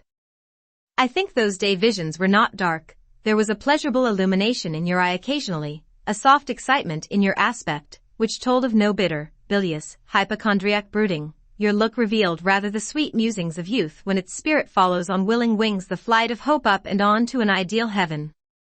The voice of Mrs. Fairfax, speaking to a servant in the hall, wakened you, and how curiously you smiled to and at yourself, Janet. There was much sense in your smile, it was very shrewd, and seemed to make light of your own abstraction. It seemed to say, my fine visions are all very well, but I must not forget they are absolutely unreal. Impatiently I waited for evening, when I might summon you to my presence. An unusual, to me, a perfectly new character I suspected was yours. I desired to search it deeper, and know it better. You entered the room with a look and air at once shy and independent. You were quaintly dressed, much as you are now. I made you talk, ere long I found you full of strange contrasts. Your garb and manner were restricted by rule. Your air was often diffident, and altogether that of one refined by nature, but absolutely unused to society, and a good deal afraid of making herself disadvantageously conspicuous by some solecism or blunder. Yet when addressed, you lifted a keen, a daring, and a glowing eye to your interlocutor's face. There was penetration and power in each glance you gave. When plied by close questions, you found ready and round answers. Very soon you seemed to get used to me. I believe you felt the existence of sympathy between you and your grim and cross master, Jane, for it was astonishing to see how quickly a certain pleasant ease tranquilized your manner. Snarl as I would, you showed no surprise, fear, annoyance, or displeasure at my moroseness. You watched me, and now and then smiled at me with a simple yet sagacious grace I cannot describe. I was at once content and stimulated with what I saw. I liked what I had seen, and wished to see more. Yet, for a long time, I treated you distantly, and sought your company rarely. I resumed my notice of you. There was something glad in your glance, and genial in your manner, when you conversed. I saw you had a social heart. It was the silent schoolroom, it was the tedium of your life, that made you mournful. I permitted myself the delight of being kind to you. Kindness stirred emotion soon. Your face became soft in expression, your tones gentle. I liked my name pronounced by your lips in a grateful happy accent. I used to enjoy a chance meeting with you, Jane. At this time, there was a curious hesitation in your manner. You glanced at me with a slight trouble, a hovering doubt. You did not know what my caprice might be, whether I was going to play the master and be stern, or the friend and be benignant. I was now too fond of you often to simulate the first whim, and, when I stretched my hand out cordially, such bloom and light and bliss rose to your young, wistful features. I had much ado often to avoid straining you then, and there to my heart. Don't talk any more of those days, sir, I interrupted, furtively dashing away some tears from my eyes. His language was torture to me, for I knew what I must do, and do soon, and all these reminiscences, and these revelations of his feelings only made my work more difficult. No, Jane, he returned, what necessity is there to dwell on the past, when the present is so much surer, the future so much brighter? I shuddered to hear the infatuated assertion. You see now how the case stands, do you not? He continued. After a youth and manhood passed half in unutterable misery, and half in dreary solitude, I have for the first time found what I can truly love. I have found you. You are my sympathy, my better self, my good angel. I am bound to you with a strong attachment. I think you good, gifted, lovely. A fervent, a solemn passion is conceived in my heart. It leans to you, draws you to my center and spring of life, wraps my existence about you, and, kindling in pure, powerful flame, fuses you and me in one. It was because I felt and knew this, that I resolved to marry you. To tell me that I had already a wife is empty mockery. You know now that I had but a hideous demon. I was wrong to attempt to deceive you, but I feared a stubbornness that exists in your character. I feared early instilled prejudice. I wanted to have you safe before hazarding confidences. This was cowardly. I should have appealed to your nobleness and magnanimity at first, as I do now, opened to you plainly my life of agony, described to you my hunger and thirst after a higher and worthier existence, shown to you, not my resolution, that word is weak, but my resistless bent to love faithfully and well, where I am faithfully and well loved in return. Then I should have asked you to accept my pledge of fidelity, and to give me yours. Jane, give it me now. A pause. Why are you silent, Jane? I was experiencing an ordeal. A hand of fiery iron grasped my vitals. Terrible moment, full of struggle, blackness, burning. Not a human being that ever lived could wish to be loved better than I was loved, and him who thus loved me I absolutely worshipped, and I must renounce love and idol. One drear word comprised my intolerable duty: depart. Jane, you understand what I want of you? Just this promise: I will be yours, Mr. Rochester. Mr. Rochester, I will not be yours. Another long silence. Jane, recommenced he, with a gentleness that broke me down with grief, and turned me stone cold with ominous terror, for this still voice was the pant of a lion rising. Jane, do you mean to go one way in the world, and to let me go another? I do. Jane, bending towards and embracing me, do you mean it now? I do. And now, softly kissing my forehead and cheek. I do, extricating myself from restraint rapidly and completely. Oh, Jane, this is bitter. This is wicked. It would not be wicked to love me. It would to obey you. A wild look raised his brows, crossed his features, he rose, but he forbore yet. I laid my hand on the back of a chair for support. I shook, I feared, but I resolved. One instant, Jane. Give one glance to my horrible life when you are gone. All happiness will be torn away with you. What then is left? For a wife I have but the maniac upstairs, as well might you refer me to some corpse in yonder churchyard. What shall I do, Jane? Where turn for a companion and for some hope? Do as I do, trust in God and yourself. Believe in heaven. Hope to meet again there. Then you will not yield? No. Then you condemn me to live wretched and to die accursed? His voice rose. I advise you to live sinless, and I wish you to die tranquil. Then you snatch love and innocence from me? You fling me back on lust for a passion, vice for an occupation? Mr. Rochester, I no more assign this fate to you than I grasp at it for myself. We were born to strive and endure, you as well as I do so. You will forget me before I forget you. You make me a liar by such language, you sully my honor. I declared I could not change, you tell me to my face I shall change soon. And what a distortion in your judgment, what a perversity in your ideas, is proved by your conduct. Is it better to drive a fellow creature to despair than to transgress a mere human law, no man being injured by the breach? For you have neither relatives nor acquaintances whom you need fear to offend by living with me? This was true, and while he spoke my very conscience and reason turned traitors against me, and charged me with crime in resisting him. They spoke almost as loud as feeling, and that clamored wildly. Oh, comply, it said. Think of his misery, think of his danger, look at his state when left alone, remember his headlong nature, consider the recklessness following on despair, soothe him, save him, love him, tell him you love him, and will be his. Who in the world cares for you? Or who will be injured by what you do? Still indomitable was the reply, I care for myself. The more solitary, the more friendless, the more unsustained I am, the more I will respect myself.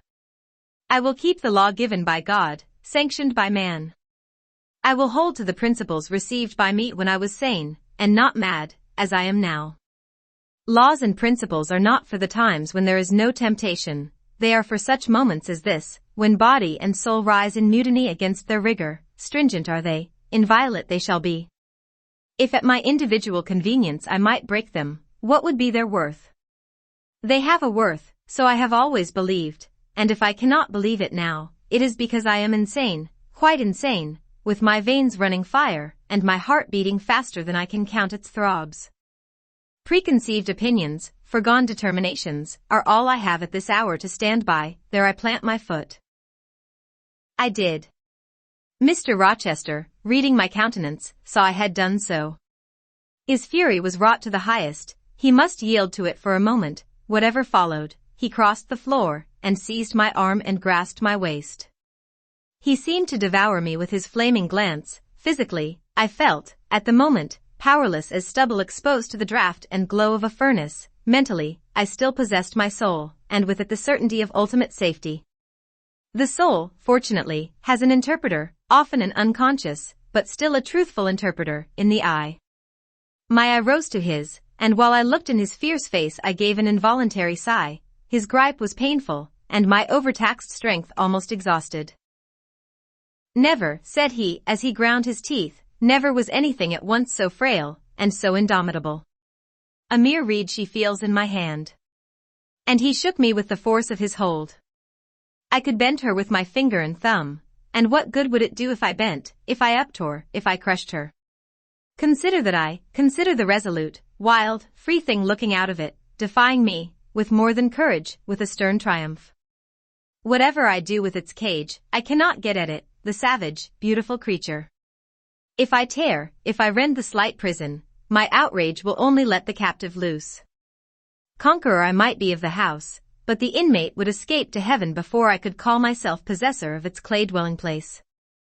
And it is you, spirit, with will and energy, and virtue and purity, that I want, not alone your brittle frame. Of yourself you could come with soft flight, and nestle against my heart, if you would, seized against your will, you will elude the grasp like an essence, you will vanish ere I inhale your fragrance. Oh! Come, Jane, come. As he said this, he released me from his clutch, and only looked at me. The look was far worse to resist than the frantic strain. Only an idiot, however, would have succumbed now. I had dared and baffled his fury. I must elude his sorrow. I retired to the door. "You are going, Jane?" "I'm going, sir." "You are leaving me?" "Yes." "You will not come? You will not be my comforter, my rescuer? My deep love, my wild woe, my frantic prayer, are all nothing to you?" What unutterable pathos was in his voice! How hard it was to reiterate firmly, "I am going." "Jane." "Mr. Rochester." "Withdraw, then, I consent, but remember, you leave me here in anguish. Go up to your own room, think over all I have said, and, Jane, cast a glance on my sufferings, think of me." He turned away, he threw himself on his face on the sofa. "Oh, Jane." My hope, my love, my life, broke in anguish from his lips. Then came a deep, strong sob. I had already gained the door, but, reader, I walked back as determinately as I had retreated. I knelt down by him, I turned his face from the cushion to me, I kissed his cheek, I smoothed his hair with my hand. "God bless you, my dear master," I said. "God keep you from harm and wrong, direct you, solace you, reward you well for your past kindness to me." "Little Jane's love would have been my best reward," he answered. "Without it, my heart is broken. But Jane will give me her love, yes, nobly, generously." Up the blood rushed to his face, forth flashed the fire from his eyes. Erect he sprang, he held his arms out, but I evaded the embrace and at once quitted the room. "Farewell," was the cry of my heart as I left him. Despair added, "Farewell forever." That night I never thought to sleep, but a slumber fell on me as soon as I lay down in bed. I was transported in thought to the scenes of childhood. I dreamt I lay in the Red Room at Gateshead, that the night was dark, and my mind impressed with strange fears. The light that long ago had struck me into syncope, recalled in this vision, seemed glidingly to mount the wall, and tremblingly to pause in the center of the obscured ceiling.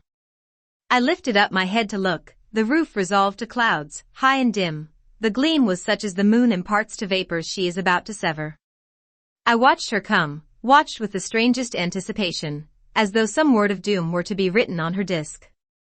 She broke forth as never moon yet burst from cloud. A hand first penetrated the sable folds and waved them away, then, not a moon, but a white human form shone in the azure, inclining a glorious brow earthward. It gazed and gazed on me. It spoke to my spirit, immeasurably distant was the tone, yet so near, it whispered in my heart. "My daughter, flee temptation." "Mother, I will." So I answered after I had waked from the trance-like dream. It was yet night, but July nights are short, soon after midnight, dawn comes. It cannot be too early to commence the task I have to fulfill, thought I. I rose, I was dressed, for I had taken off nothing but my shoes. I knew where to find in my drawers some linen, a locket, a ring. In seeking these articles, I encountered the beads of a pearl necklace Mr. Rochester had forced me to accept a few days ago. I left that. It was not mine, it was the visionary bride's who had melted in air. The other articles I made up in a parcel, my purse, containing 20 shillings, it was all I had, I put in my pocket, I tied on my straw bonnet, pinned my shawl, took the parcel and my slippers, which I would not put on yet, and stole from my room. Farewell, kind Mrs. Fairfax, I whispered as I glided past her door. Farewell, my darling Adele, I said as I glanced towards the nursery. No thought could be admitted of entering to embrace her. I had to deceive a fine ear, for aught I knew it might now be listening. I would have got past Mr. Rochester's chamber without a pause, but my heart momentarily stopping its beat at that threshold, my foot was forced to stop also. No sleep was there, the inmate was walking restlessly from wall to wall, and again he sighed while I listened. There was a heaven, a temporary heaven, in this room for me. If I chose, I had but to go in and to say, Mr. Rochester, I will love you and live with you through life till death, and a fount of rapture would spring to my lips. I thought of this. That kind master, who could not sleep now, was waiting with impatience for day. He would send for me in the morning, I should be gone. He would have me sought for, vainly. He would feel himself forsaken, his love rejected, he would suffer, perhaps grow desperate. I thought of this too. My hand moved towards the lock, I caught it back, and glided on. Drearily I wound my way downstairs, I knew what I had to do, and I did it mechanically. I sought the key of the side door in the kitchen, I sought, too, a phial of oil and a feather, I oiled the key and the lock. I got some water, I got some bread, for perhaps I should have to walk far, and my strength, sorely shaken of late, must not break down. All this I did without one sound. I opened the door, passed out, shut it softly. Dim dawn glimmered in the yard. The great gates were closed and locked, but a wicket in one of them was only latched. Through that I departed, it too I shut, and now I was out of Thornfield.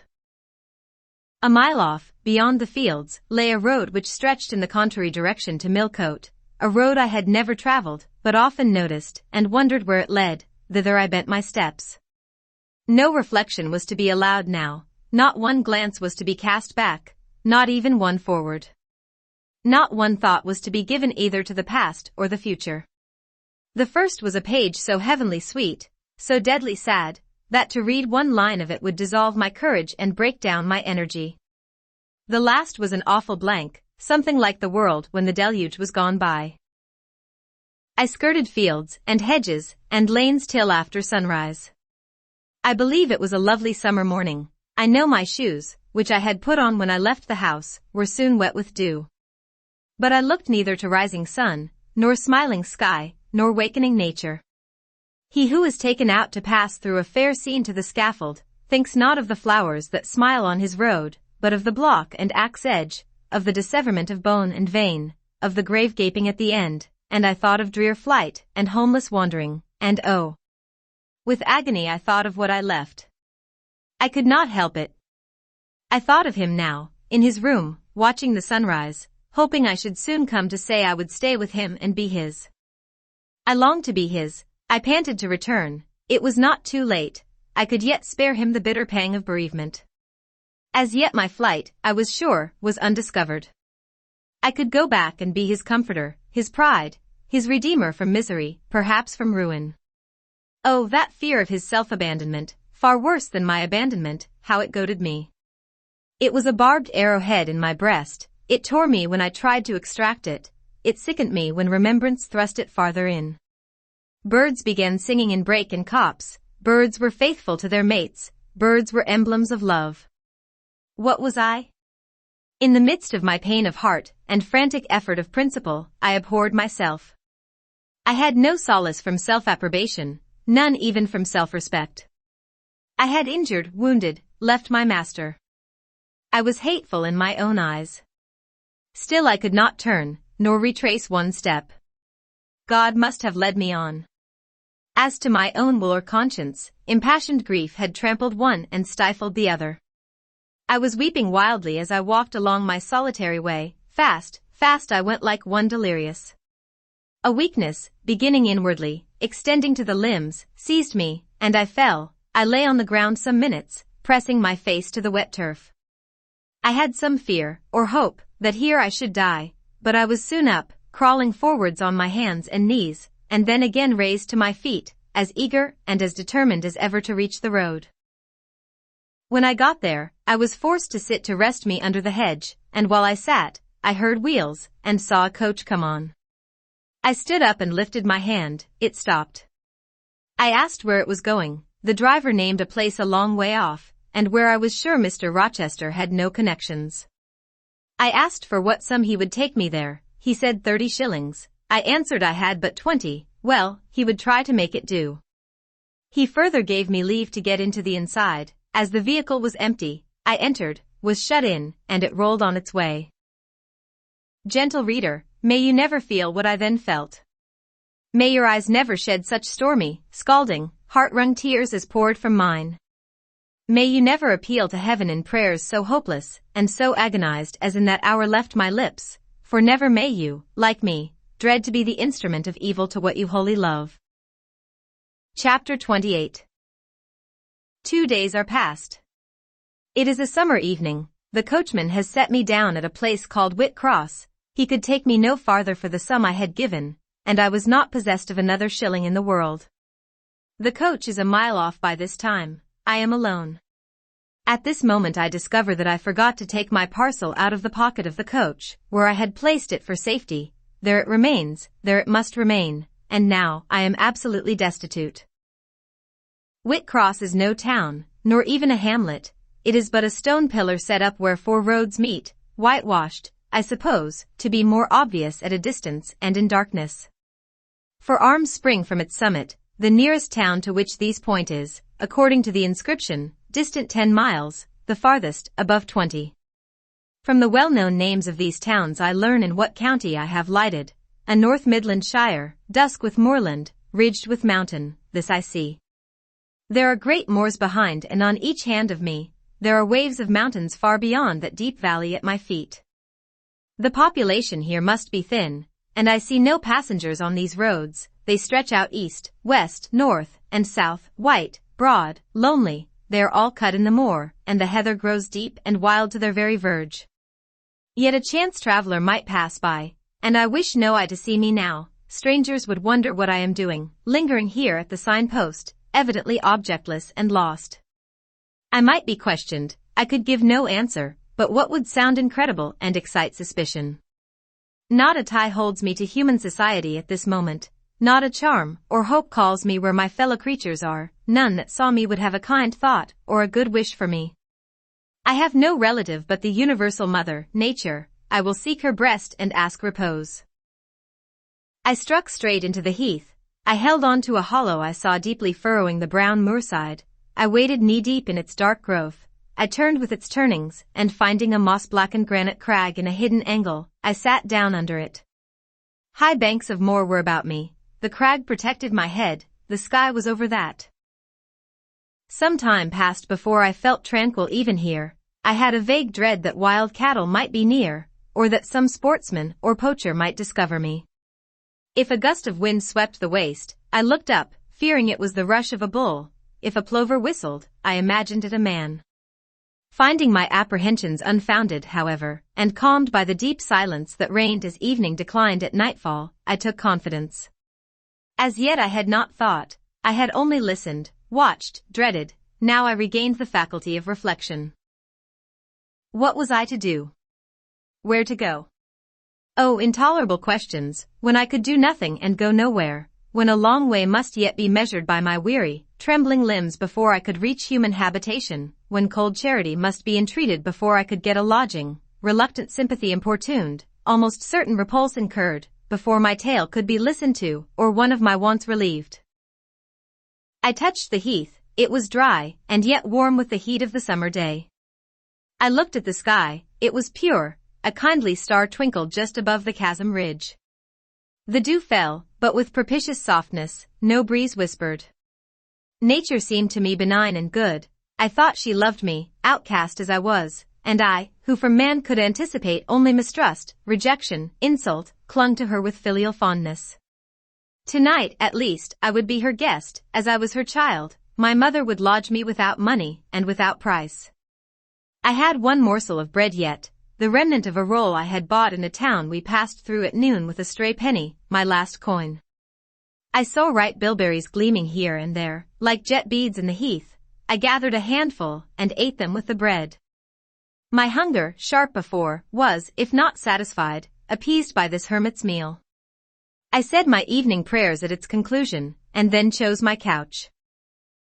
Beside the crag the heath was very deep. When I lay down my feet were buried in it. Rising high on each side, it left only a narrow space for the night air to invade. I folded my shawl double, and spread it over me for a coverlet. A low, mossy swell was my pillow. Thus lodged, I was not, at least, at the commencement of the night, cold. My rest might have been blissful enough, only a sad heart broke it. It plained of its gaping wounds, its inward bleeding, its riven cords.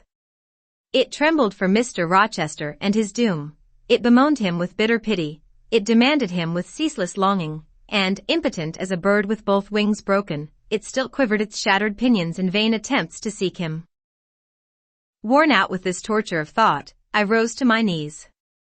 Night was come, and her planets were risen, a safe, still night, too serene for the companionship of fear.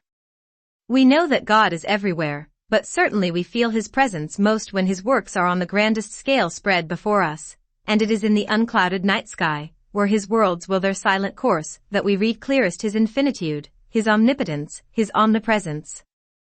I had risen to my knees to pray for Mr. Rochester. Looking up, I, with tear-dimmed eyes, saw the mighty Milky Way. Remembering what it was, what countless systems there swept space like a soft trace of light, I felt the might and strength of God. Sure was I of His efficiency to save what He had made, convinced I grew that neither earth should perish, nor one of the souls it treasured. I turned my prayer to thanksgiving. The source of life was also the Savior of spirits. Mr. Rochester was safe, he was God's, and by God would he be guarded. I again nestled to the breast of the hill, and ere long in sleep forgot sorrow. But next day, want came to me pale and bare. Long after the little birds had left their nests, long after bees had come in the sweet prime of day to gather the heath honey before the dew was dried, when the long morning shadows were curtailed, and the sun filled earth and sky, I got up, and I looked round me. What a still, hot, perfect day! What a golden desert this spreading moor! Everywhere sunshine. I wished I could live in it and on it. I saw a lizard run over the crag. I saw a bee busy among the sweet bilberries. I would fain at the moment have become bee or lizard, that I might have found fitting nutriment, permanent shelter here. But I was a human being, and had a human being's wants. I must not linger where there was nothing to supply them. I rose, I looked back at the bed I had left. Hopeless of the future, I wished but this, that my Maker had that night thought good to require my soul of me while I slept, and that this weary frame, absolved by death from further conflict with fate, had now but to decay quietly, and mingle in peace with the soil of this wilderness. Life, however, was yet in my possession, with all its requirements, and pains, and responsibilities. The burden must be carried, the want provided for, the suffering endured, the responsibility fulfilled. I set out. Whitcross regained, I followed a road which led from the sun, now fervent and high. By no other circumstance had I will to decide my choice.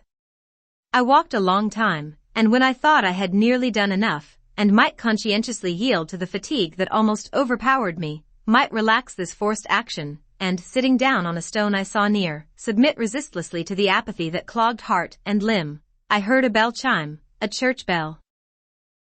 I turned in the direction of the sound, and there, amongst the romantic hills, whose changes and aspect I had ceased to note an hour ago, I saw a hamlet and a spire. All the valley at my right hand was full of pasture fields, and cornfields, and wood, and a glittering stream ran zigzag through the varied shades of green, the mellowing grain, the somber woodland, the clear and sunny lea. Recalled by the rumbling of wheels to the road before me, I saw a heavily laden wagon laboring up the hill, and not far beyond were 2 cows and their drover. Human life and human labor were near. I must struggle on, strive to live and bend to toil like the rest. About 2:00 p.m. I entered the village. At the bottom of its one street there was a little shop with some cakes of bread in the window. I coveted a cake of bread. With that refreshment I could perhaps regain a degree of energy. Without it, it would be difficult to proceed. The wish to have some strength and some vigor returned to me as soon as I was amongst my fellow beings. I felt it would be degrading to faint with hunger on the causeway of a hamlet. Had I nothing about me I could offer in exchange for one of these rolls? I considered. I had a small silk handkerchief tied round my throat. I had my gloves. I could hardly tell how men and women in extremities of destitution proceeded.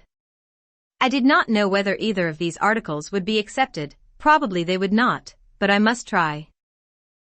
I entered the shop. A woman was there. Seeing a respectably dressed person, a lady as she supposed, she came forward with civility. How could she serve me? I was seized with shame. My tongue would not utter the request I had prepared. I dared not offer her the half-worn gloves, the creased handkerchief. Besides, I felt it would be absurd. I only begged permission to sit down a moment, as I was tired. Disappointed in the expectation of a customer, she coolly acceded to my request. She pointed to a seat. I sank into it. I felt sorely urged to weep, but conscious how unseasonable such a manifestation would be, I restrained it. Soon I asked her if there were any dressmaker or plain workwoman in the village.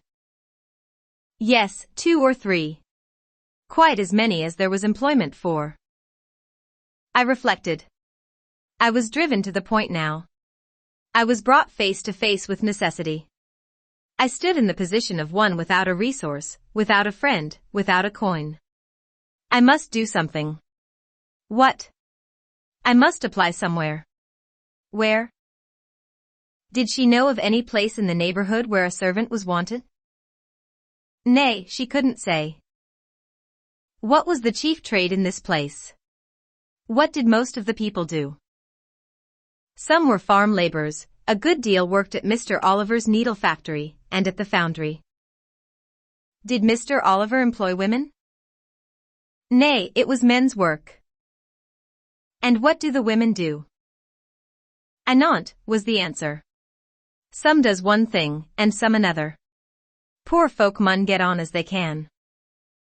She seemed to be tired of my questions, and, indeed, what claim had I to importune her? A neighbor or two came in. My chair was evidently wanted. I took leave. I passed up the street, looking as I went at all the houses to the right hand and to the left, but I could discover no pretext, nor see an inducement to enter any. I rambled round the hamlet, going sometimes to a little distance and returning again, for an hour or more. Much exhausted, and suffering greatly now for want of food, I turned aside into a lane, and sat down under the hedge. Ere many minutes had elapsed, I was again on my feet, however, and again searching something, a resource, or at least an informant. A pretty little house stood at the top of the lane, with a garden before it, exquisitely neat and brilliantly blooming. I stopped at it.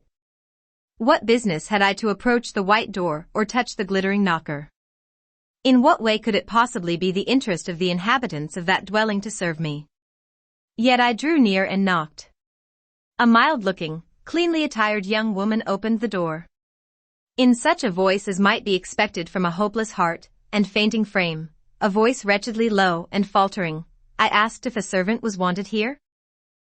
No, said she, we do not keep a servant. Can you tell me where I could get employment of any kind? I continued. I am a stranger, without acquaintance in this place. I want some work, no matter what. But it was not her business to think for me, or to seek a place for me. Besides, in her eyes, how doubtful must have appeared my character, position, tale.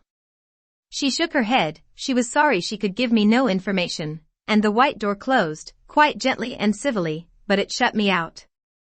If she had held it open a little longer, I believe I should have begged a piece of bread, for I was now brought low.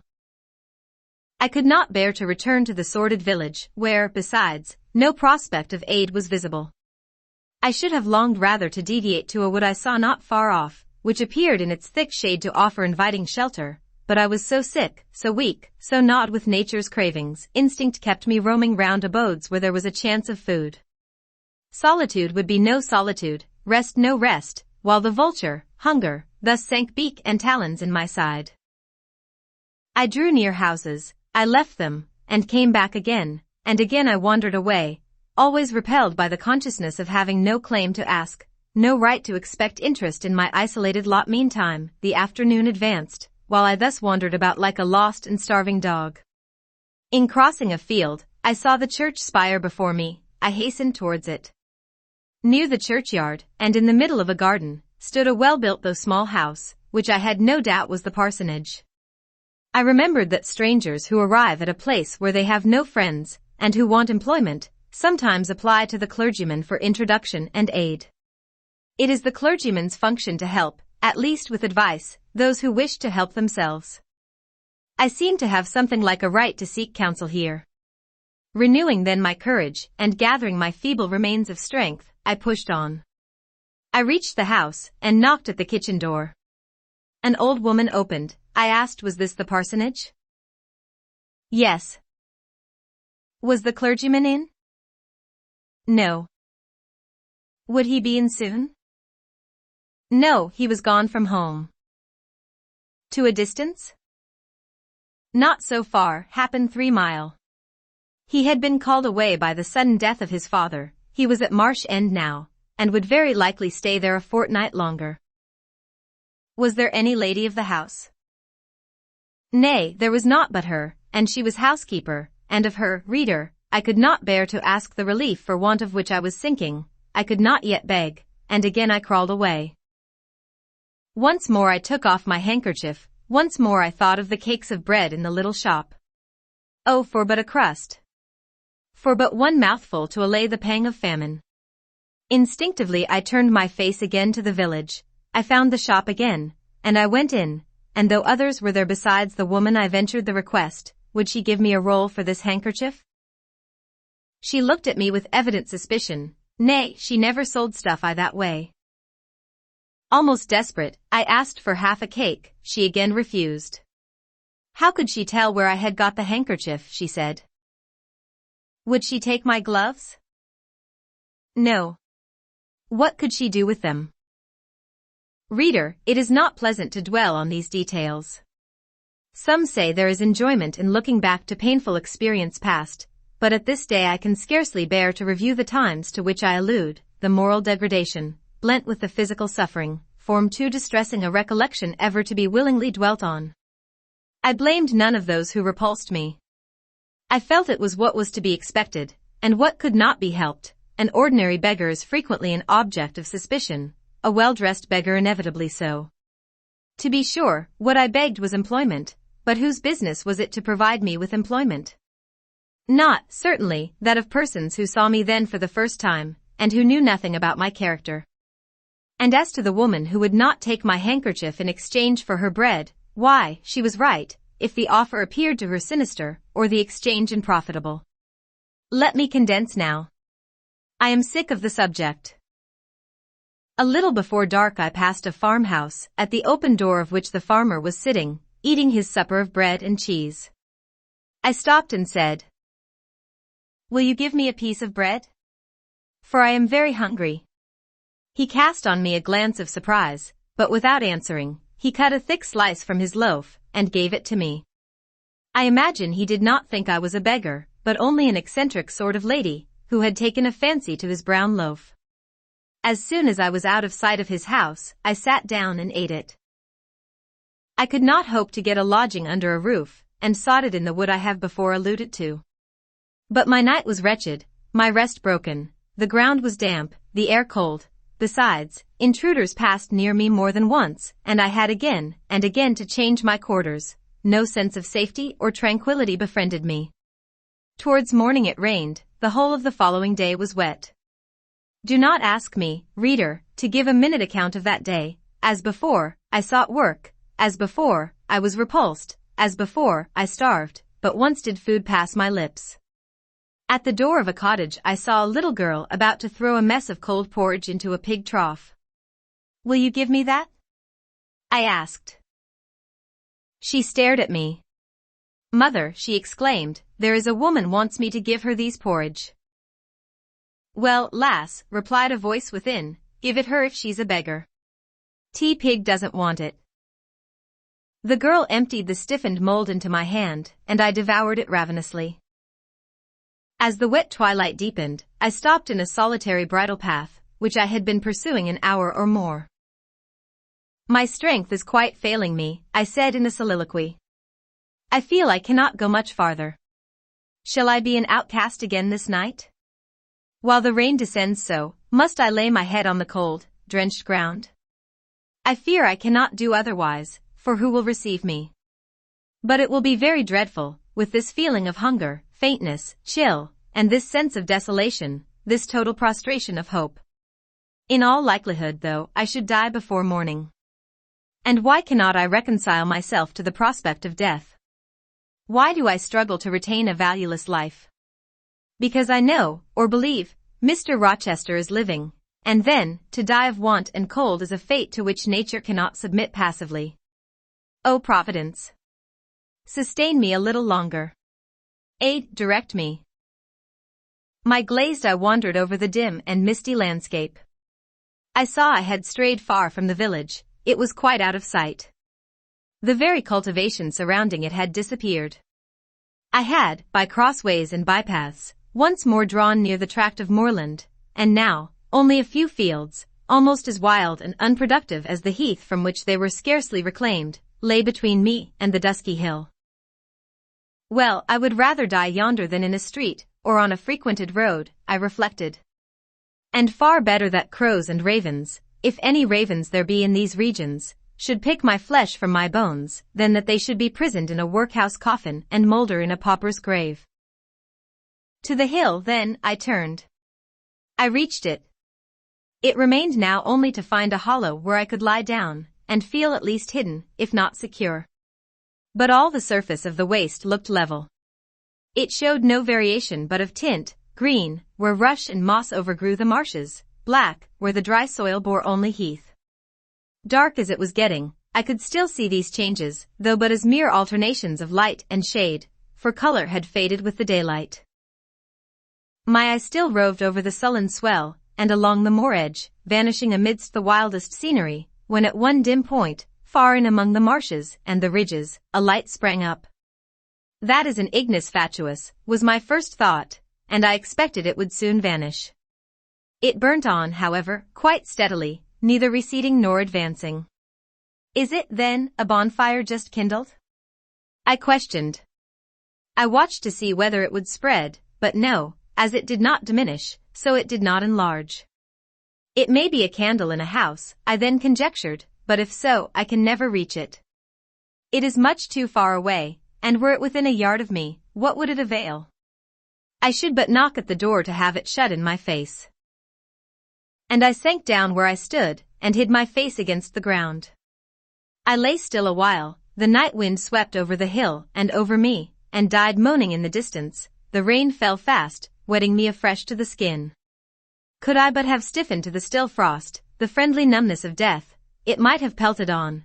I should not have felt it, but my yet living flesh shuddered at its chilling influence. I rose ere long.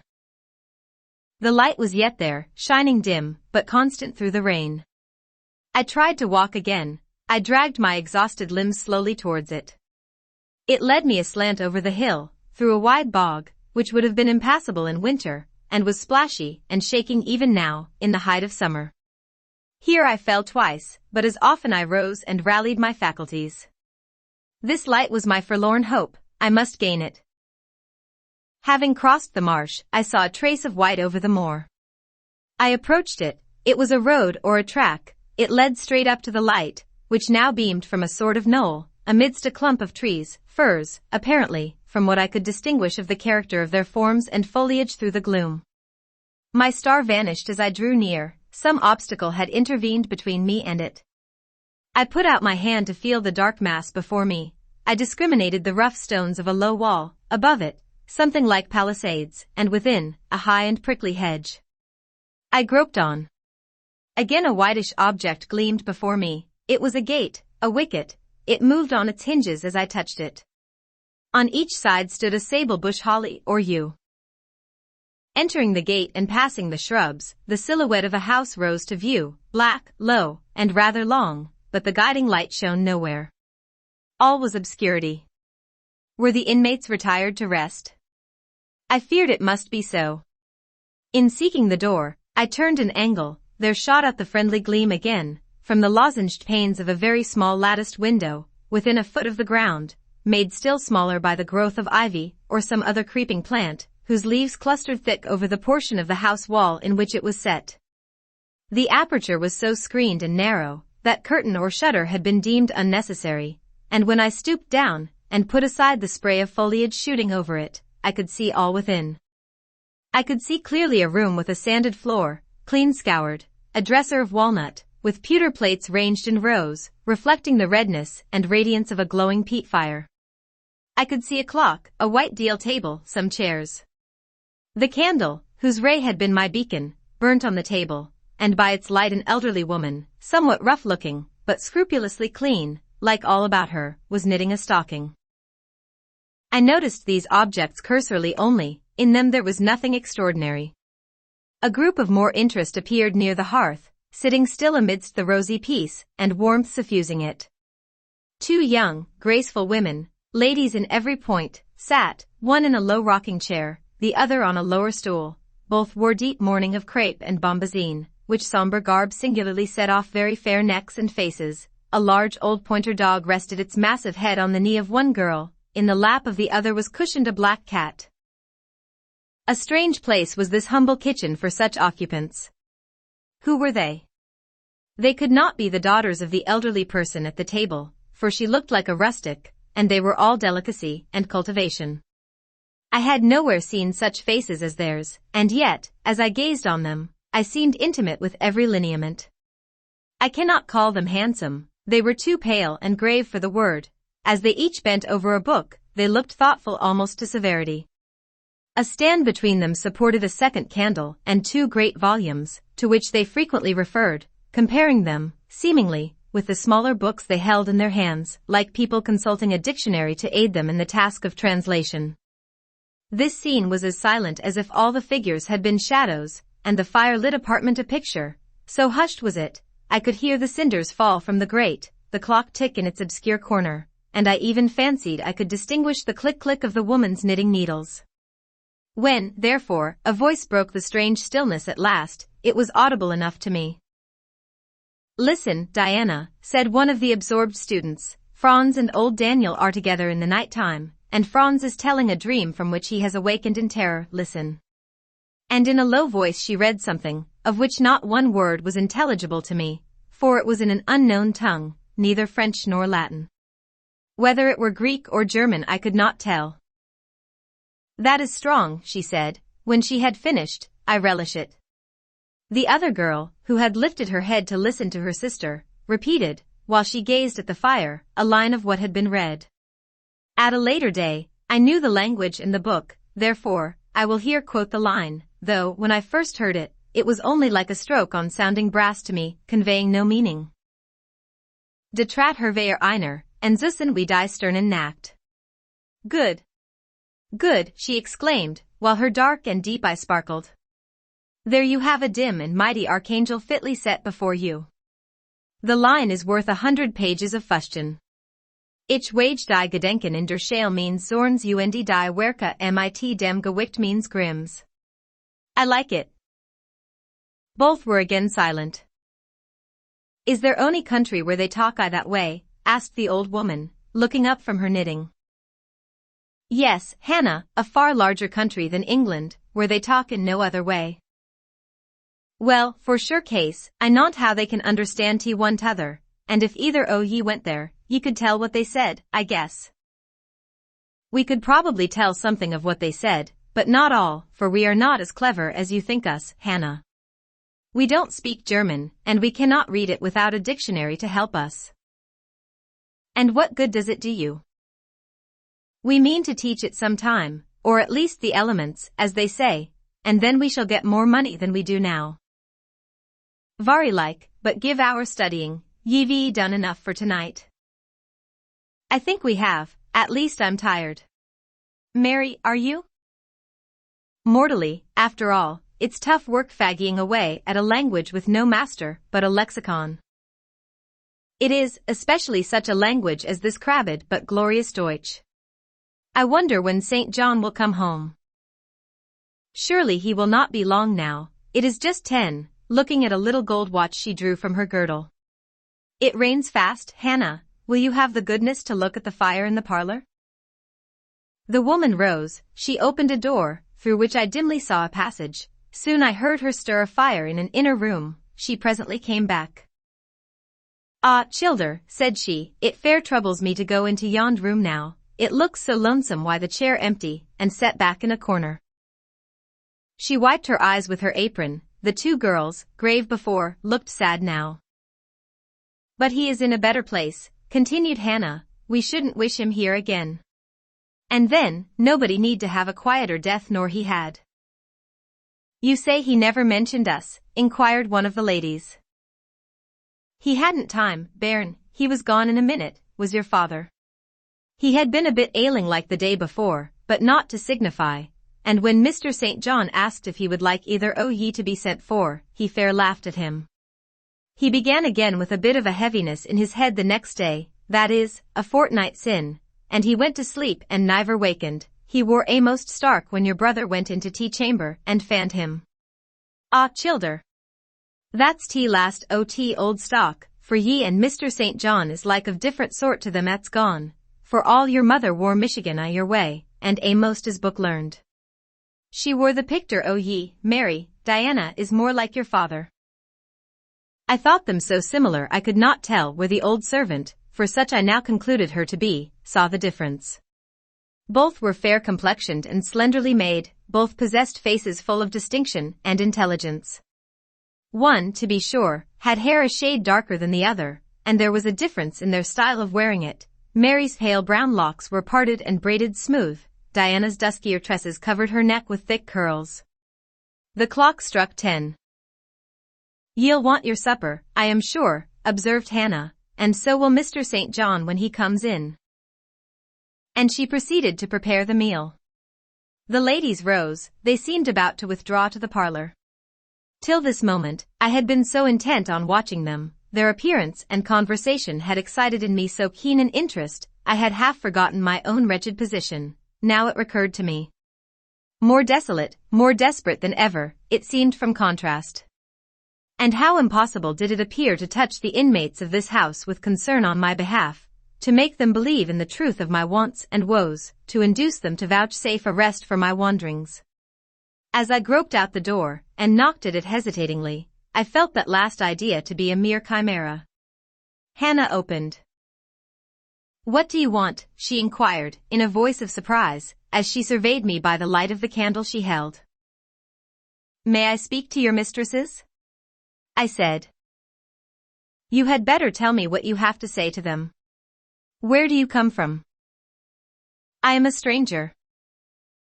What is your business here at this hour?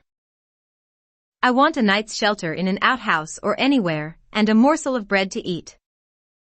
Distrust, the very feeling I dreaded, appeared in Hannah's face. I'll give you a piece of bread, she said, after a pause, but we can't take in a vagrant to lodge. It isn't likely.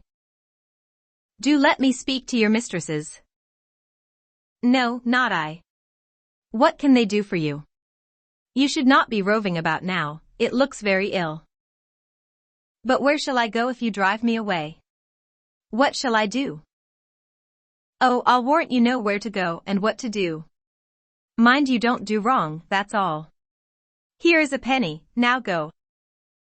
A penny cannot feed me, and I have no strength to go farther. Don't shut the door, oh, don't, for God's sake. I must, the rain is driving in. Tell the young ladies.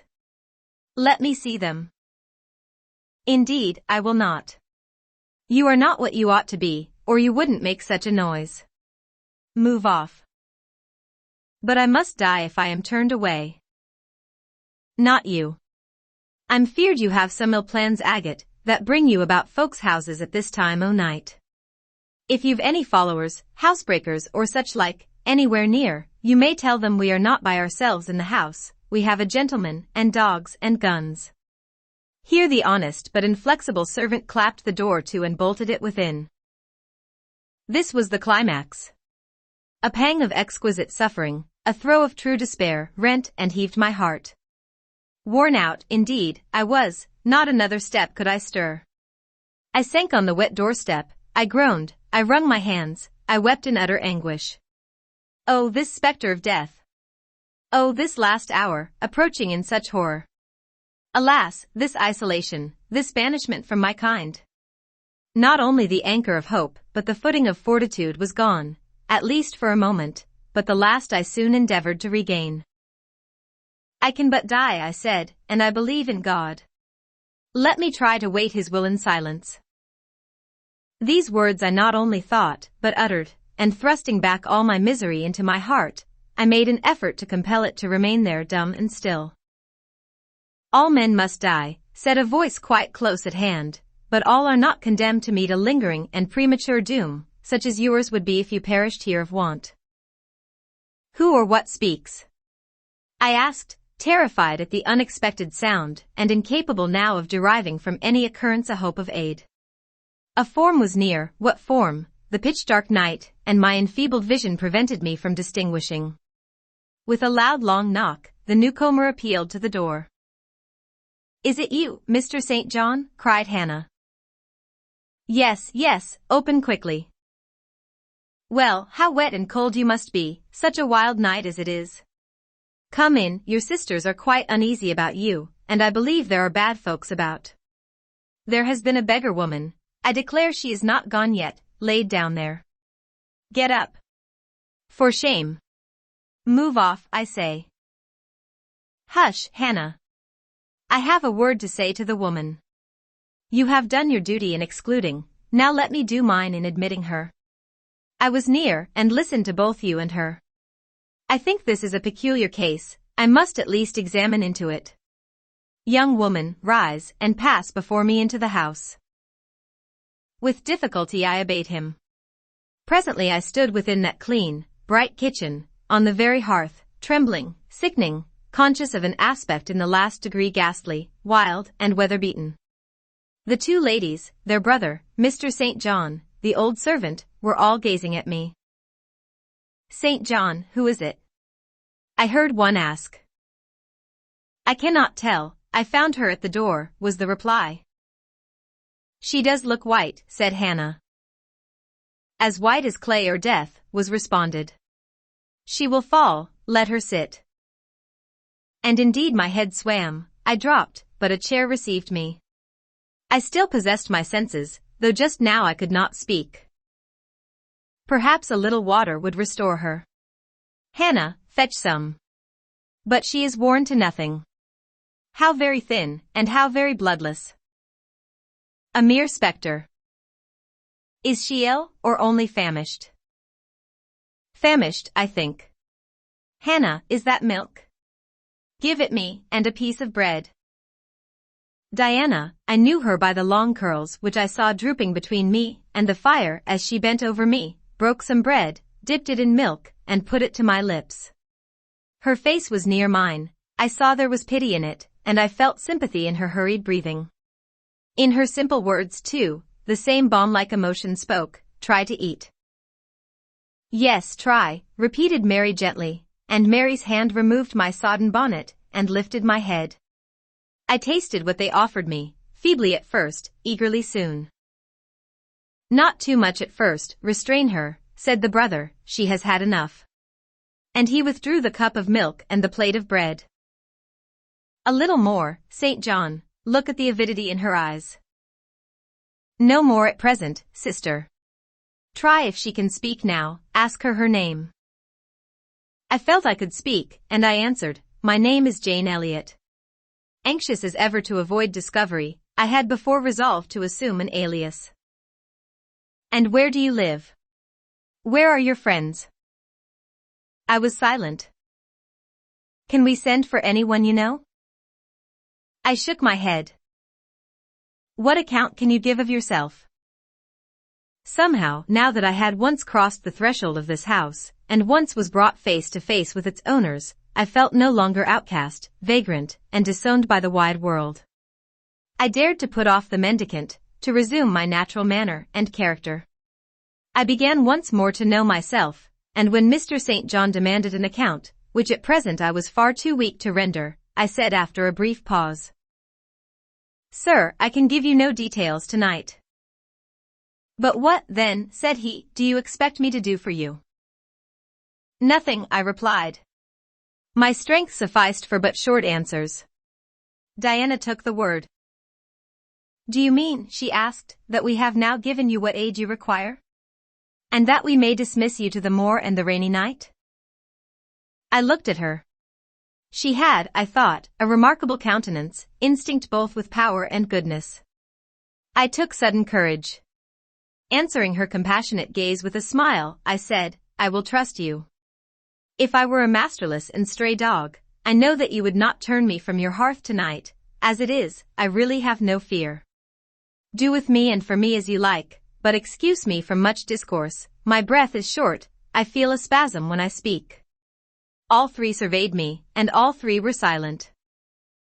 "Hannah," said Mr. St. John, at last, "let her sit there at present, and ask her no questions. In 10 minutes more, give her the remainder of that milk and bread.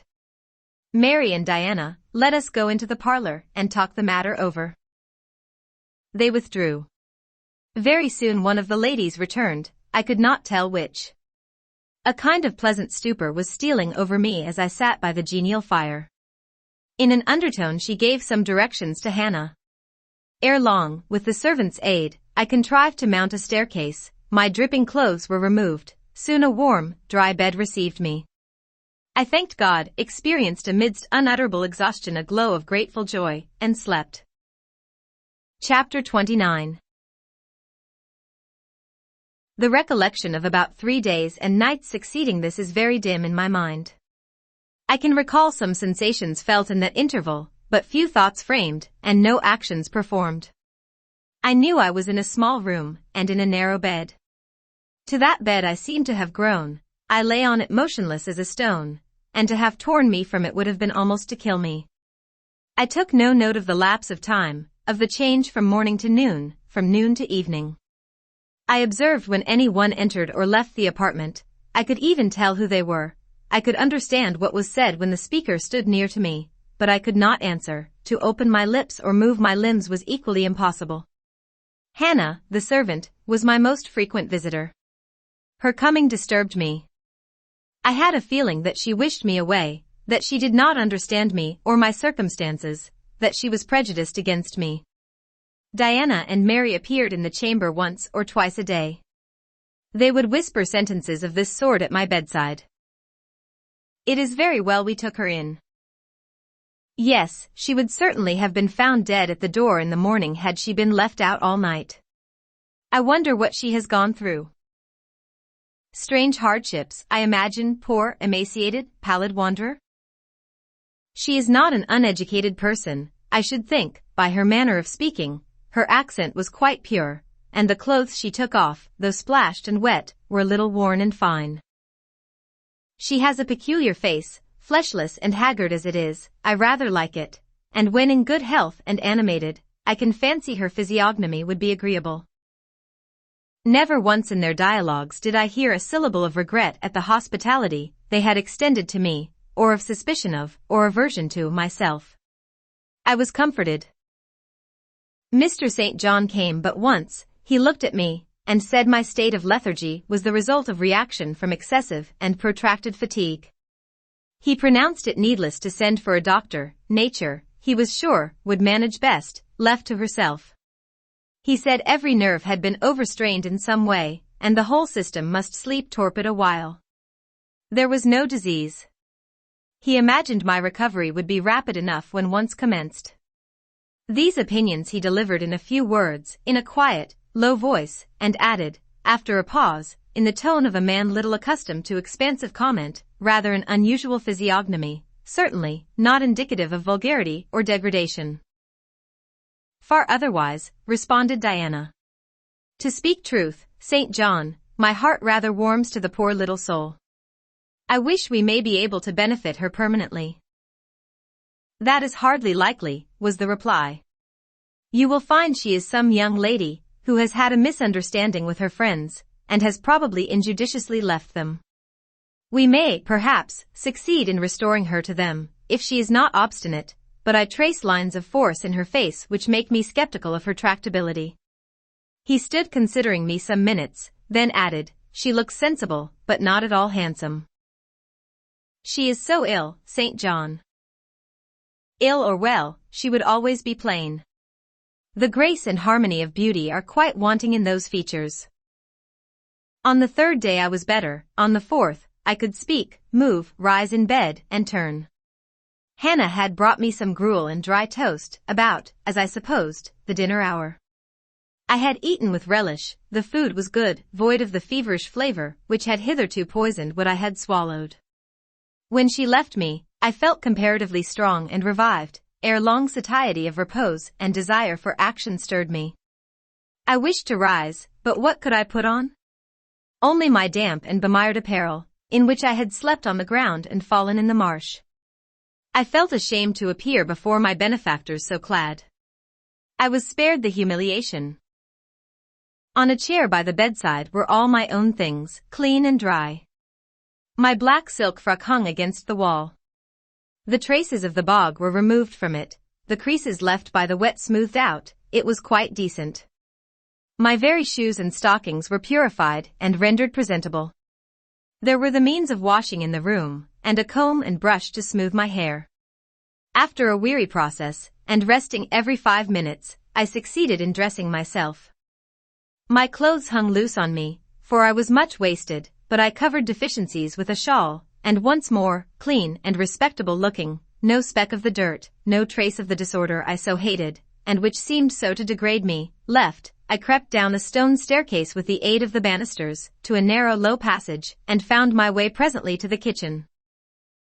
It was full of the fragrance of new bread, and the warmth of a generous fire. Hannah was baking. Prejudices, it is well known, are most difficult to eradicate from the heart whose soil has never been loosened or fertilized by education. They grow there, firm as weeds among stones. Hannah had been cold and stiff, indeed, at the first. Latterly she had begun to relent a little, and when she saw me come in tidy and well dressed, she even smiled. What, you have got up, she said. You are better, then. You may sit you down in my chair on the hearthstone, if you will. She pointed to the rocking chair, I took it. She bustled about, examining me every now and then with the corner of her eye. Turning to me, as she took some loaves from the oven, she asked bluntly. Did you ever go a-begging afore you came here? I was indignant for a moment, but remembering that anger was out of the question, and that I had indeed appeared as a beggar to her, I answered quietly, but still not without a certain marked firmness. You are mistaken in supposing me a beggar. I am no beggar, any more than yourself, or your young ladies. After a pause she said, I dun not understand that, you've like no house, nor no brass, I guess. The want of house or brass, by which I suppose you mean money, does not make a beggar in your sense of the word. Are you book-learned? She inquired presently. Yes, very. But you've never been to a boarding school? I was at a boarding school 8 years. She opened her eyes wide. Whatever cannot ye keep yourself for, then? I have kept myself, and, I trust, shall keep myself again. What are you going to do with these gooseberries? I inquired, as she brought out a basket of the fruit. Mack 'em into pies. Give them to me and I'll pick them. Nay, I dun not want ye to do naught. But I must do something. Let me have them. She consented, and she even brought me a clean towel to spread over my dress, lest, as she said, I should mucky it. Ye've not been used to sarvant's work, I see by your hands," she remarked. "Happen ye been a dressmaker?" "No, you are wrong. And now, never mind what I have been, don't trouble your head further about me, but tell me the name of the house where we are." "Some calls it Marsh End, and some calls it Moor House." "And the gentleman who lives here is called Mr. St. John?" "Nay, he doesn't live here, he is only staying a while. When he is at home, he is in his own parish at Morton." "That village a few miles off?" "Aye." "And what is he?" "He is a parson." I remembered the answer of the old housekeeper at the parsonage, when I had asked to see the clergyman. This, then, was his father's residence? Old Mr. Rivers lived here, and his father, and grandfather, and great-grandfather afore him. The name, then, of that gentleman, is Mr. St. John Rivers? St. John is like his Kirsten name. And his sisters are called Diana and Mary Rivers? Yes. Their father is dead? Dead 3 weeks sin of a stroke. They have no mother? The mistress has been dead this mony a year. Have you lived with the family long? I've lived here 30 year. I nursed them all 3. That proves you must have been an honest and faithful servant. I will say so much for you, though you have had the incivility to call me a beggar. She again regarded me with a surprised stare. I believe, she said, I was quite missed in my thoughts of you, but there is so mony cheats goes about, you mun forgie me. And though, I continued, rather severely, you wish to turn me from the door, on a night when you should not have shut out a dog. Well, it was hard, but what can a body do? I thought more children nor of missile, poor things. They've like nobody to tak care on 'em but me. I'm like to look sharpish. I maintained a grave silence for some minutes. You mun not think too hardly of me, she again remarked. But I do think hardly of you, I said, and I'll tell you why, not so much because you refused to give me shelter, or regarded me as an impostor, as because you just now made it a species of reproach that I had no brass and no house. Some of the best people that ever lived have been as destitute as I am, and if you are a Christian, you ought not to consider poverty a crime. No more I ought, said she. Mr. St. John tells me so too, and I see I wore wrang, but I've clear a different notion on you now to what I had. You look a rate down dacent little crater. That will do, I forgive you now. Shake hands. She put her flowery and horny hand into mine, another and heartier smile illumined her rough face, and from that moment we were friends. Hannah was evidently fond of talking. While I picked the fruit, and she made the paste for the pies, she proceeded to give me sundry details about her deceased master and mistress, and the childer, as she called the young people. Old Mr. Rivers, she said, was a plain man enough, but a gentleman, and of as ancient a family as could be found. Marsh End had belonged to the Rivers ever since it was a house, and it was, she affirmed, aboon 200-year-old, for all it looked but a small, humble place, not to compare why Mr. Oliver's grand hall down I Morton Vale. But she could remember Bill Oliver's father a journeyman needlemaker, and T.H. Rivers wore gentry ith out days o.th. Henry's, as anybody might see by looking into T.H. registers I Morton church vestry. Still, she allowed, the oud maester was like other folk, not Michigan out o.t. common way, stark mad o' shooting, and farming, and sich like. The mistress was different. She was a great reader, and studied a deal, and the bairns had taken after her. There was nothing like them in these parts, nor ever had been. They had liked learning, all 3, almost from the time they could speak, and they had always been of a mack of their own. Mr. St. John, when he grew up, would go to college and be a parson, and the girls, as soon as they left school, would seek places as governesses, for they had told her their father had some years ago lost a great deal of money by a man he had trusted turning bankrupt, and as he was now not rich enough to give them fortunes, they must provide for themselves. They had lived very little at home for a long while, and were only come now to stay a few weeks on account of their father's death, but they did so like Marsh End and Morton, and all these moors and hills about. They had been in London, and many other grand towns, but they always said there was no place like home, and then they were so agreeable with each other, never fell out nor thrept. She did not know where there was such a family for being united. Having finished my task of gooseberry picking, I asked where the two ladies and their brother were now. Gone over to Morton for a walk, but they would be back in half an hour to tea. They returned within the time Hannah had allotted them. They entered by the kitchen door. Mr. St. John, when he saw me, merely bowed and passed through. The two ladies stopped. Mary, in a few words, kindly and calmly expressed the pleasure she felt in seeing me well enough to be able to come down. Diana took my hand. She shook her head at me. "You should have waited for my leave to descend," she said. "You still look very pale, and so thin. Poor child, poor girl." Diana had a voice toned, to my ear, like the cooing of a dove. She possessed eyes whose gaze I delighted to encounter.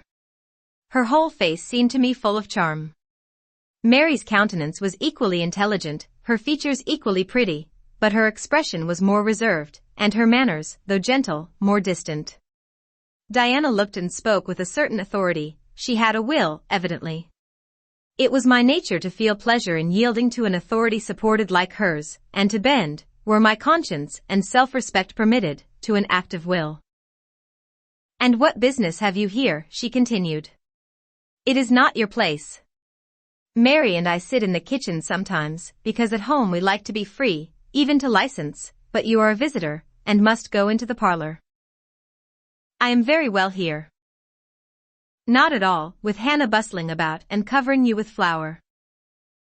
"Besides, the fire is too hot for you," interposed Mary. "To be sure," added her sister. "Come, you must be obedient." And still holding my hand she made me rise, and led me into the inner room. "Sit there," she said, placing me on the sofa, "while we take our things off, and get the tea ready. It is another privilege we exercise in our little moorland home, to prepare our own meals when we are so inclined, or when Hannah is baking, brewing, washing, or ironing." She closed the door, leaving me solus with Mr. St. John, who sat opposite, a book or newspaper in his hand. I examined first the parlor, and then its occupant. The parlor was rather a small room, very plainly furnished, yet comfortable, because clean and neat. The old-fashioned chairs were very bright, and the walnut-wood table was like a looking-glass.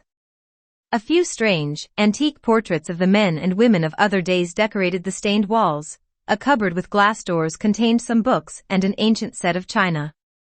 There was no superfluous ornament in the room, not one modern piece of furniture, save a brace of work-boxes, and a lady's desk in rosewood, which stood on a side table. Everything, including the carpet and curtains, looked at once well-worn and well-saved.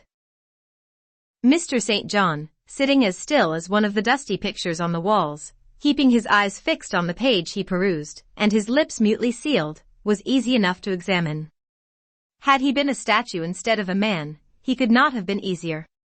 He was young, perhaps from 28 to 30, tall, slender, his face riveted the eye. It was like a Greek face, very pure in outline, quite a straight, classic nose, quite an Athenian mouth and chin. It is seldom, indeed, an English face comes so near the antique models as did his. He might well be a little shocked at the irregularity of my lineaments, his own being so harmonious.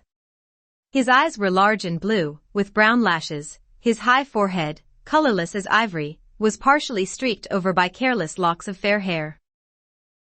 This is a gentle delineation, is it not, reader? Yet he whom it describes scarcely impressed one with the idea of a gentle, a yielding, an impressible, or even of a placid nature. Quiescent as he now sat, there was something about his nostril, his mouth, his brow, which, to my perceptions, indicated elements within either restless, or hard, or eager. He did not speak to me one word, nor even direct to me one glance, till his sisters returned. Diana, as she passed in and out, in the course of preparing tea, brought me a little cake, baked on the top of the oven. "Eat that now," she said, "you must be hungry. Hannah says you have had nothing but some gruel since breakfast." I did not refuse it, for my appetite was awakened and keen. Mr. Rivers now closed his book, approached the table, and, as he took a seat, fixed his blue pictorial-looking eyes full on me.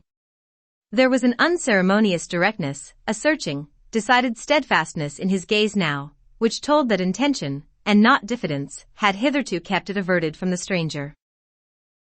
"You are very hungry," he said. "I am, sir.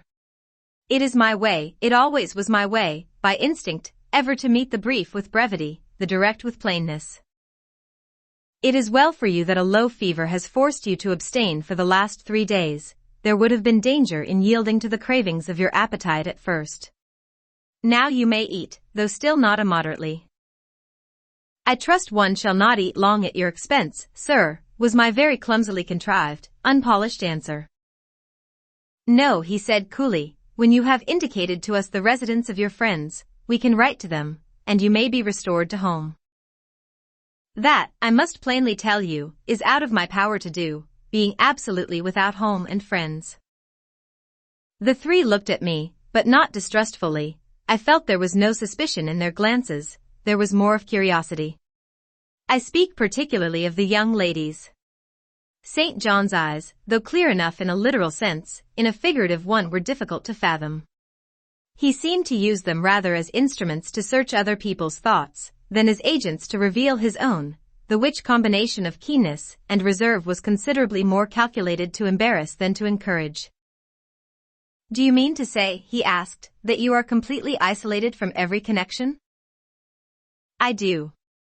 Not a tie links me to any living thing, not a claim do I possess to admittance under any roof in England." "A most singular position at your age." Here I saw his glance directed to my hands, which were folded on the table before me. I wondered what he sought there. His words soon explained the quest. "You have never been married? You are a spinster?" Diana laughed. "Why, she can't be above 17 or 18 years old, St. John," said she. "I am near 19, but I am not married." "No." I felt a burning glow mount to my face, for bitter and agitating recollections were awakened by the allusion to marriage. They all saw the embarrassment and the emotion. Diana and Mary relieved me by turning their eyes elsewhere than to my crimsoned visage, but the colder and sterner brother continued to gaze, till the trouble he had excited forced out tears as well as color. "Where did you last reside?" he now asked. "You are too inquisitive, St. John," murmured Mary in a low voice, but he leaned over the table and required an answer by a second firm and piercing look. "The name of the place where, and of the person with whom I lived, is my secret," I replied concisely. "Which, if you like, you have, in my opinion, a right to keep, both from St. John and every other questioner," remarked Diana. "Yet if I know nothing about you or your history, I cannot help you," he said. "And you need help, do you not?" "I need it, and I seek it so far, sir, that some true philanthropist will put me in the way of getting work which I can do, and the remuneration for which will keep me, if but in the barest necessaries of life. I know not whether I am a true philanthropist, yet I am willing to aid you to the utmost of my power in a purpose so honest. First, then, tell me what you have been accustomed to do, and what you can do." I had now swallowed my tea. I was mightily refreshed by the beverage, as much so as a giant with wine. It gave new tone to my unstrung nerves, and enabled me to address this penetrating young judge steadily. "Mr. Rivers," I said, turning to him, and looking at him, as he looked at me, openly and without diffidence, "you and your sisters have done me a great service, the greatest man can do his fellow being. You have rescued me, by your noble hospitality, from death. This benefit conferred gives you an unlimited claim on my gratitude, and a claim, to a certain extent, on my confidence. I will tell you as much of the history of the wanderer you have harbored, as I can tell without compromising my own peace of mind, my own security, moral and physical, and that of others. I am an orphan, the daughter of a clergyman. My parents died before I could know them. I was brought up a dependent, educated in a charitable institution. I will even tell you the name of the establishment, where I passed 6 years as a pupil, and 2 as a teacher, Lowood Orphan Asylum, Shire. You will have heard of it. Mr. Rivers, the Reverend Robert Brocklehurst is the treasurer. I have heard of Mr. Brocklehurst, and I have seen the school. I left Lowood nearly a year since to become a private governess. I obtained a good situation, and was happy. This place I was obliged to leave 4 days before I came here. The reason of my departure I cannot and ought not to explain. It would be useless, dangerous, and would sound incredible. No blame attached to me. I am as free from culpability as any one of you three. Miserable I am, and must be for a time, for the catastrophe which drove me from a house I had found a paradise was of a strange and direful nature. I observed but 2 points in planning my departure: speed, secrecy. To secure these, I had to leave behind me everything I possessed except a small parcel, which, in my hurry and trouble of mind, I forgot to take out of the coach that brought me to Whitcross. To this neighborhood, then, I came, quite destitute. I slept 2 nights in the open air, and wandered about 2 days without crossing a threshold, but twice in that space of time did I taste food, and it was when brought by hunger, exhaustion, and despair almost to the last gasp, that you, Mr. Rivers, forbade me to perish of want at your door, and took me under the shelter of your roof. I know all your sisters have done for me since, for I have not been insensible during my seeming torpor, and I owe to their spontaneous, genuine, genial compassion as large a debt as to your evangelical charity. Don't make her talk any more now, St. John, said Diana, as I paused. She is evidently not yet fit for excitement. Come to the sofa and sit down now, Miss Elliot. I gave an involuntary half-start at hearing the alias. I had forgotten my new name. Mr. Rivers, whom nothing seemed to escape, noticed it at once. You said your name was Jane Elliot, he observed. I did say so, and it is the name by which I think it expedient to be called at present, but it is not my real name, and when I hear it, it sounds strange to me. Your real name you will not give? No, I fear discovery above all things, and whatever disclosure would lead to it, I avoid. You are quite right, I am sure, said Diana. Now do, brother, let her be at peace a while. But when St. John had mused a few moments he recommenced as imperturbably, and with as much acumen as ever.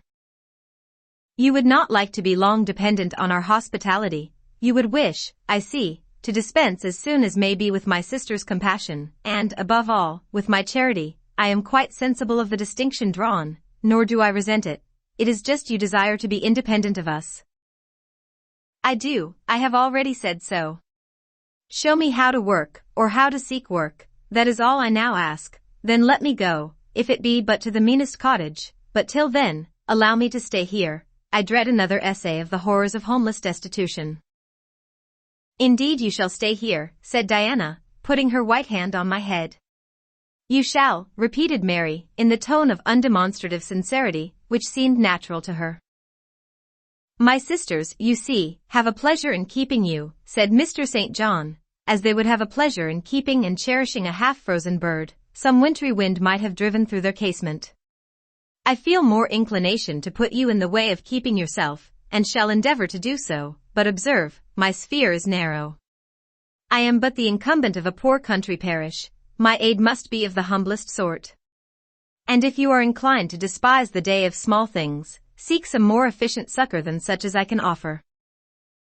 She has already said that she is willing to do anything honest she can do, answered Diana for me, and you know, St. John, she has no choice of helpers, she is forced to put up with such crusty people as you.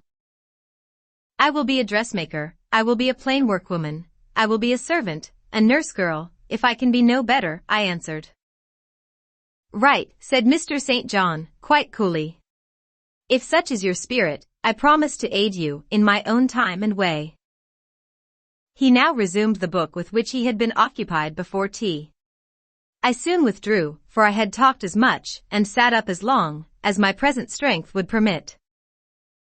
You are listening to PastThink.com audiobook. Please like and subscribe, thank you. Chapter 30. The more I knew of the inmates of Moor House, the better I liked them. In a few days I had so far recovered my health, that I could sit up all day, and walk out sometimes. I could join with Diana and Mary in all their occupations, converse with them as much as they wished, and aid them when and where they would allow me. There was a reviving pleasure in this intercourse, of a kind now tasted by me for the first time, the pleasure arising from perfect congeniality of tastes, sentiments, and principles. I liked to read what they liked to read, what they enjoyed delighted me, what they approved I reverenced. They loved their sequestered home. I too, in the grey, small, antique structure, with its low roof, its latticed casements, its mouldering walls, its avenue of aged firs, all grown aslant under the stress of mountain winds, its garden, dark with yew and holly, and where no flowers but of the hardiest species would bloom, found a charm both potent and permanent. They clung to the purple moors behind and around their dwelling, to the hollow vale into which the pebbly bridle path leading from their gate descended, and which wound between fern banks first, and then amongst a few of the wildest little pasture fields that ever bordered a wilderness of heath, or gave sustenance to a flock of grey moorland sheep, with their little mossy-faced lambs. They clung to this scene, I say, with a perfect enthusiasm of attachment. I could comprehend the feeling, and share both its strength and truth.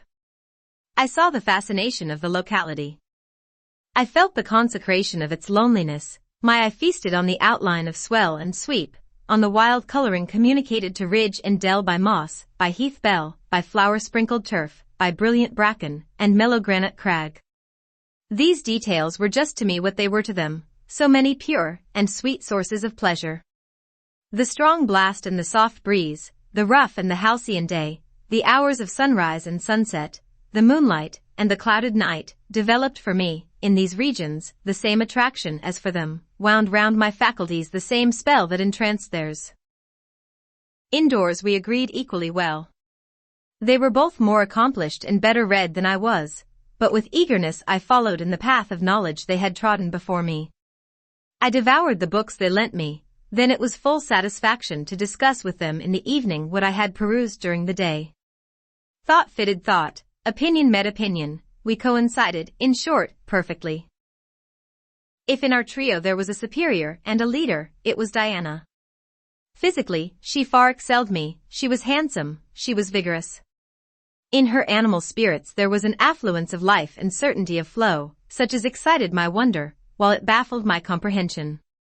I could talk a while when the evening commenced, but the first gush of vivacity and fluency gone, I was fain to sit on a stool at Diana's feet, to rest my head on her knee, and listen alternately to her and Mary, while they sounded thoroughly the topic on which I had but touched. Diana offered to teach me German. I liked to learn of her. I saw the part of instructress pleased and suited her, that of scholar pleased and suited me no less. Our natures dovetailed, mutual affection, of the strongest kind, was the result. They discovered I could draw, their pencils and color boxes were immediately at my service. My skill, greater in this one point than theirs, surprised and charmed them. Mary would sit and watch me by the hour together, then she would take lessons, and a docile, intelligent, assiduous pupil she made. Thus occupied, and mutually entertained, days passed like hours, and weeks like days. As to Mr. St. John, the intimacy which had arisen so naturally and rapidly between me and his sisters did not extend to him. One reason of the distance yet observed between us was, that he was comparatively seldom at home. A large proportion of his time appeared devoted to visiting the sick and poor among the scattered population of his parish. No weather seemed to hinder him in these pastoral excursions. Rain or fair, he would, when his hours of morning study were over, take his hat, and, followed by his father's old pointer, Carlo, go out on his mission of love or duty. I scarcely know in which light he regarded it.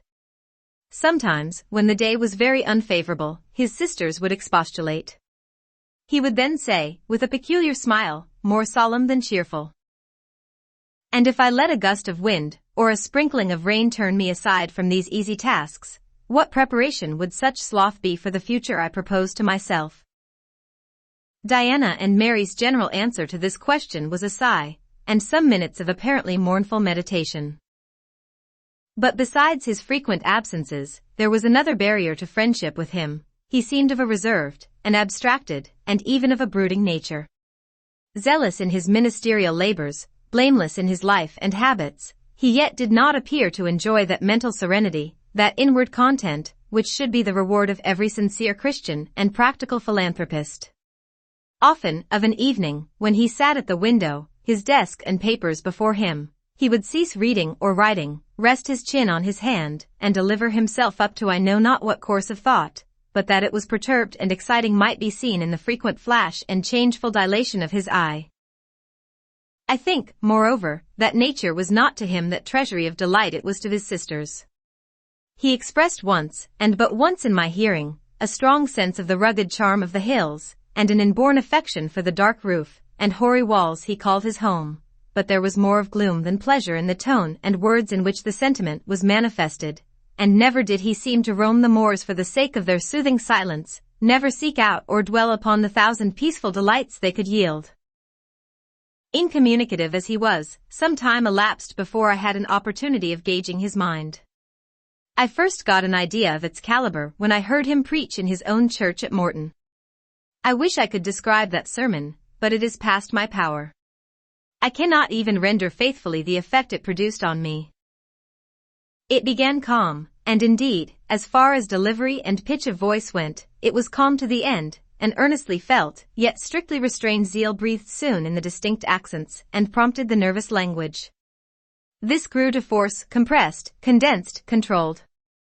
The heart was thrilled, the mind astonished, by the power of the preacher, neither were softened.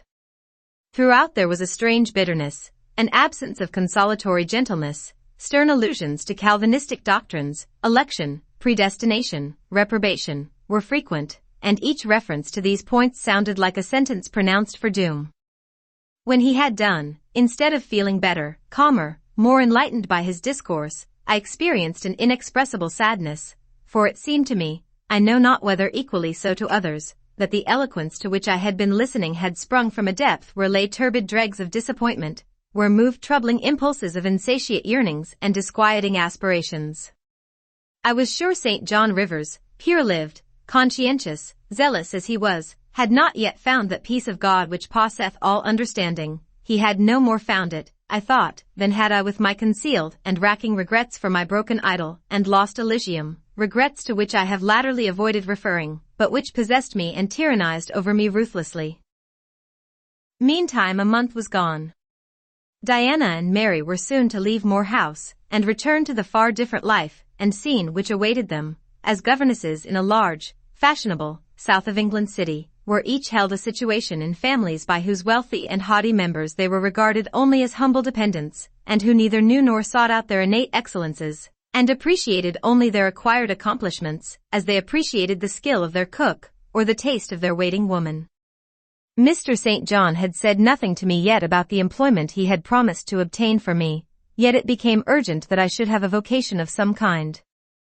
One morning, being left alone with him a few minutes in the parlor, I ventured to approach the window recess, which his table, chair, and desk consecrated as a kind of study, and I was going to speak, though not very well knowing in what words to frame my inquiry, for it is at all times difficult to break the ice of reserve glassing over such natures as his, when he saved me the trouble by being the first to commence a dialogue.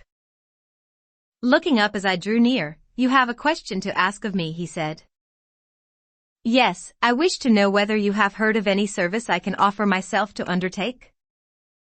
I found or devised something for you 3 weeks ago, but as you seemed both useful and happy here, as my sisters had evidently become attached to you, and your society gave them unusual pleasure, I deemed it inexpedient to break in on your mutual comfort till their approaching departure from Marsh End should render yours necessary." "And they will go in 3 days now?" I said. "Yes, and when they go, I shall return to the parsonage at Morton. Hannah will accompany me, and this old house will be shut up." I waited a few moments, expecting he would go on with the subject first broached, but he seemed to have entered another train of reflection. His look denoted abstraction from me and my business. I was obliged to recall him to a theme which was of necessity one of close and anxious interest to me. "What is the employment you had in view, Mr. Rivers? I hope this delay will not have increased the difficulty of securing it." "Oh no, since it is an employment which depends only on me to give, and you to accept." He again paused. There seemed a reluctance to continue. I grew impatient, a restless movement or two, and an eager and exacting glance fastened on his face, conveyed the feeling to him as effectually as words could have done, and with less trouble. You need be in no hurry to hear, he said. Let me frankly tell you, I have nothing eligible or profitable to suggest. Before I explain, recall, if you please, my notice, clearly given, that if I helped you, it must be as the blind man would help the lame. I am poor, for I find that, when I have paid my father's debts, all the patrimony remaining to me will be this crumbling grange, the row of scathed firs behind, and the patch of moorish soil, with the yew trees and holly bushes in front. I am obscure. Rivers is an old name, but of the 3 sole descendants of the race, 2 earn the dependent's crust among strangers, and the 3rd considers himself an alien from his native country, not only for life, but in death. Yes, and deems, and is bound to deem, himself honored by the lot, and aspires, but after the day when the cross of separation from fleshly ties shall be laid on his shoulders, and when the head of that church militant of whose humblest members he is one, shall give the word, rise, follow me. St. John said these words as he pronounced his sermons, with a quiet, deep voice, with an unflushed cheek, and a coruscating radiance of glance. He resumed. And since I am myself poor and obscure, I can offer you but a service of poverty and obscurity. You may even think it degrading, for I see now your habits have been what the world calls refined, your tastes lean to the ideal, and your society has at least been amongst the educated. But I consider that no service degrades which can better our race. I hold that the more arid and unreclaimed the soil, where the Christian laborer's task of tillage is appointed him, the scantier the meed his toil brings, the higher the honor. His, under such circumstances, is the destiny of the pioneer, and the first pioneers of the gospel were the apostles, their captain was Jesus, the Redeemer, himself. Well? I said, as he again paused, proceed. He looked at me before he proceeded. Indeed, he seemed leisurely to read my face, as if its features and lines were characters on a page. The conclusions drawn from this scrutiny he partially expressed in his succeeding observations. I believe you will accept the post I offer you, said he, and hold it for a while, not permanently, though, any more than I could permanently keep the narrow, and narrowing, the tranquil, hidden office of English country incumbent. For in your nature is an alloy as detrimental to repose as that in mine, though of a different kind. Do explain, I urged, when he halted once more. I will, and you shall hear how poor the proposal is, how trivial, how cramping. I shall not stay long at Morton, now that my father is dead, and that I am my own master. I shall leave the place probably in the course of a 12-month, but while I do stay, I will exert myself to the utmost for its improvement. Morton, when I came to it 2 years ago, had no school. The children of the poor were excluded from every hope of progress. I established one for boys. I mean now to open a second school for girls. I have hired a building for the purpose, with a cottage of 2 rooms attached to it for the mistress's house. Her salary will be £30 a year. Her house is already furnished, very simply, but sufficiently, by the kindness of a lady, Miss Oliver, the only daughter of the sole rich man in my parish, Mr. Oliver, the proprietor of a needle factory and iron foundry in the valley. The same lady pays for the education and clothing of an orphan from the workhouse, on condition that she shall aid the mistress in such menial offices connected with her own house, and the school as her occupation of teaching will prevent her having time to discharge in person. Will you be this mistress? He put the question rather hurriedly. He seemed half to expect an indignant, or at least a disdainful rejection of the offer, not knowing all my thoughts and feelings, though guessing some, he could not tell in what light the lot would appear to me. In truth it was humble, but then it was sheltered, and I wanted a safe asylum. It was plodding, but then, compared with that of a governess in a rich house, it was independent, and the fear of servitude with strangers entered my soul like iron. It was not ignoble, not unworthy, not mentally degrading. I made my decision. I thank you for the proposal, Mr. Rivers, and I accept it with all my heart. But you comprehend me, he said. It is a village school. Your scholars will be only poor girls, cottagers' children, at the best, farmers' daughters. Knitting, sewing, reading, writing, ciphering, will be all you will have to teach. What will you do with your accomplishments? What, with the largest portion of your mind, sentiments, tastes? Save them till they are wanted. They will keep. You know what you undertake, then? I do. He now smiled, and not a bitter or a sad smile, but one well-pleased and deeply gratified. "And when will you commence the exercise of your function?" "I will go to my house tomorrow, and open the school, if you like, next week." "Very well, so be it." He rose and walked through the room. Standing still, he again looked at me. He shook his head. "What do you disapprove of, Mr. Rivers?" I asked. "You will not stay at Morton long, no. "Why? What is your reason for saying so?" "I read it in your eye. It is not of that description which promises the maintenance of an even tenor in life." "I am not ambitious." He started at the word ambitious. He repeated, "No."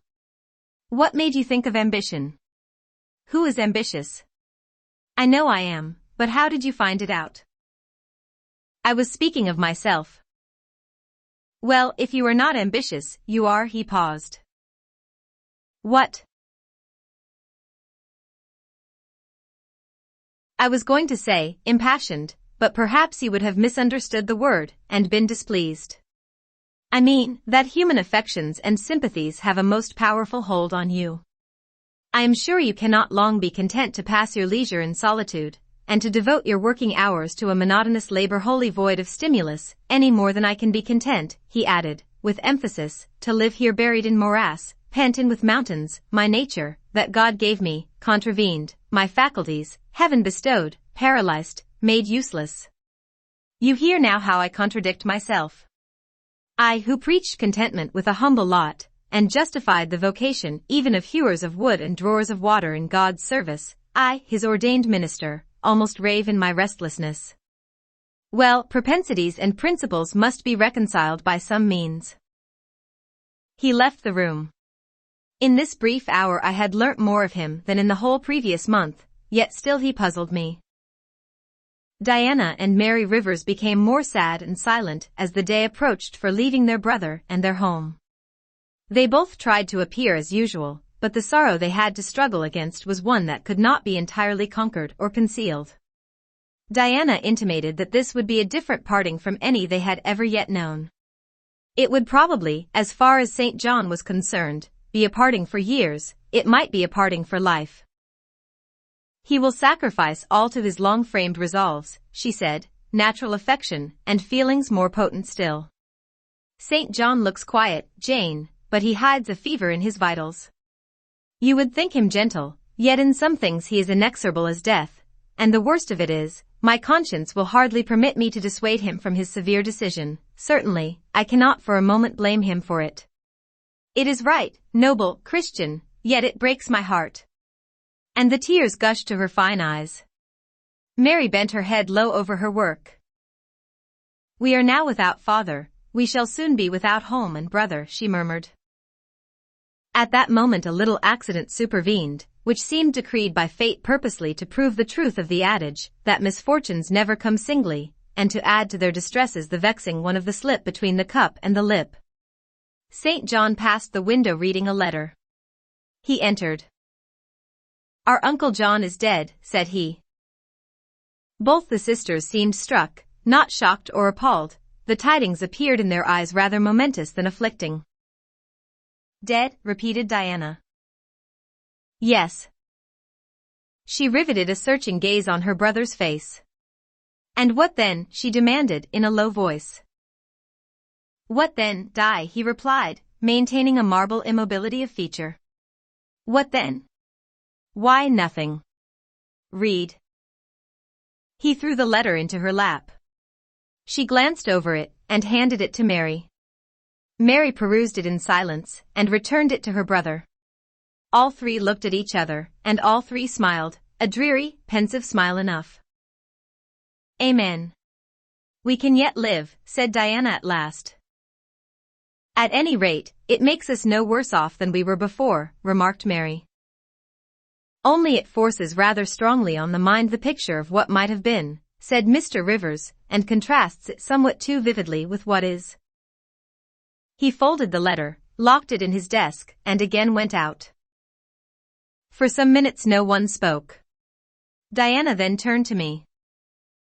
"Jane, you will wonder at us and our mysteries," she said, "and think us hard-hearted beings not to be more moved at the death of so near a relation as an uncle, but we have never seen him or known him.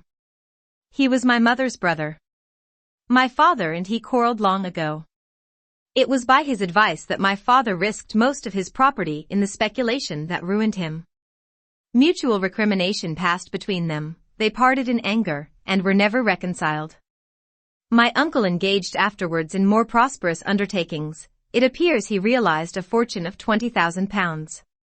He was never married, and had no near kindred but ourselves and one other person, not more closely related than we. My father always cherished the idea that he would atone for his error by leaving his possessions to us. That letter informs us that he has bequeathed every penny to the other relation, with the exception of 30 guineas, to be divided between St. John, Diana, and Mary Rivers, for the purchase of 3 mourning rings. He had a right, of course, to do as he pleased, and yet a momentary damp is cast on the spirits by the receipt of such news. Mary and I would have esteemed ourselves rich with £1,000 each, and to St. John such a sum would have been valuable, for the good it would have enabled him to do. This explanation given, the subject was dropped, and no further reference made to it by either Mr. Rivers or his sisters. The next day I left Marsh End for Morton. The day after, Diana and Mary quitted it for distant B. In a week, Mr. Rivers and Hannah repaired to the parsonage, and so the old grange was abandoned.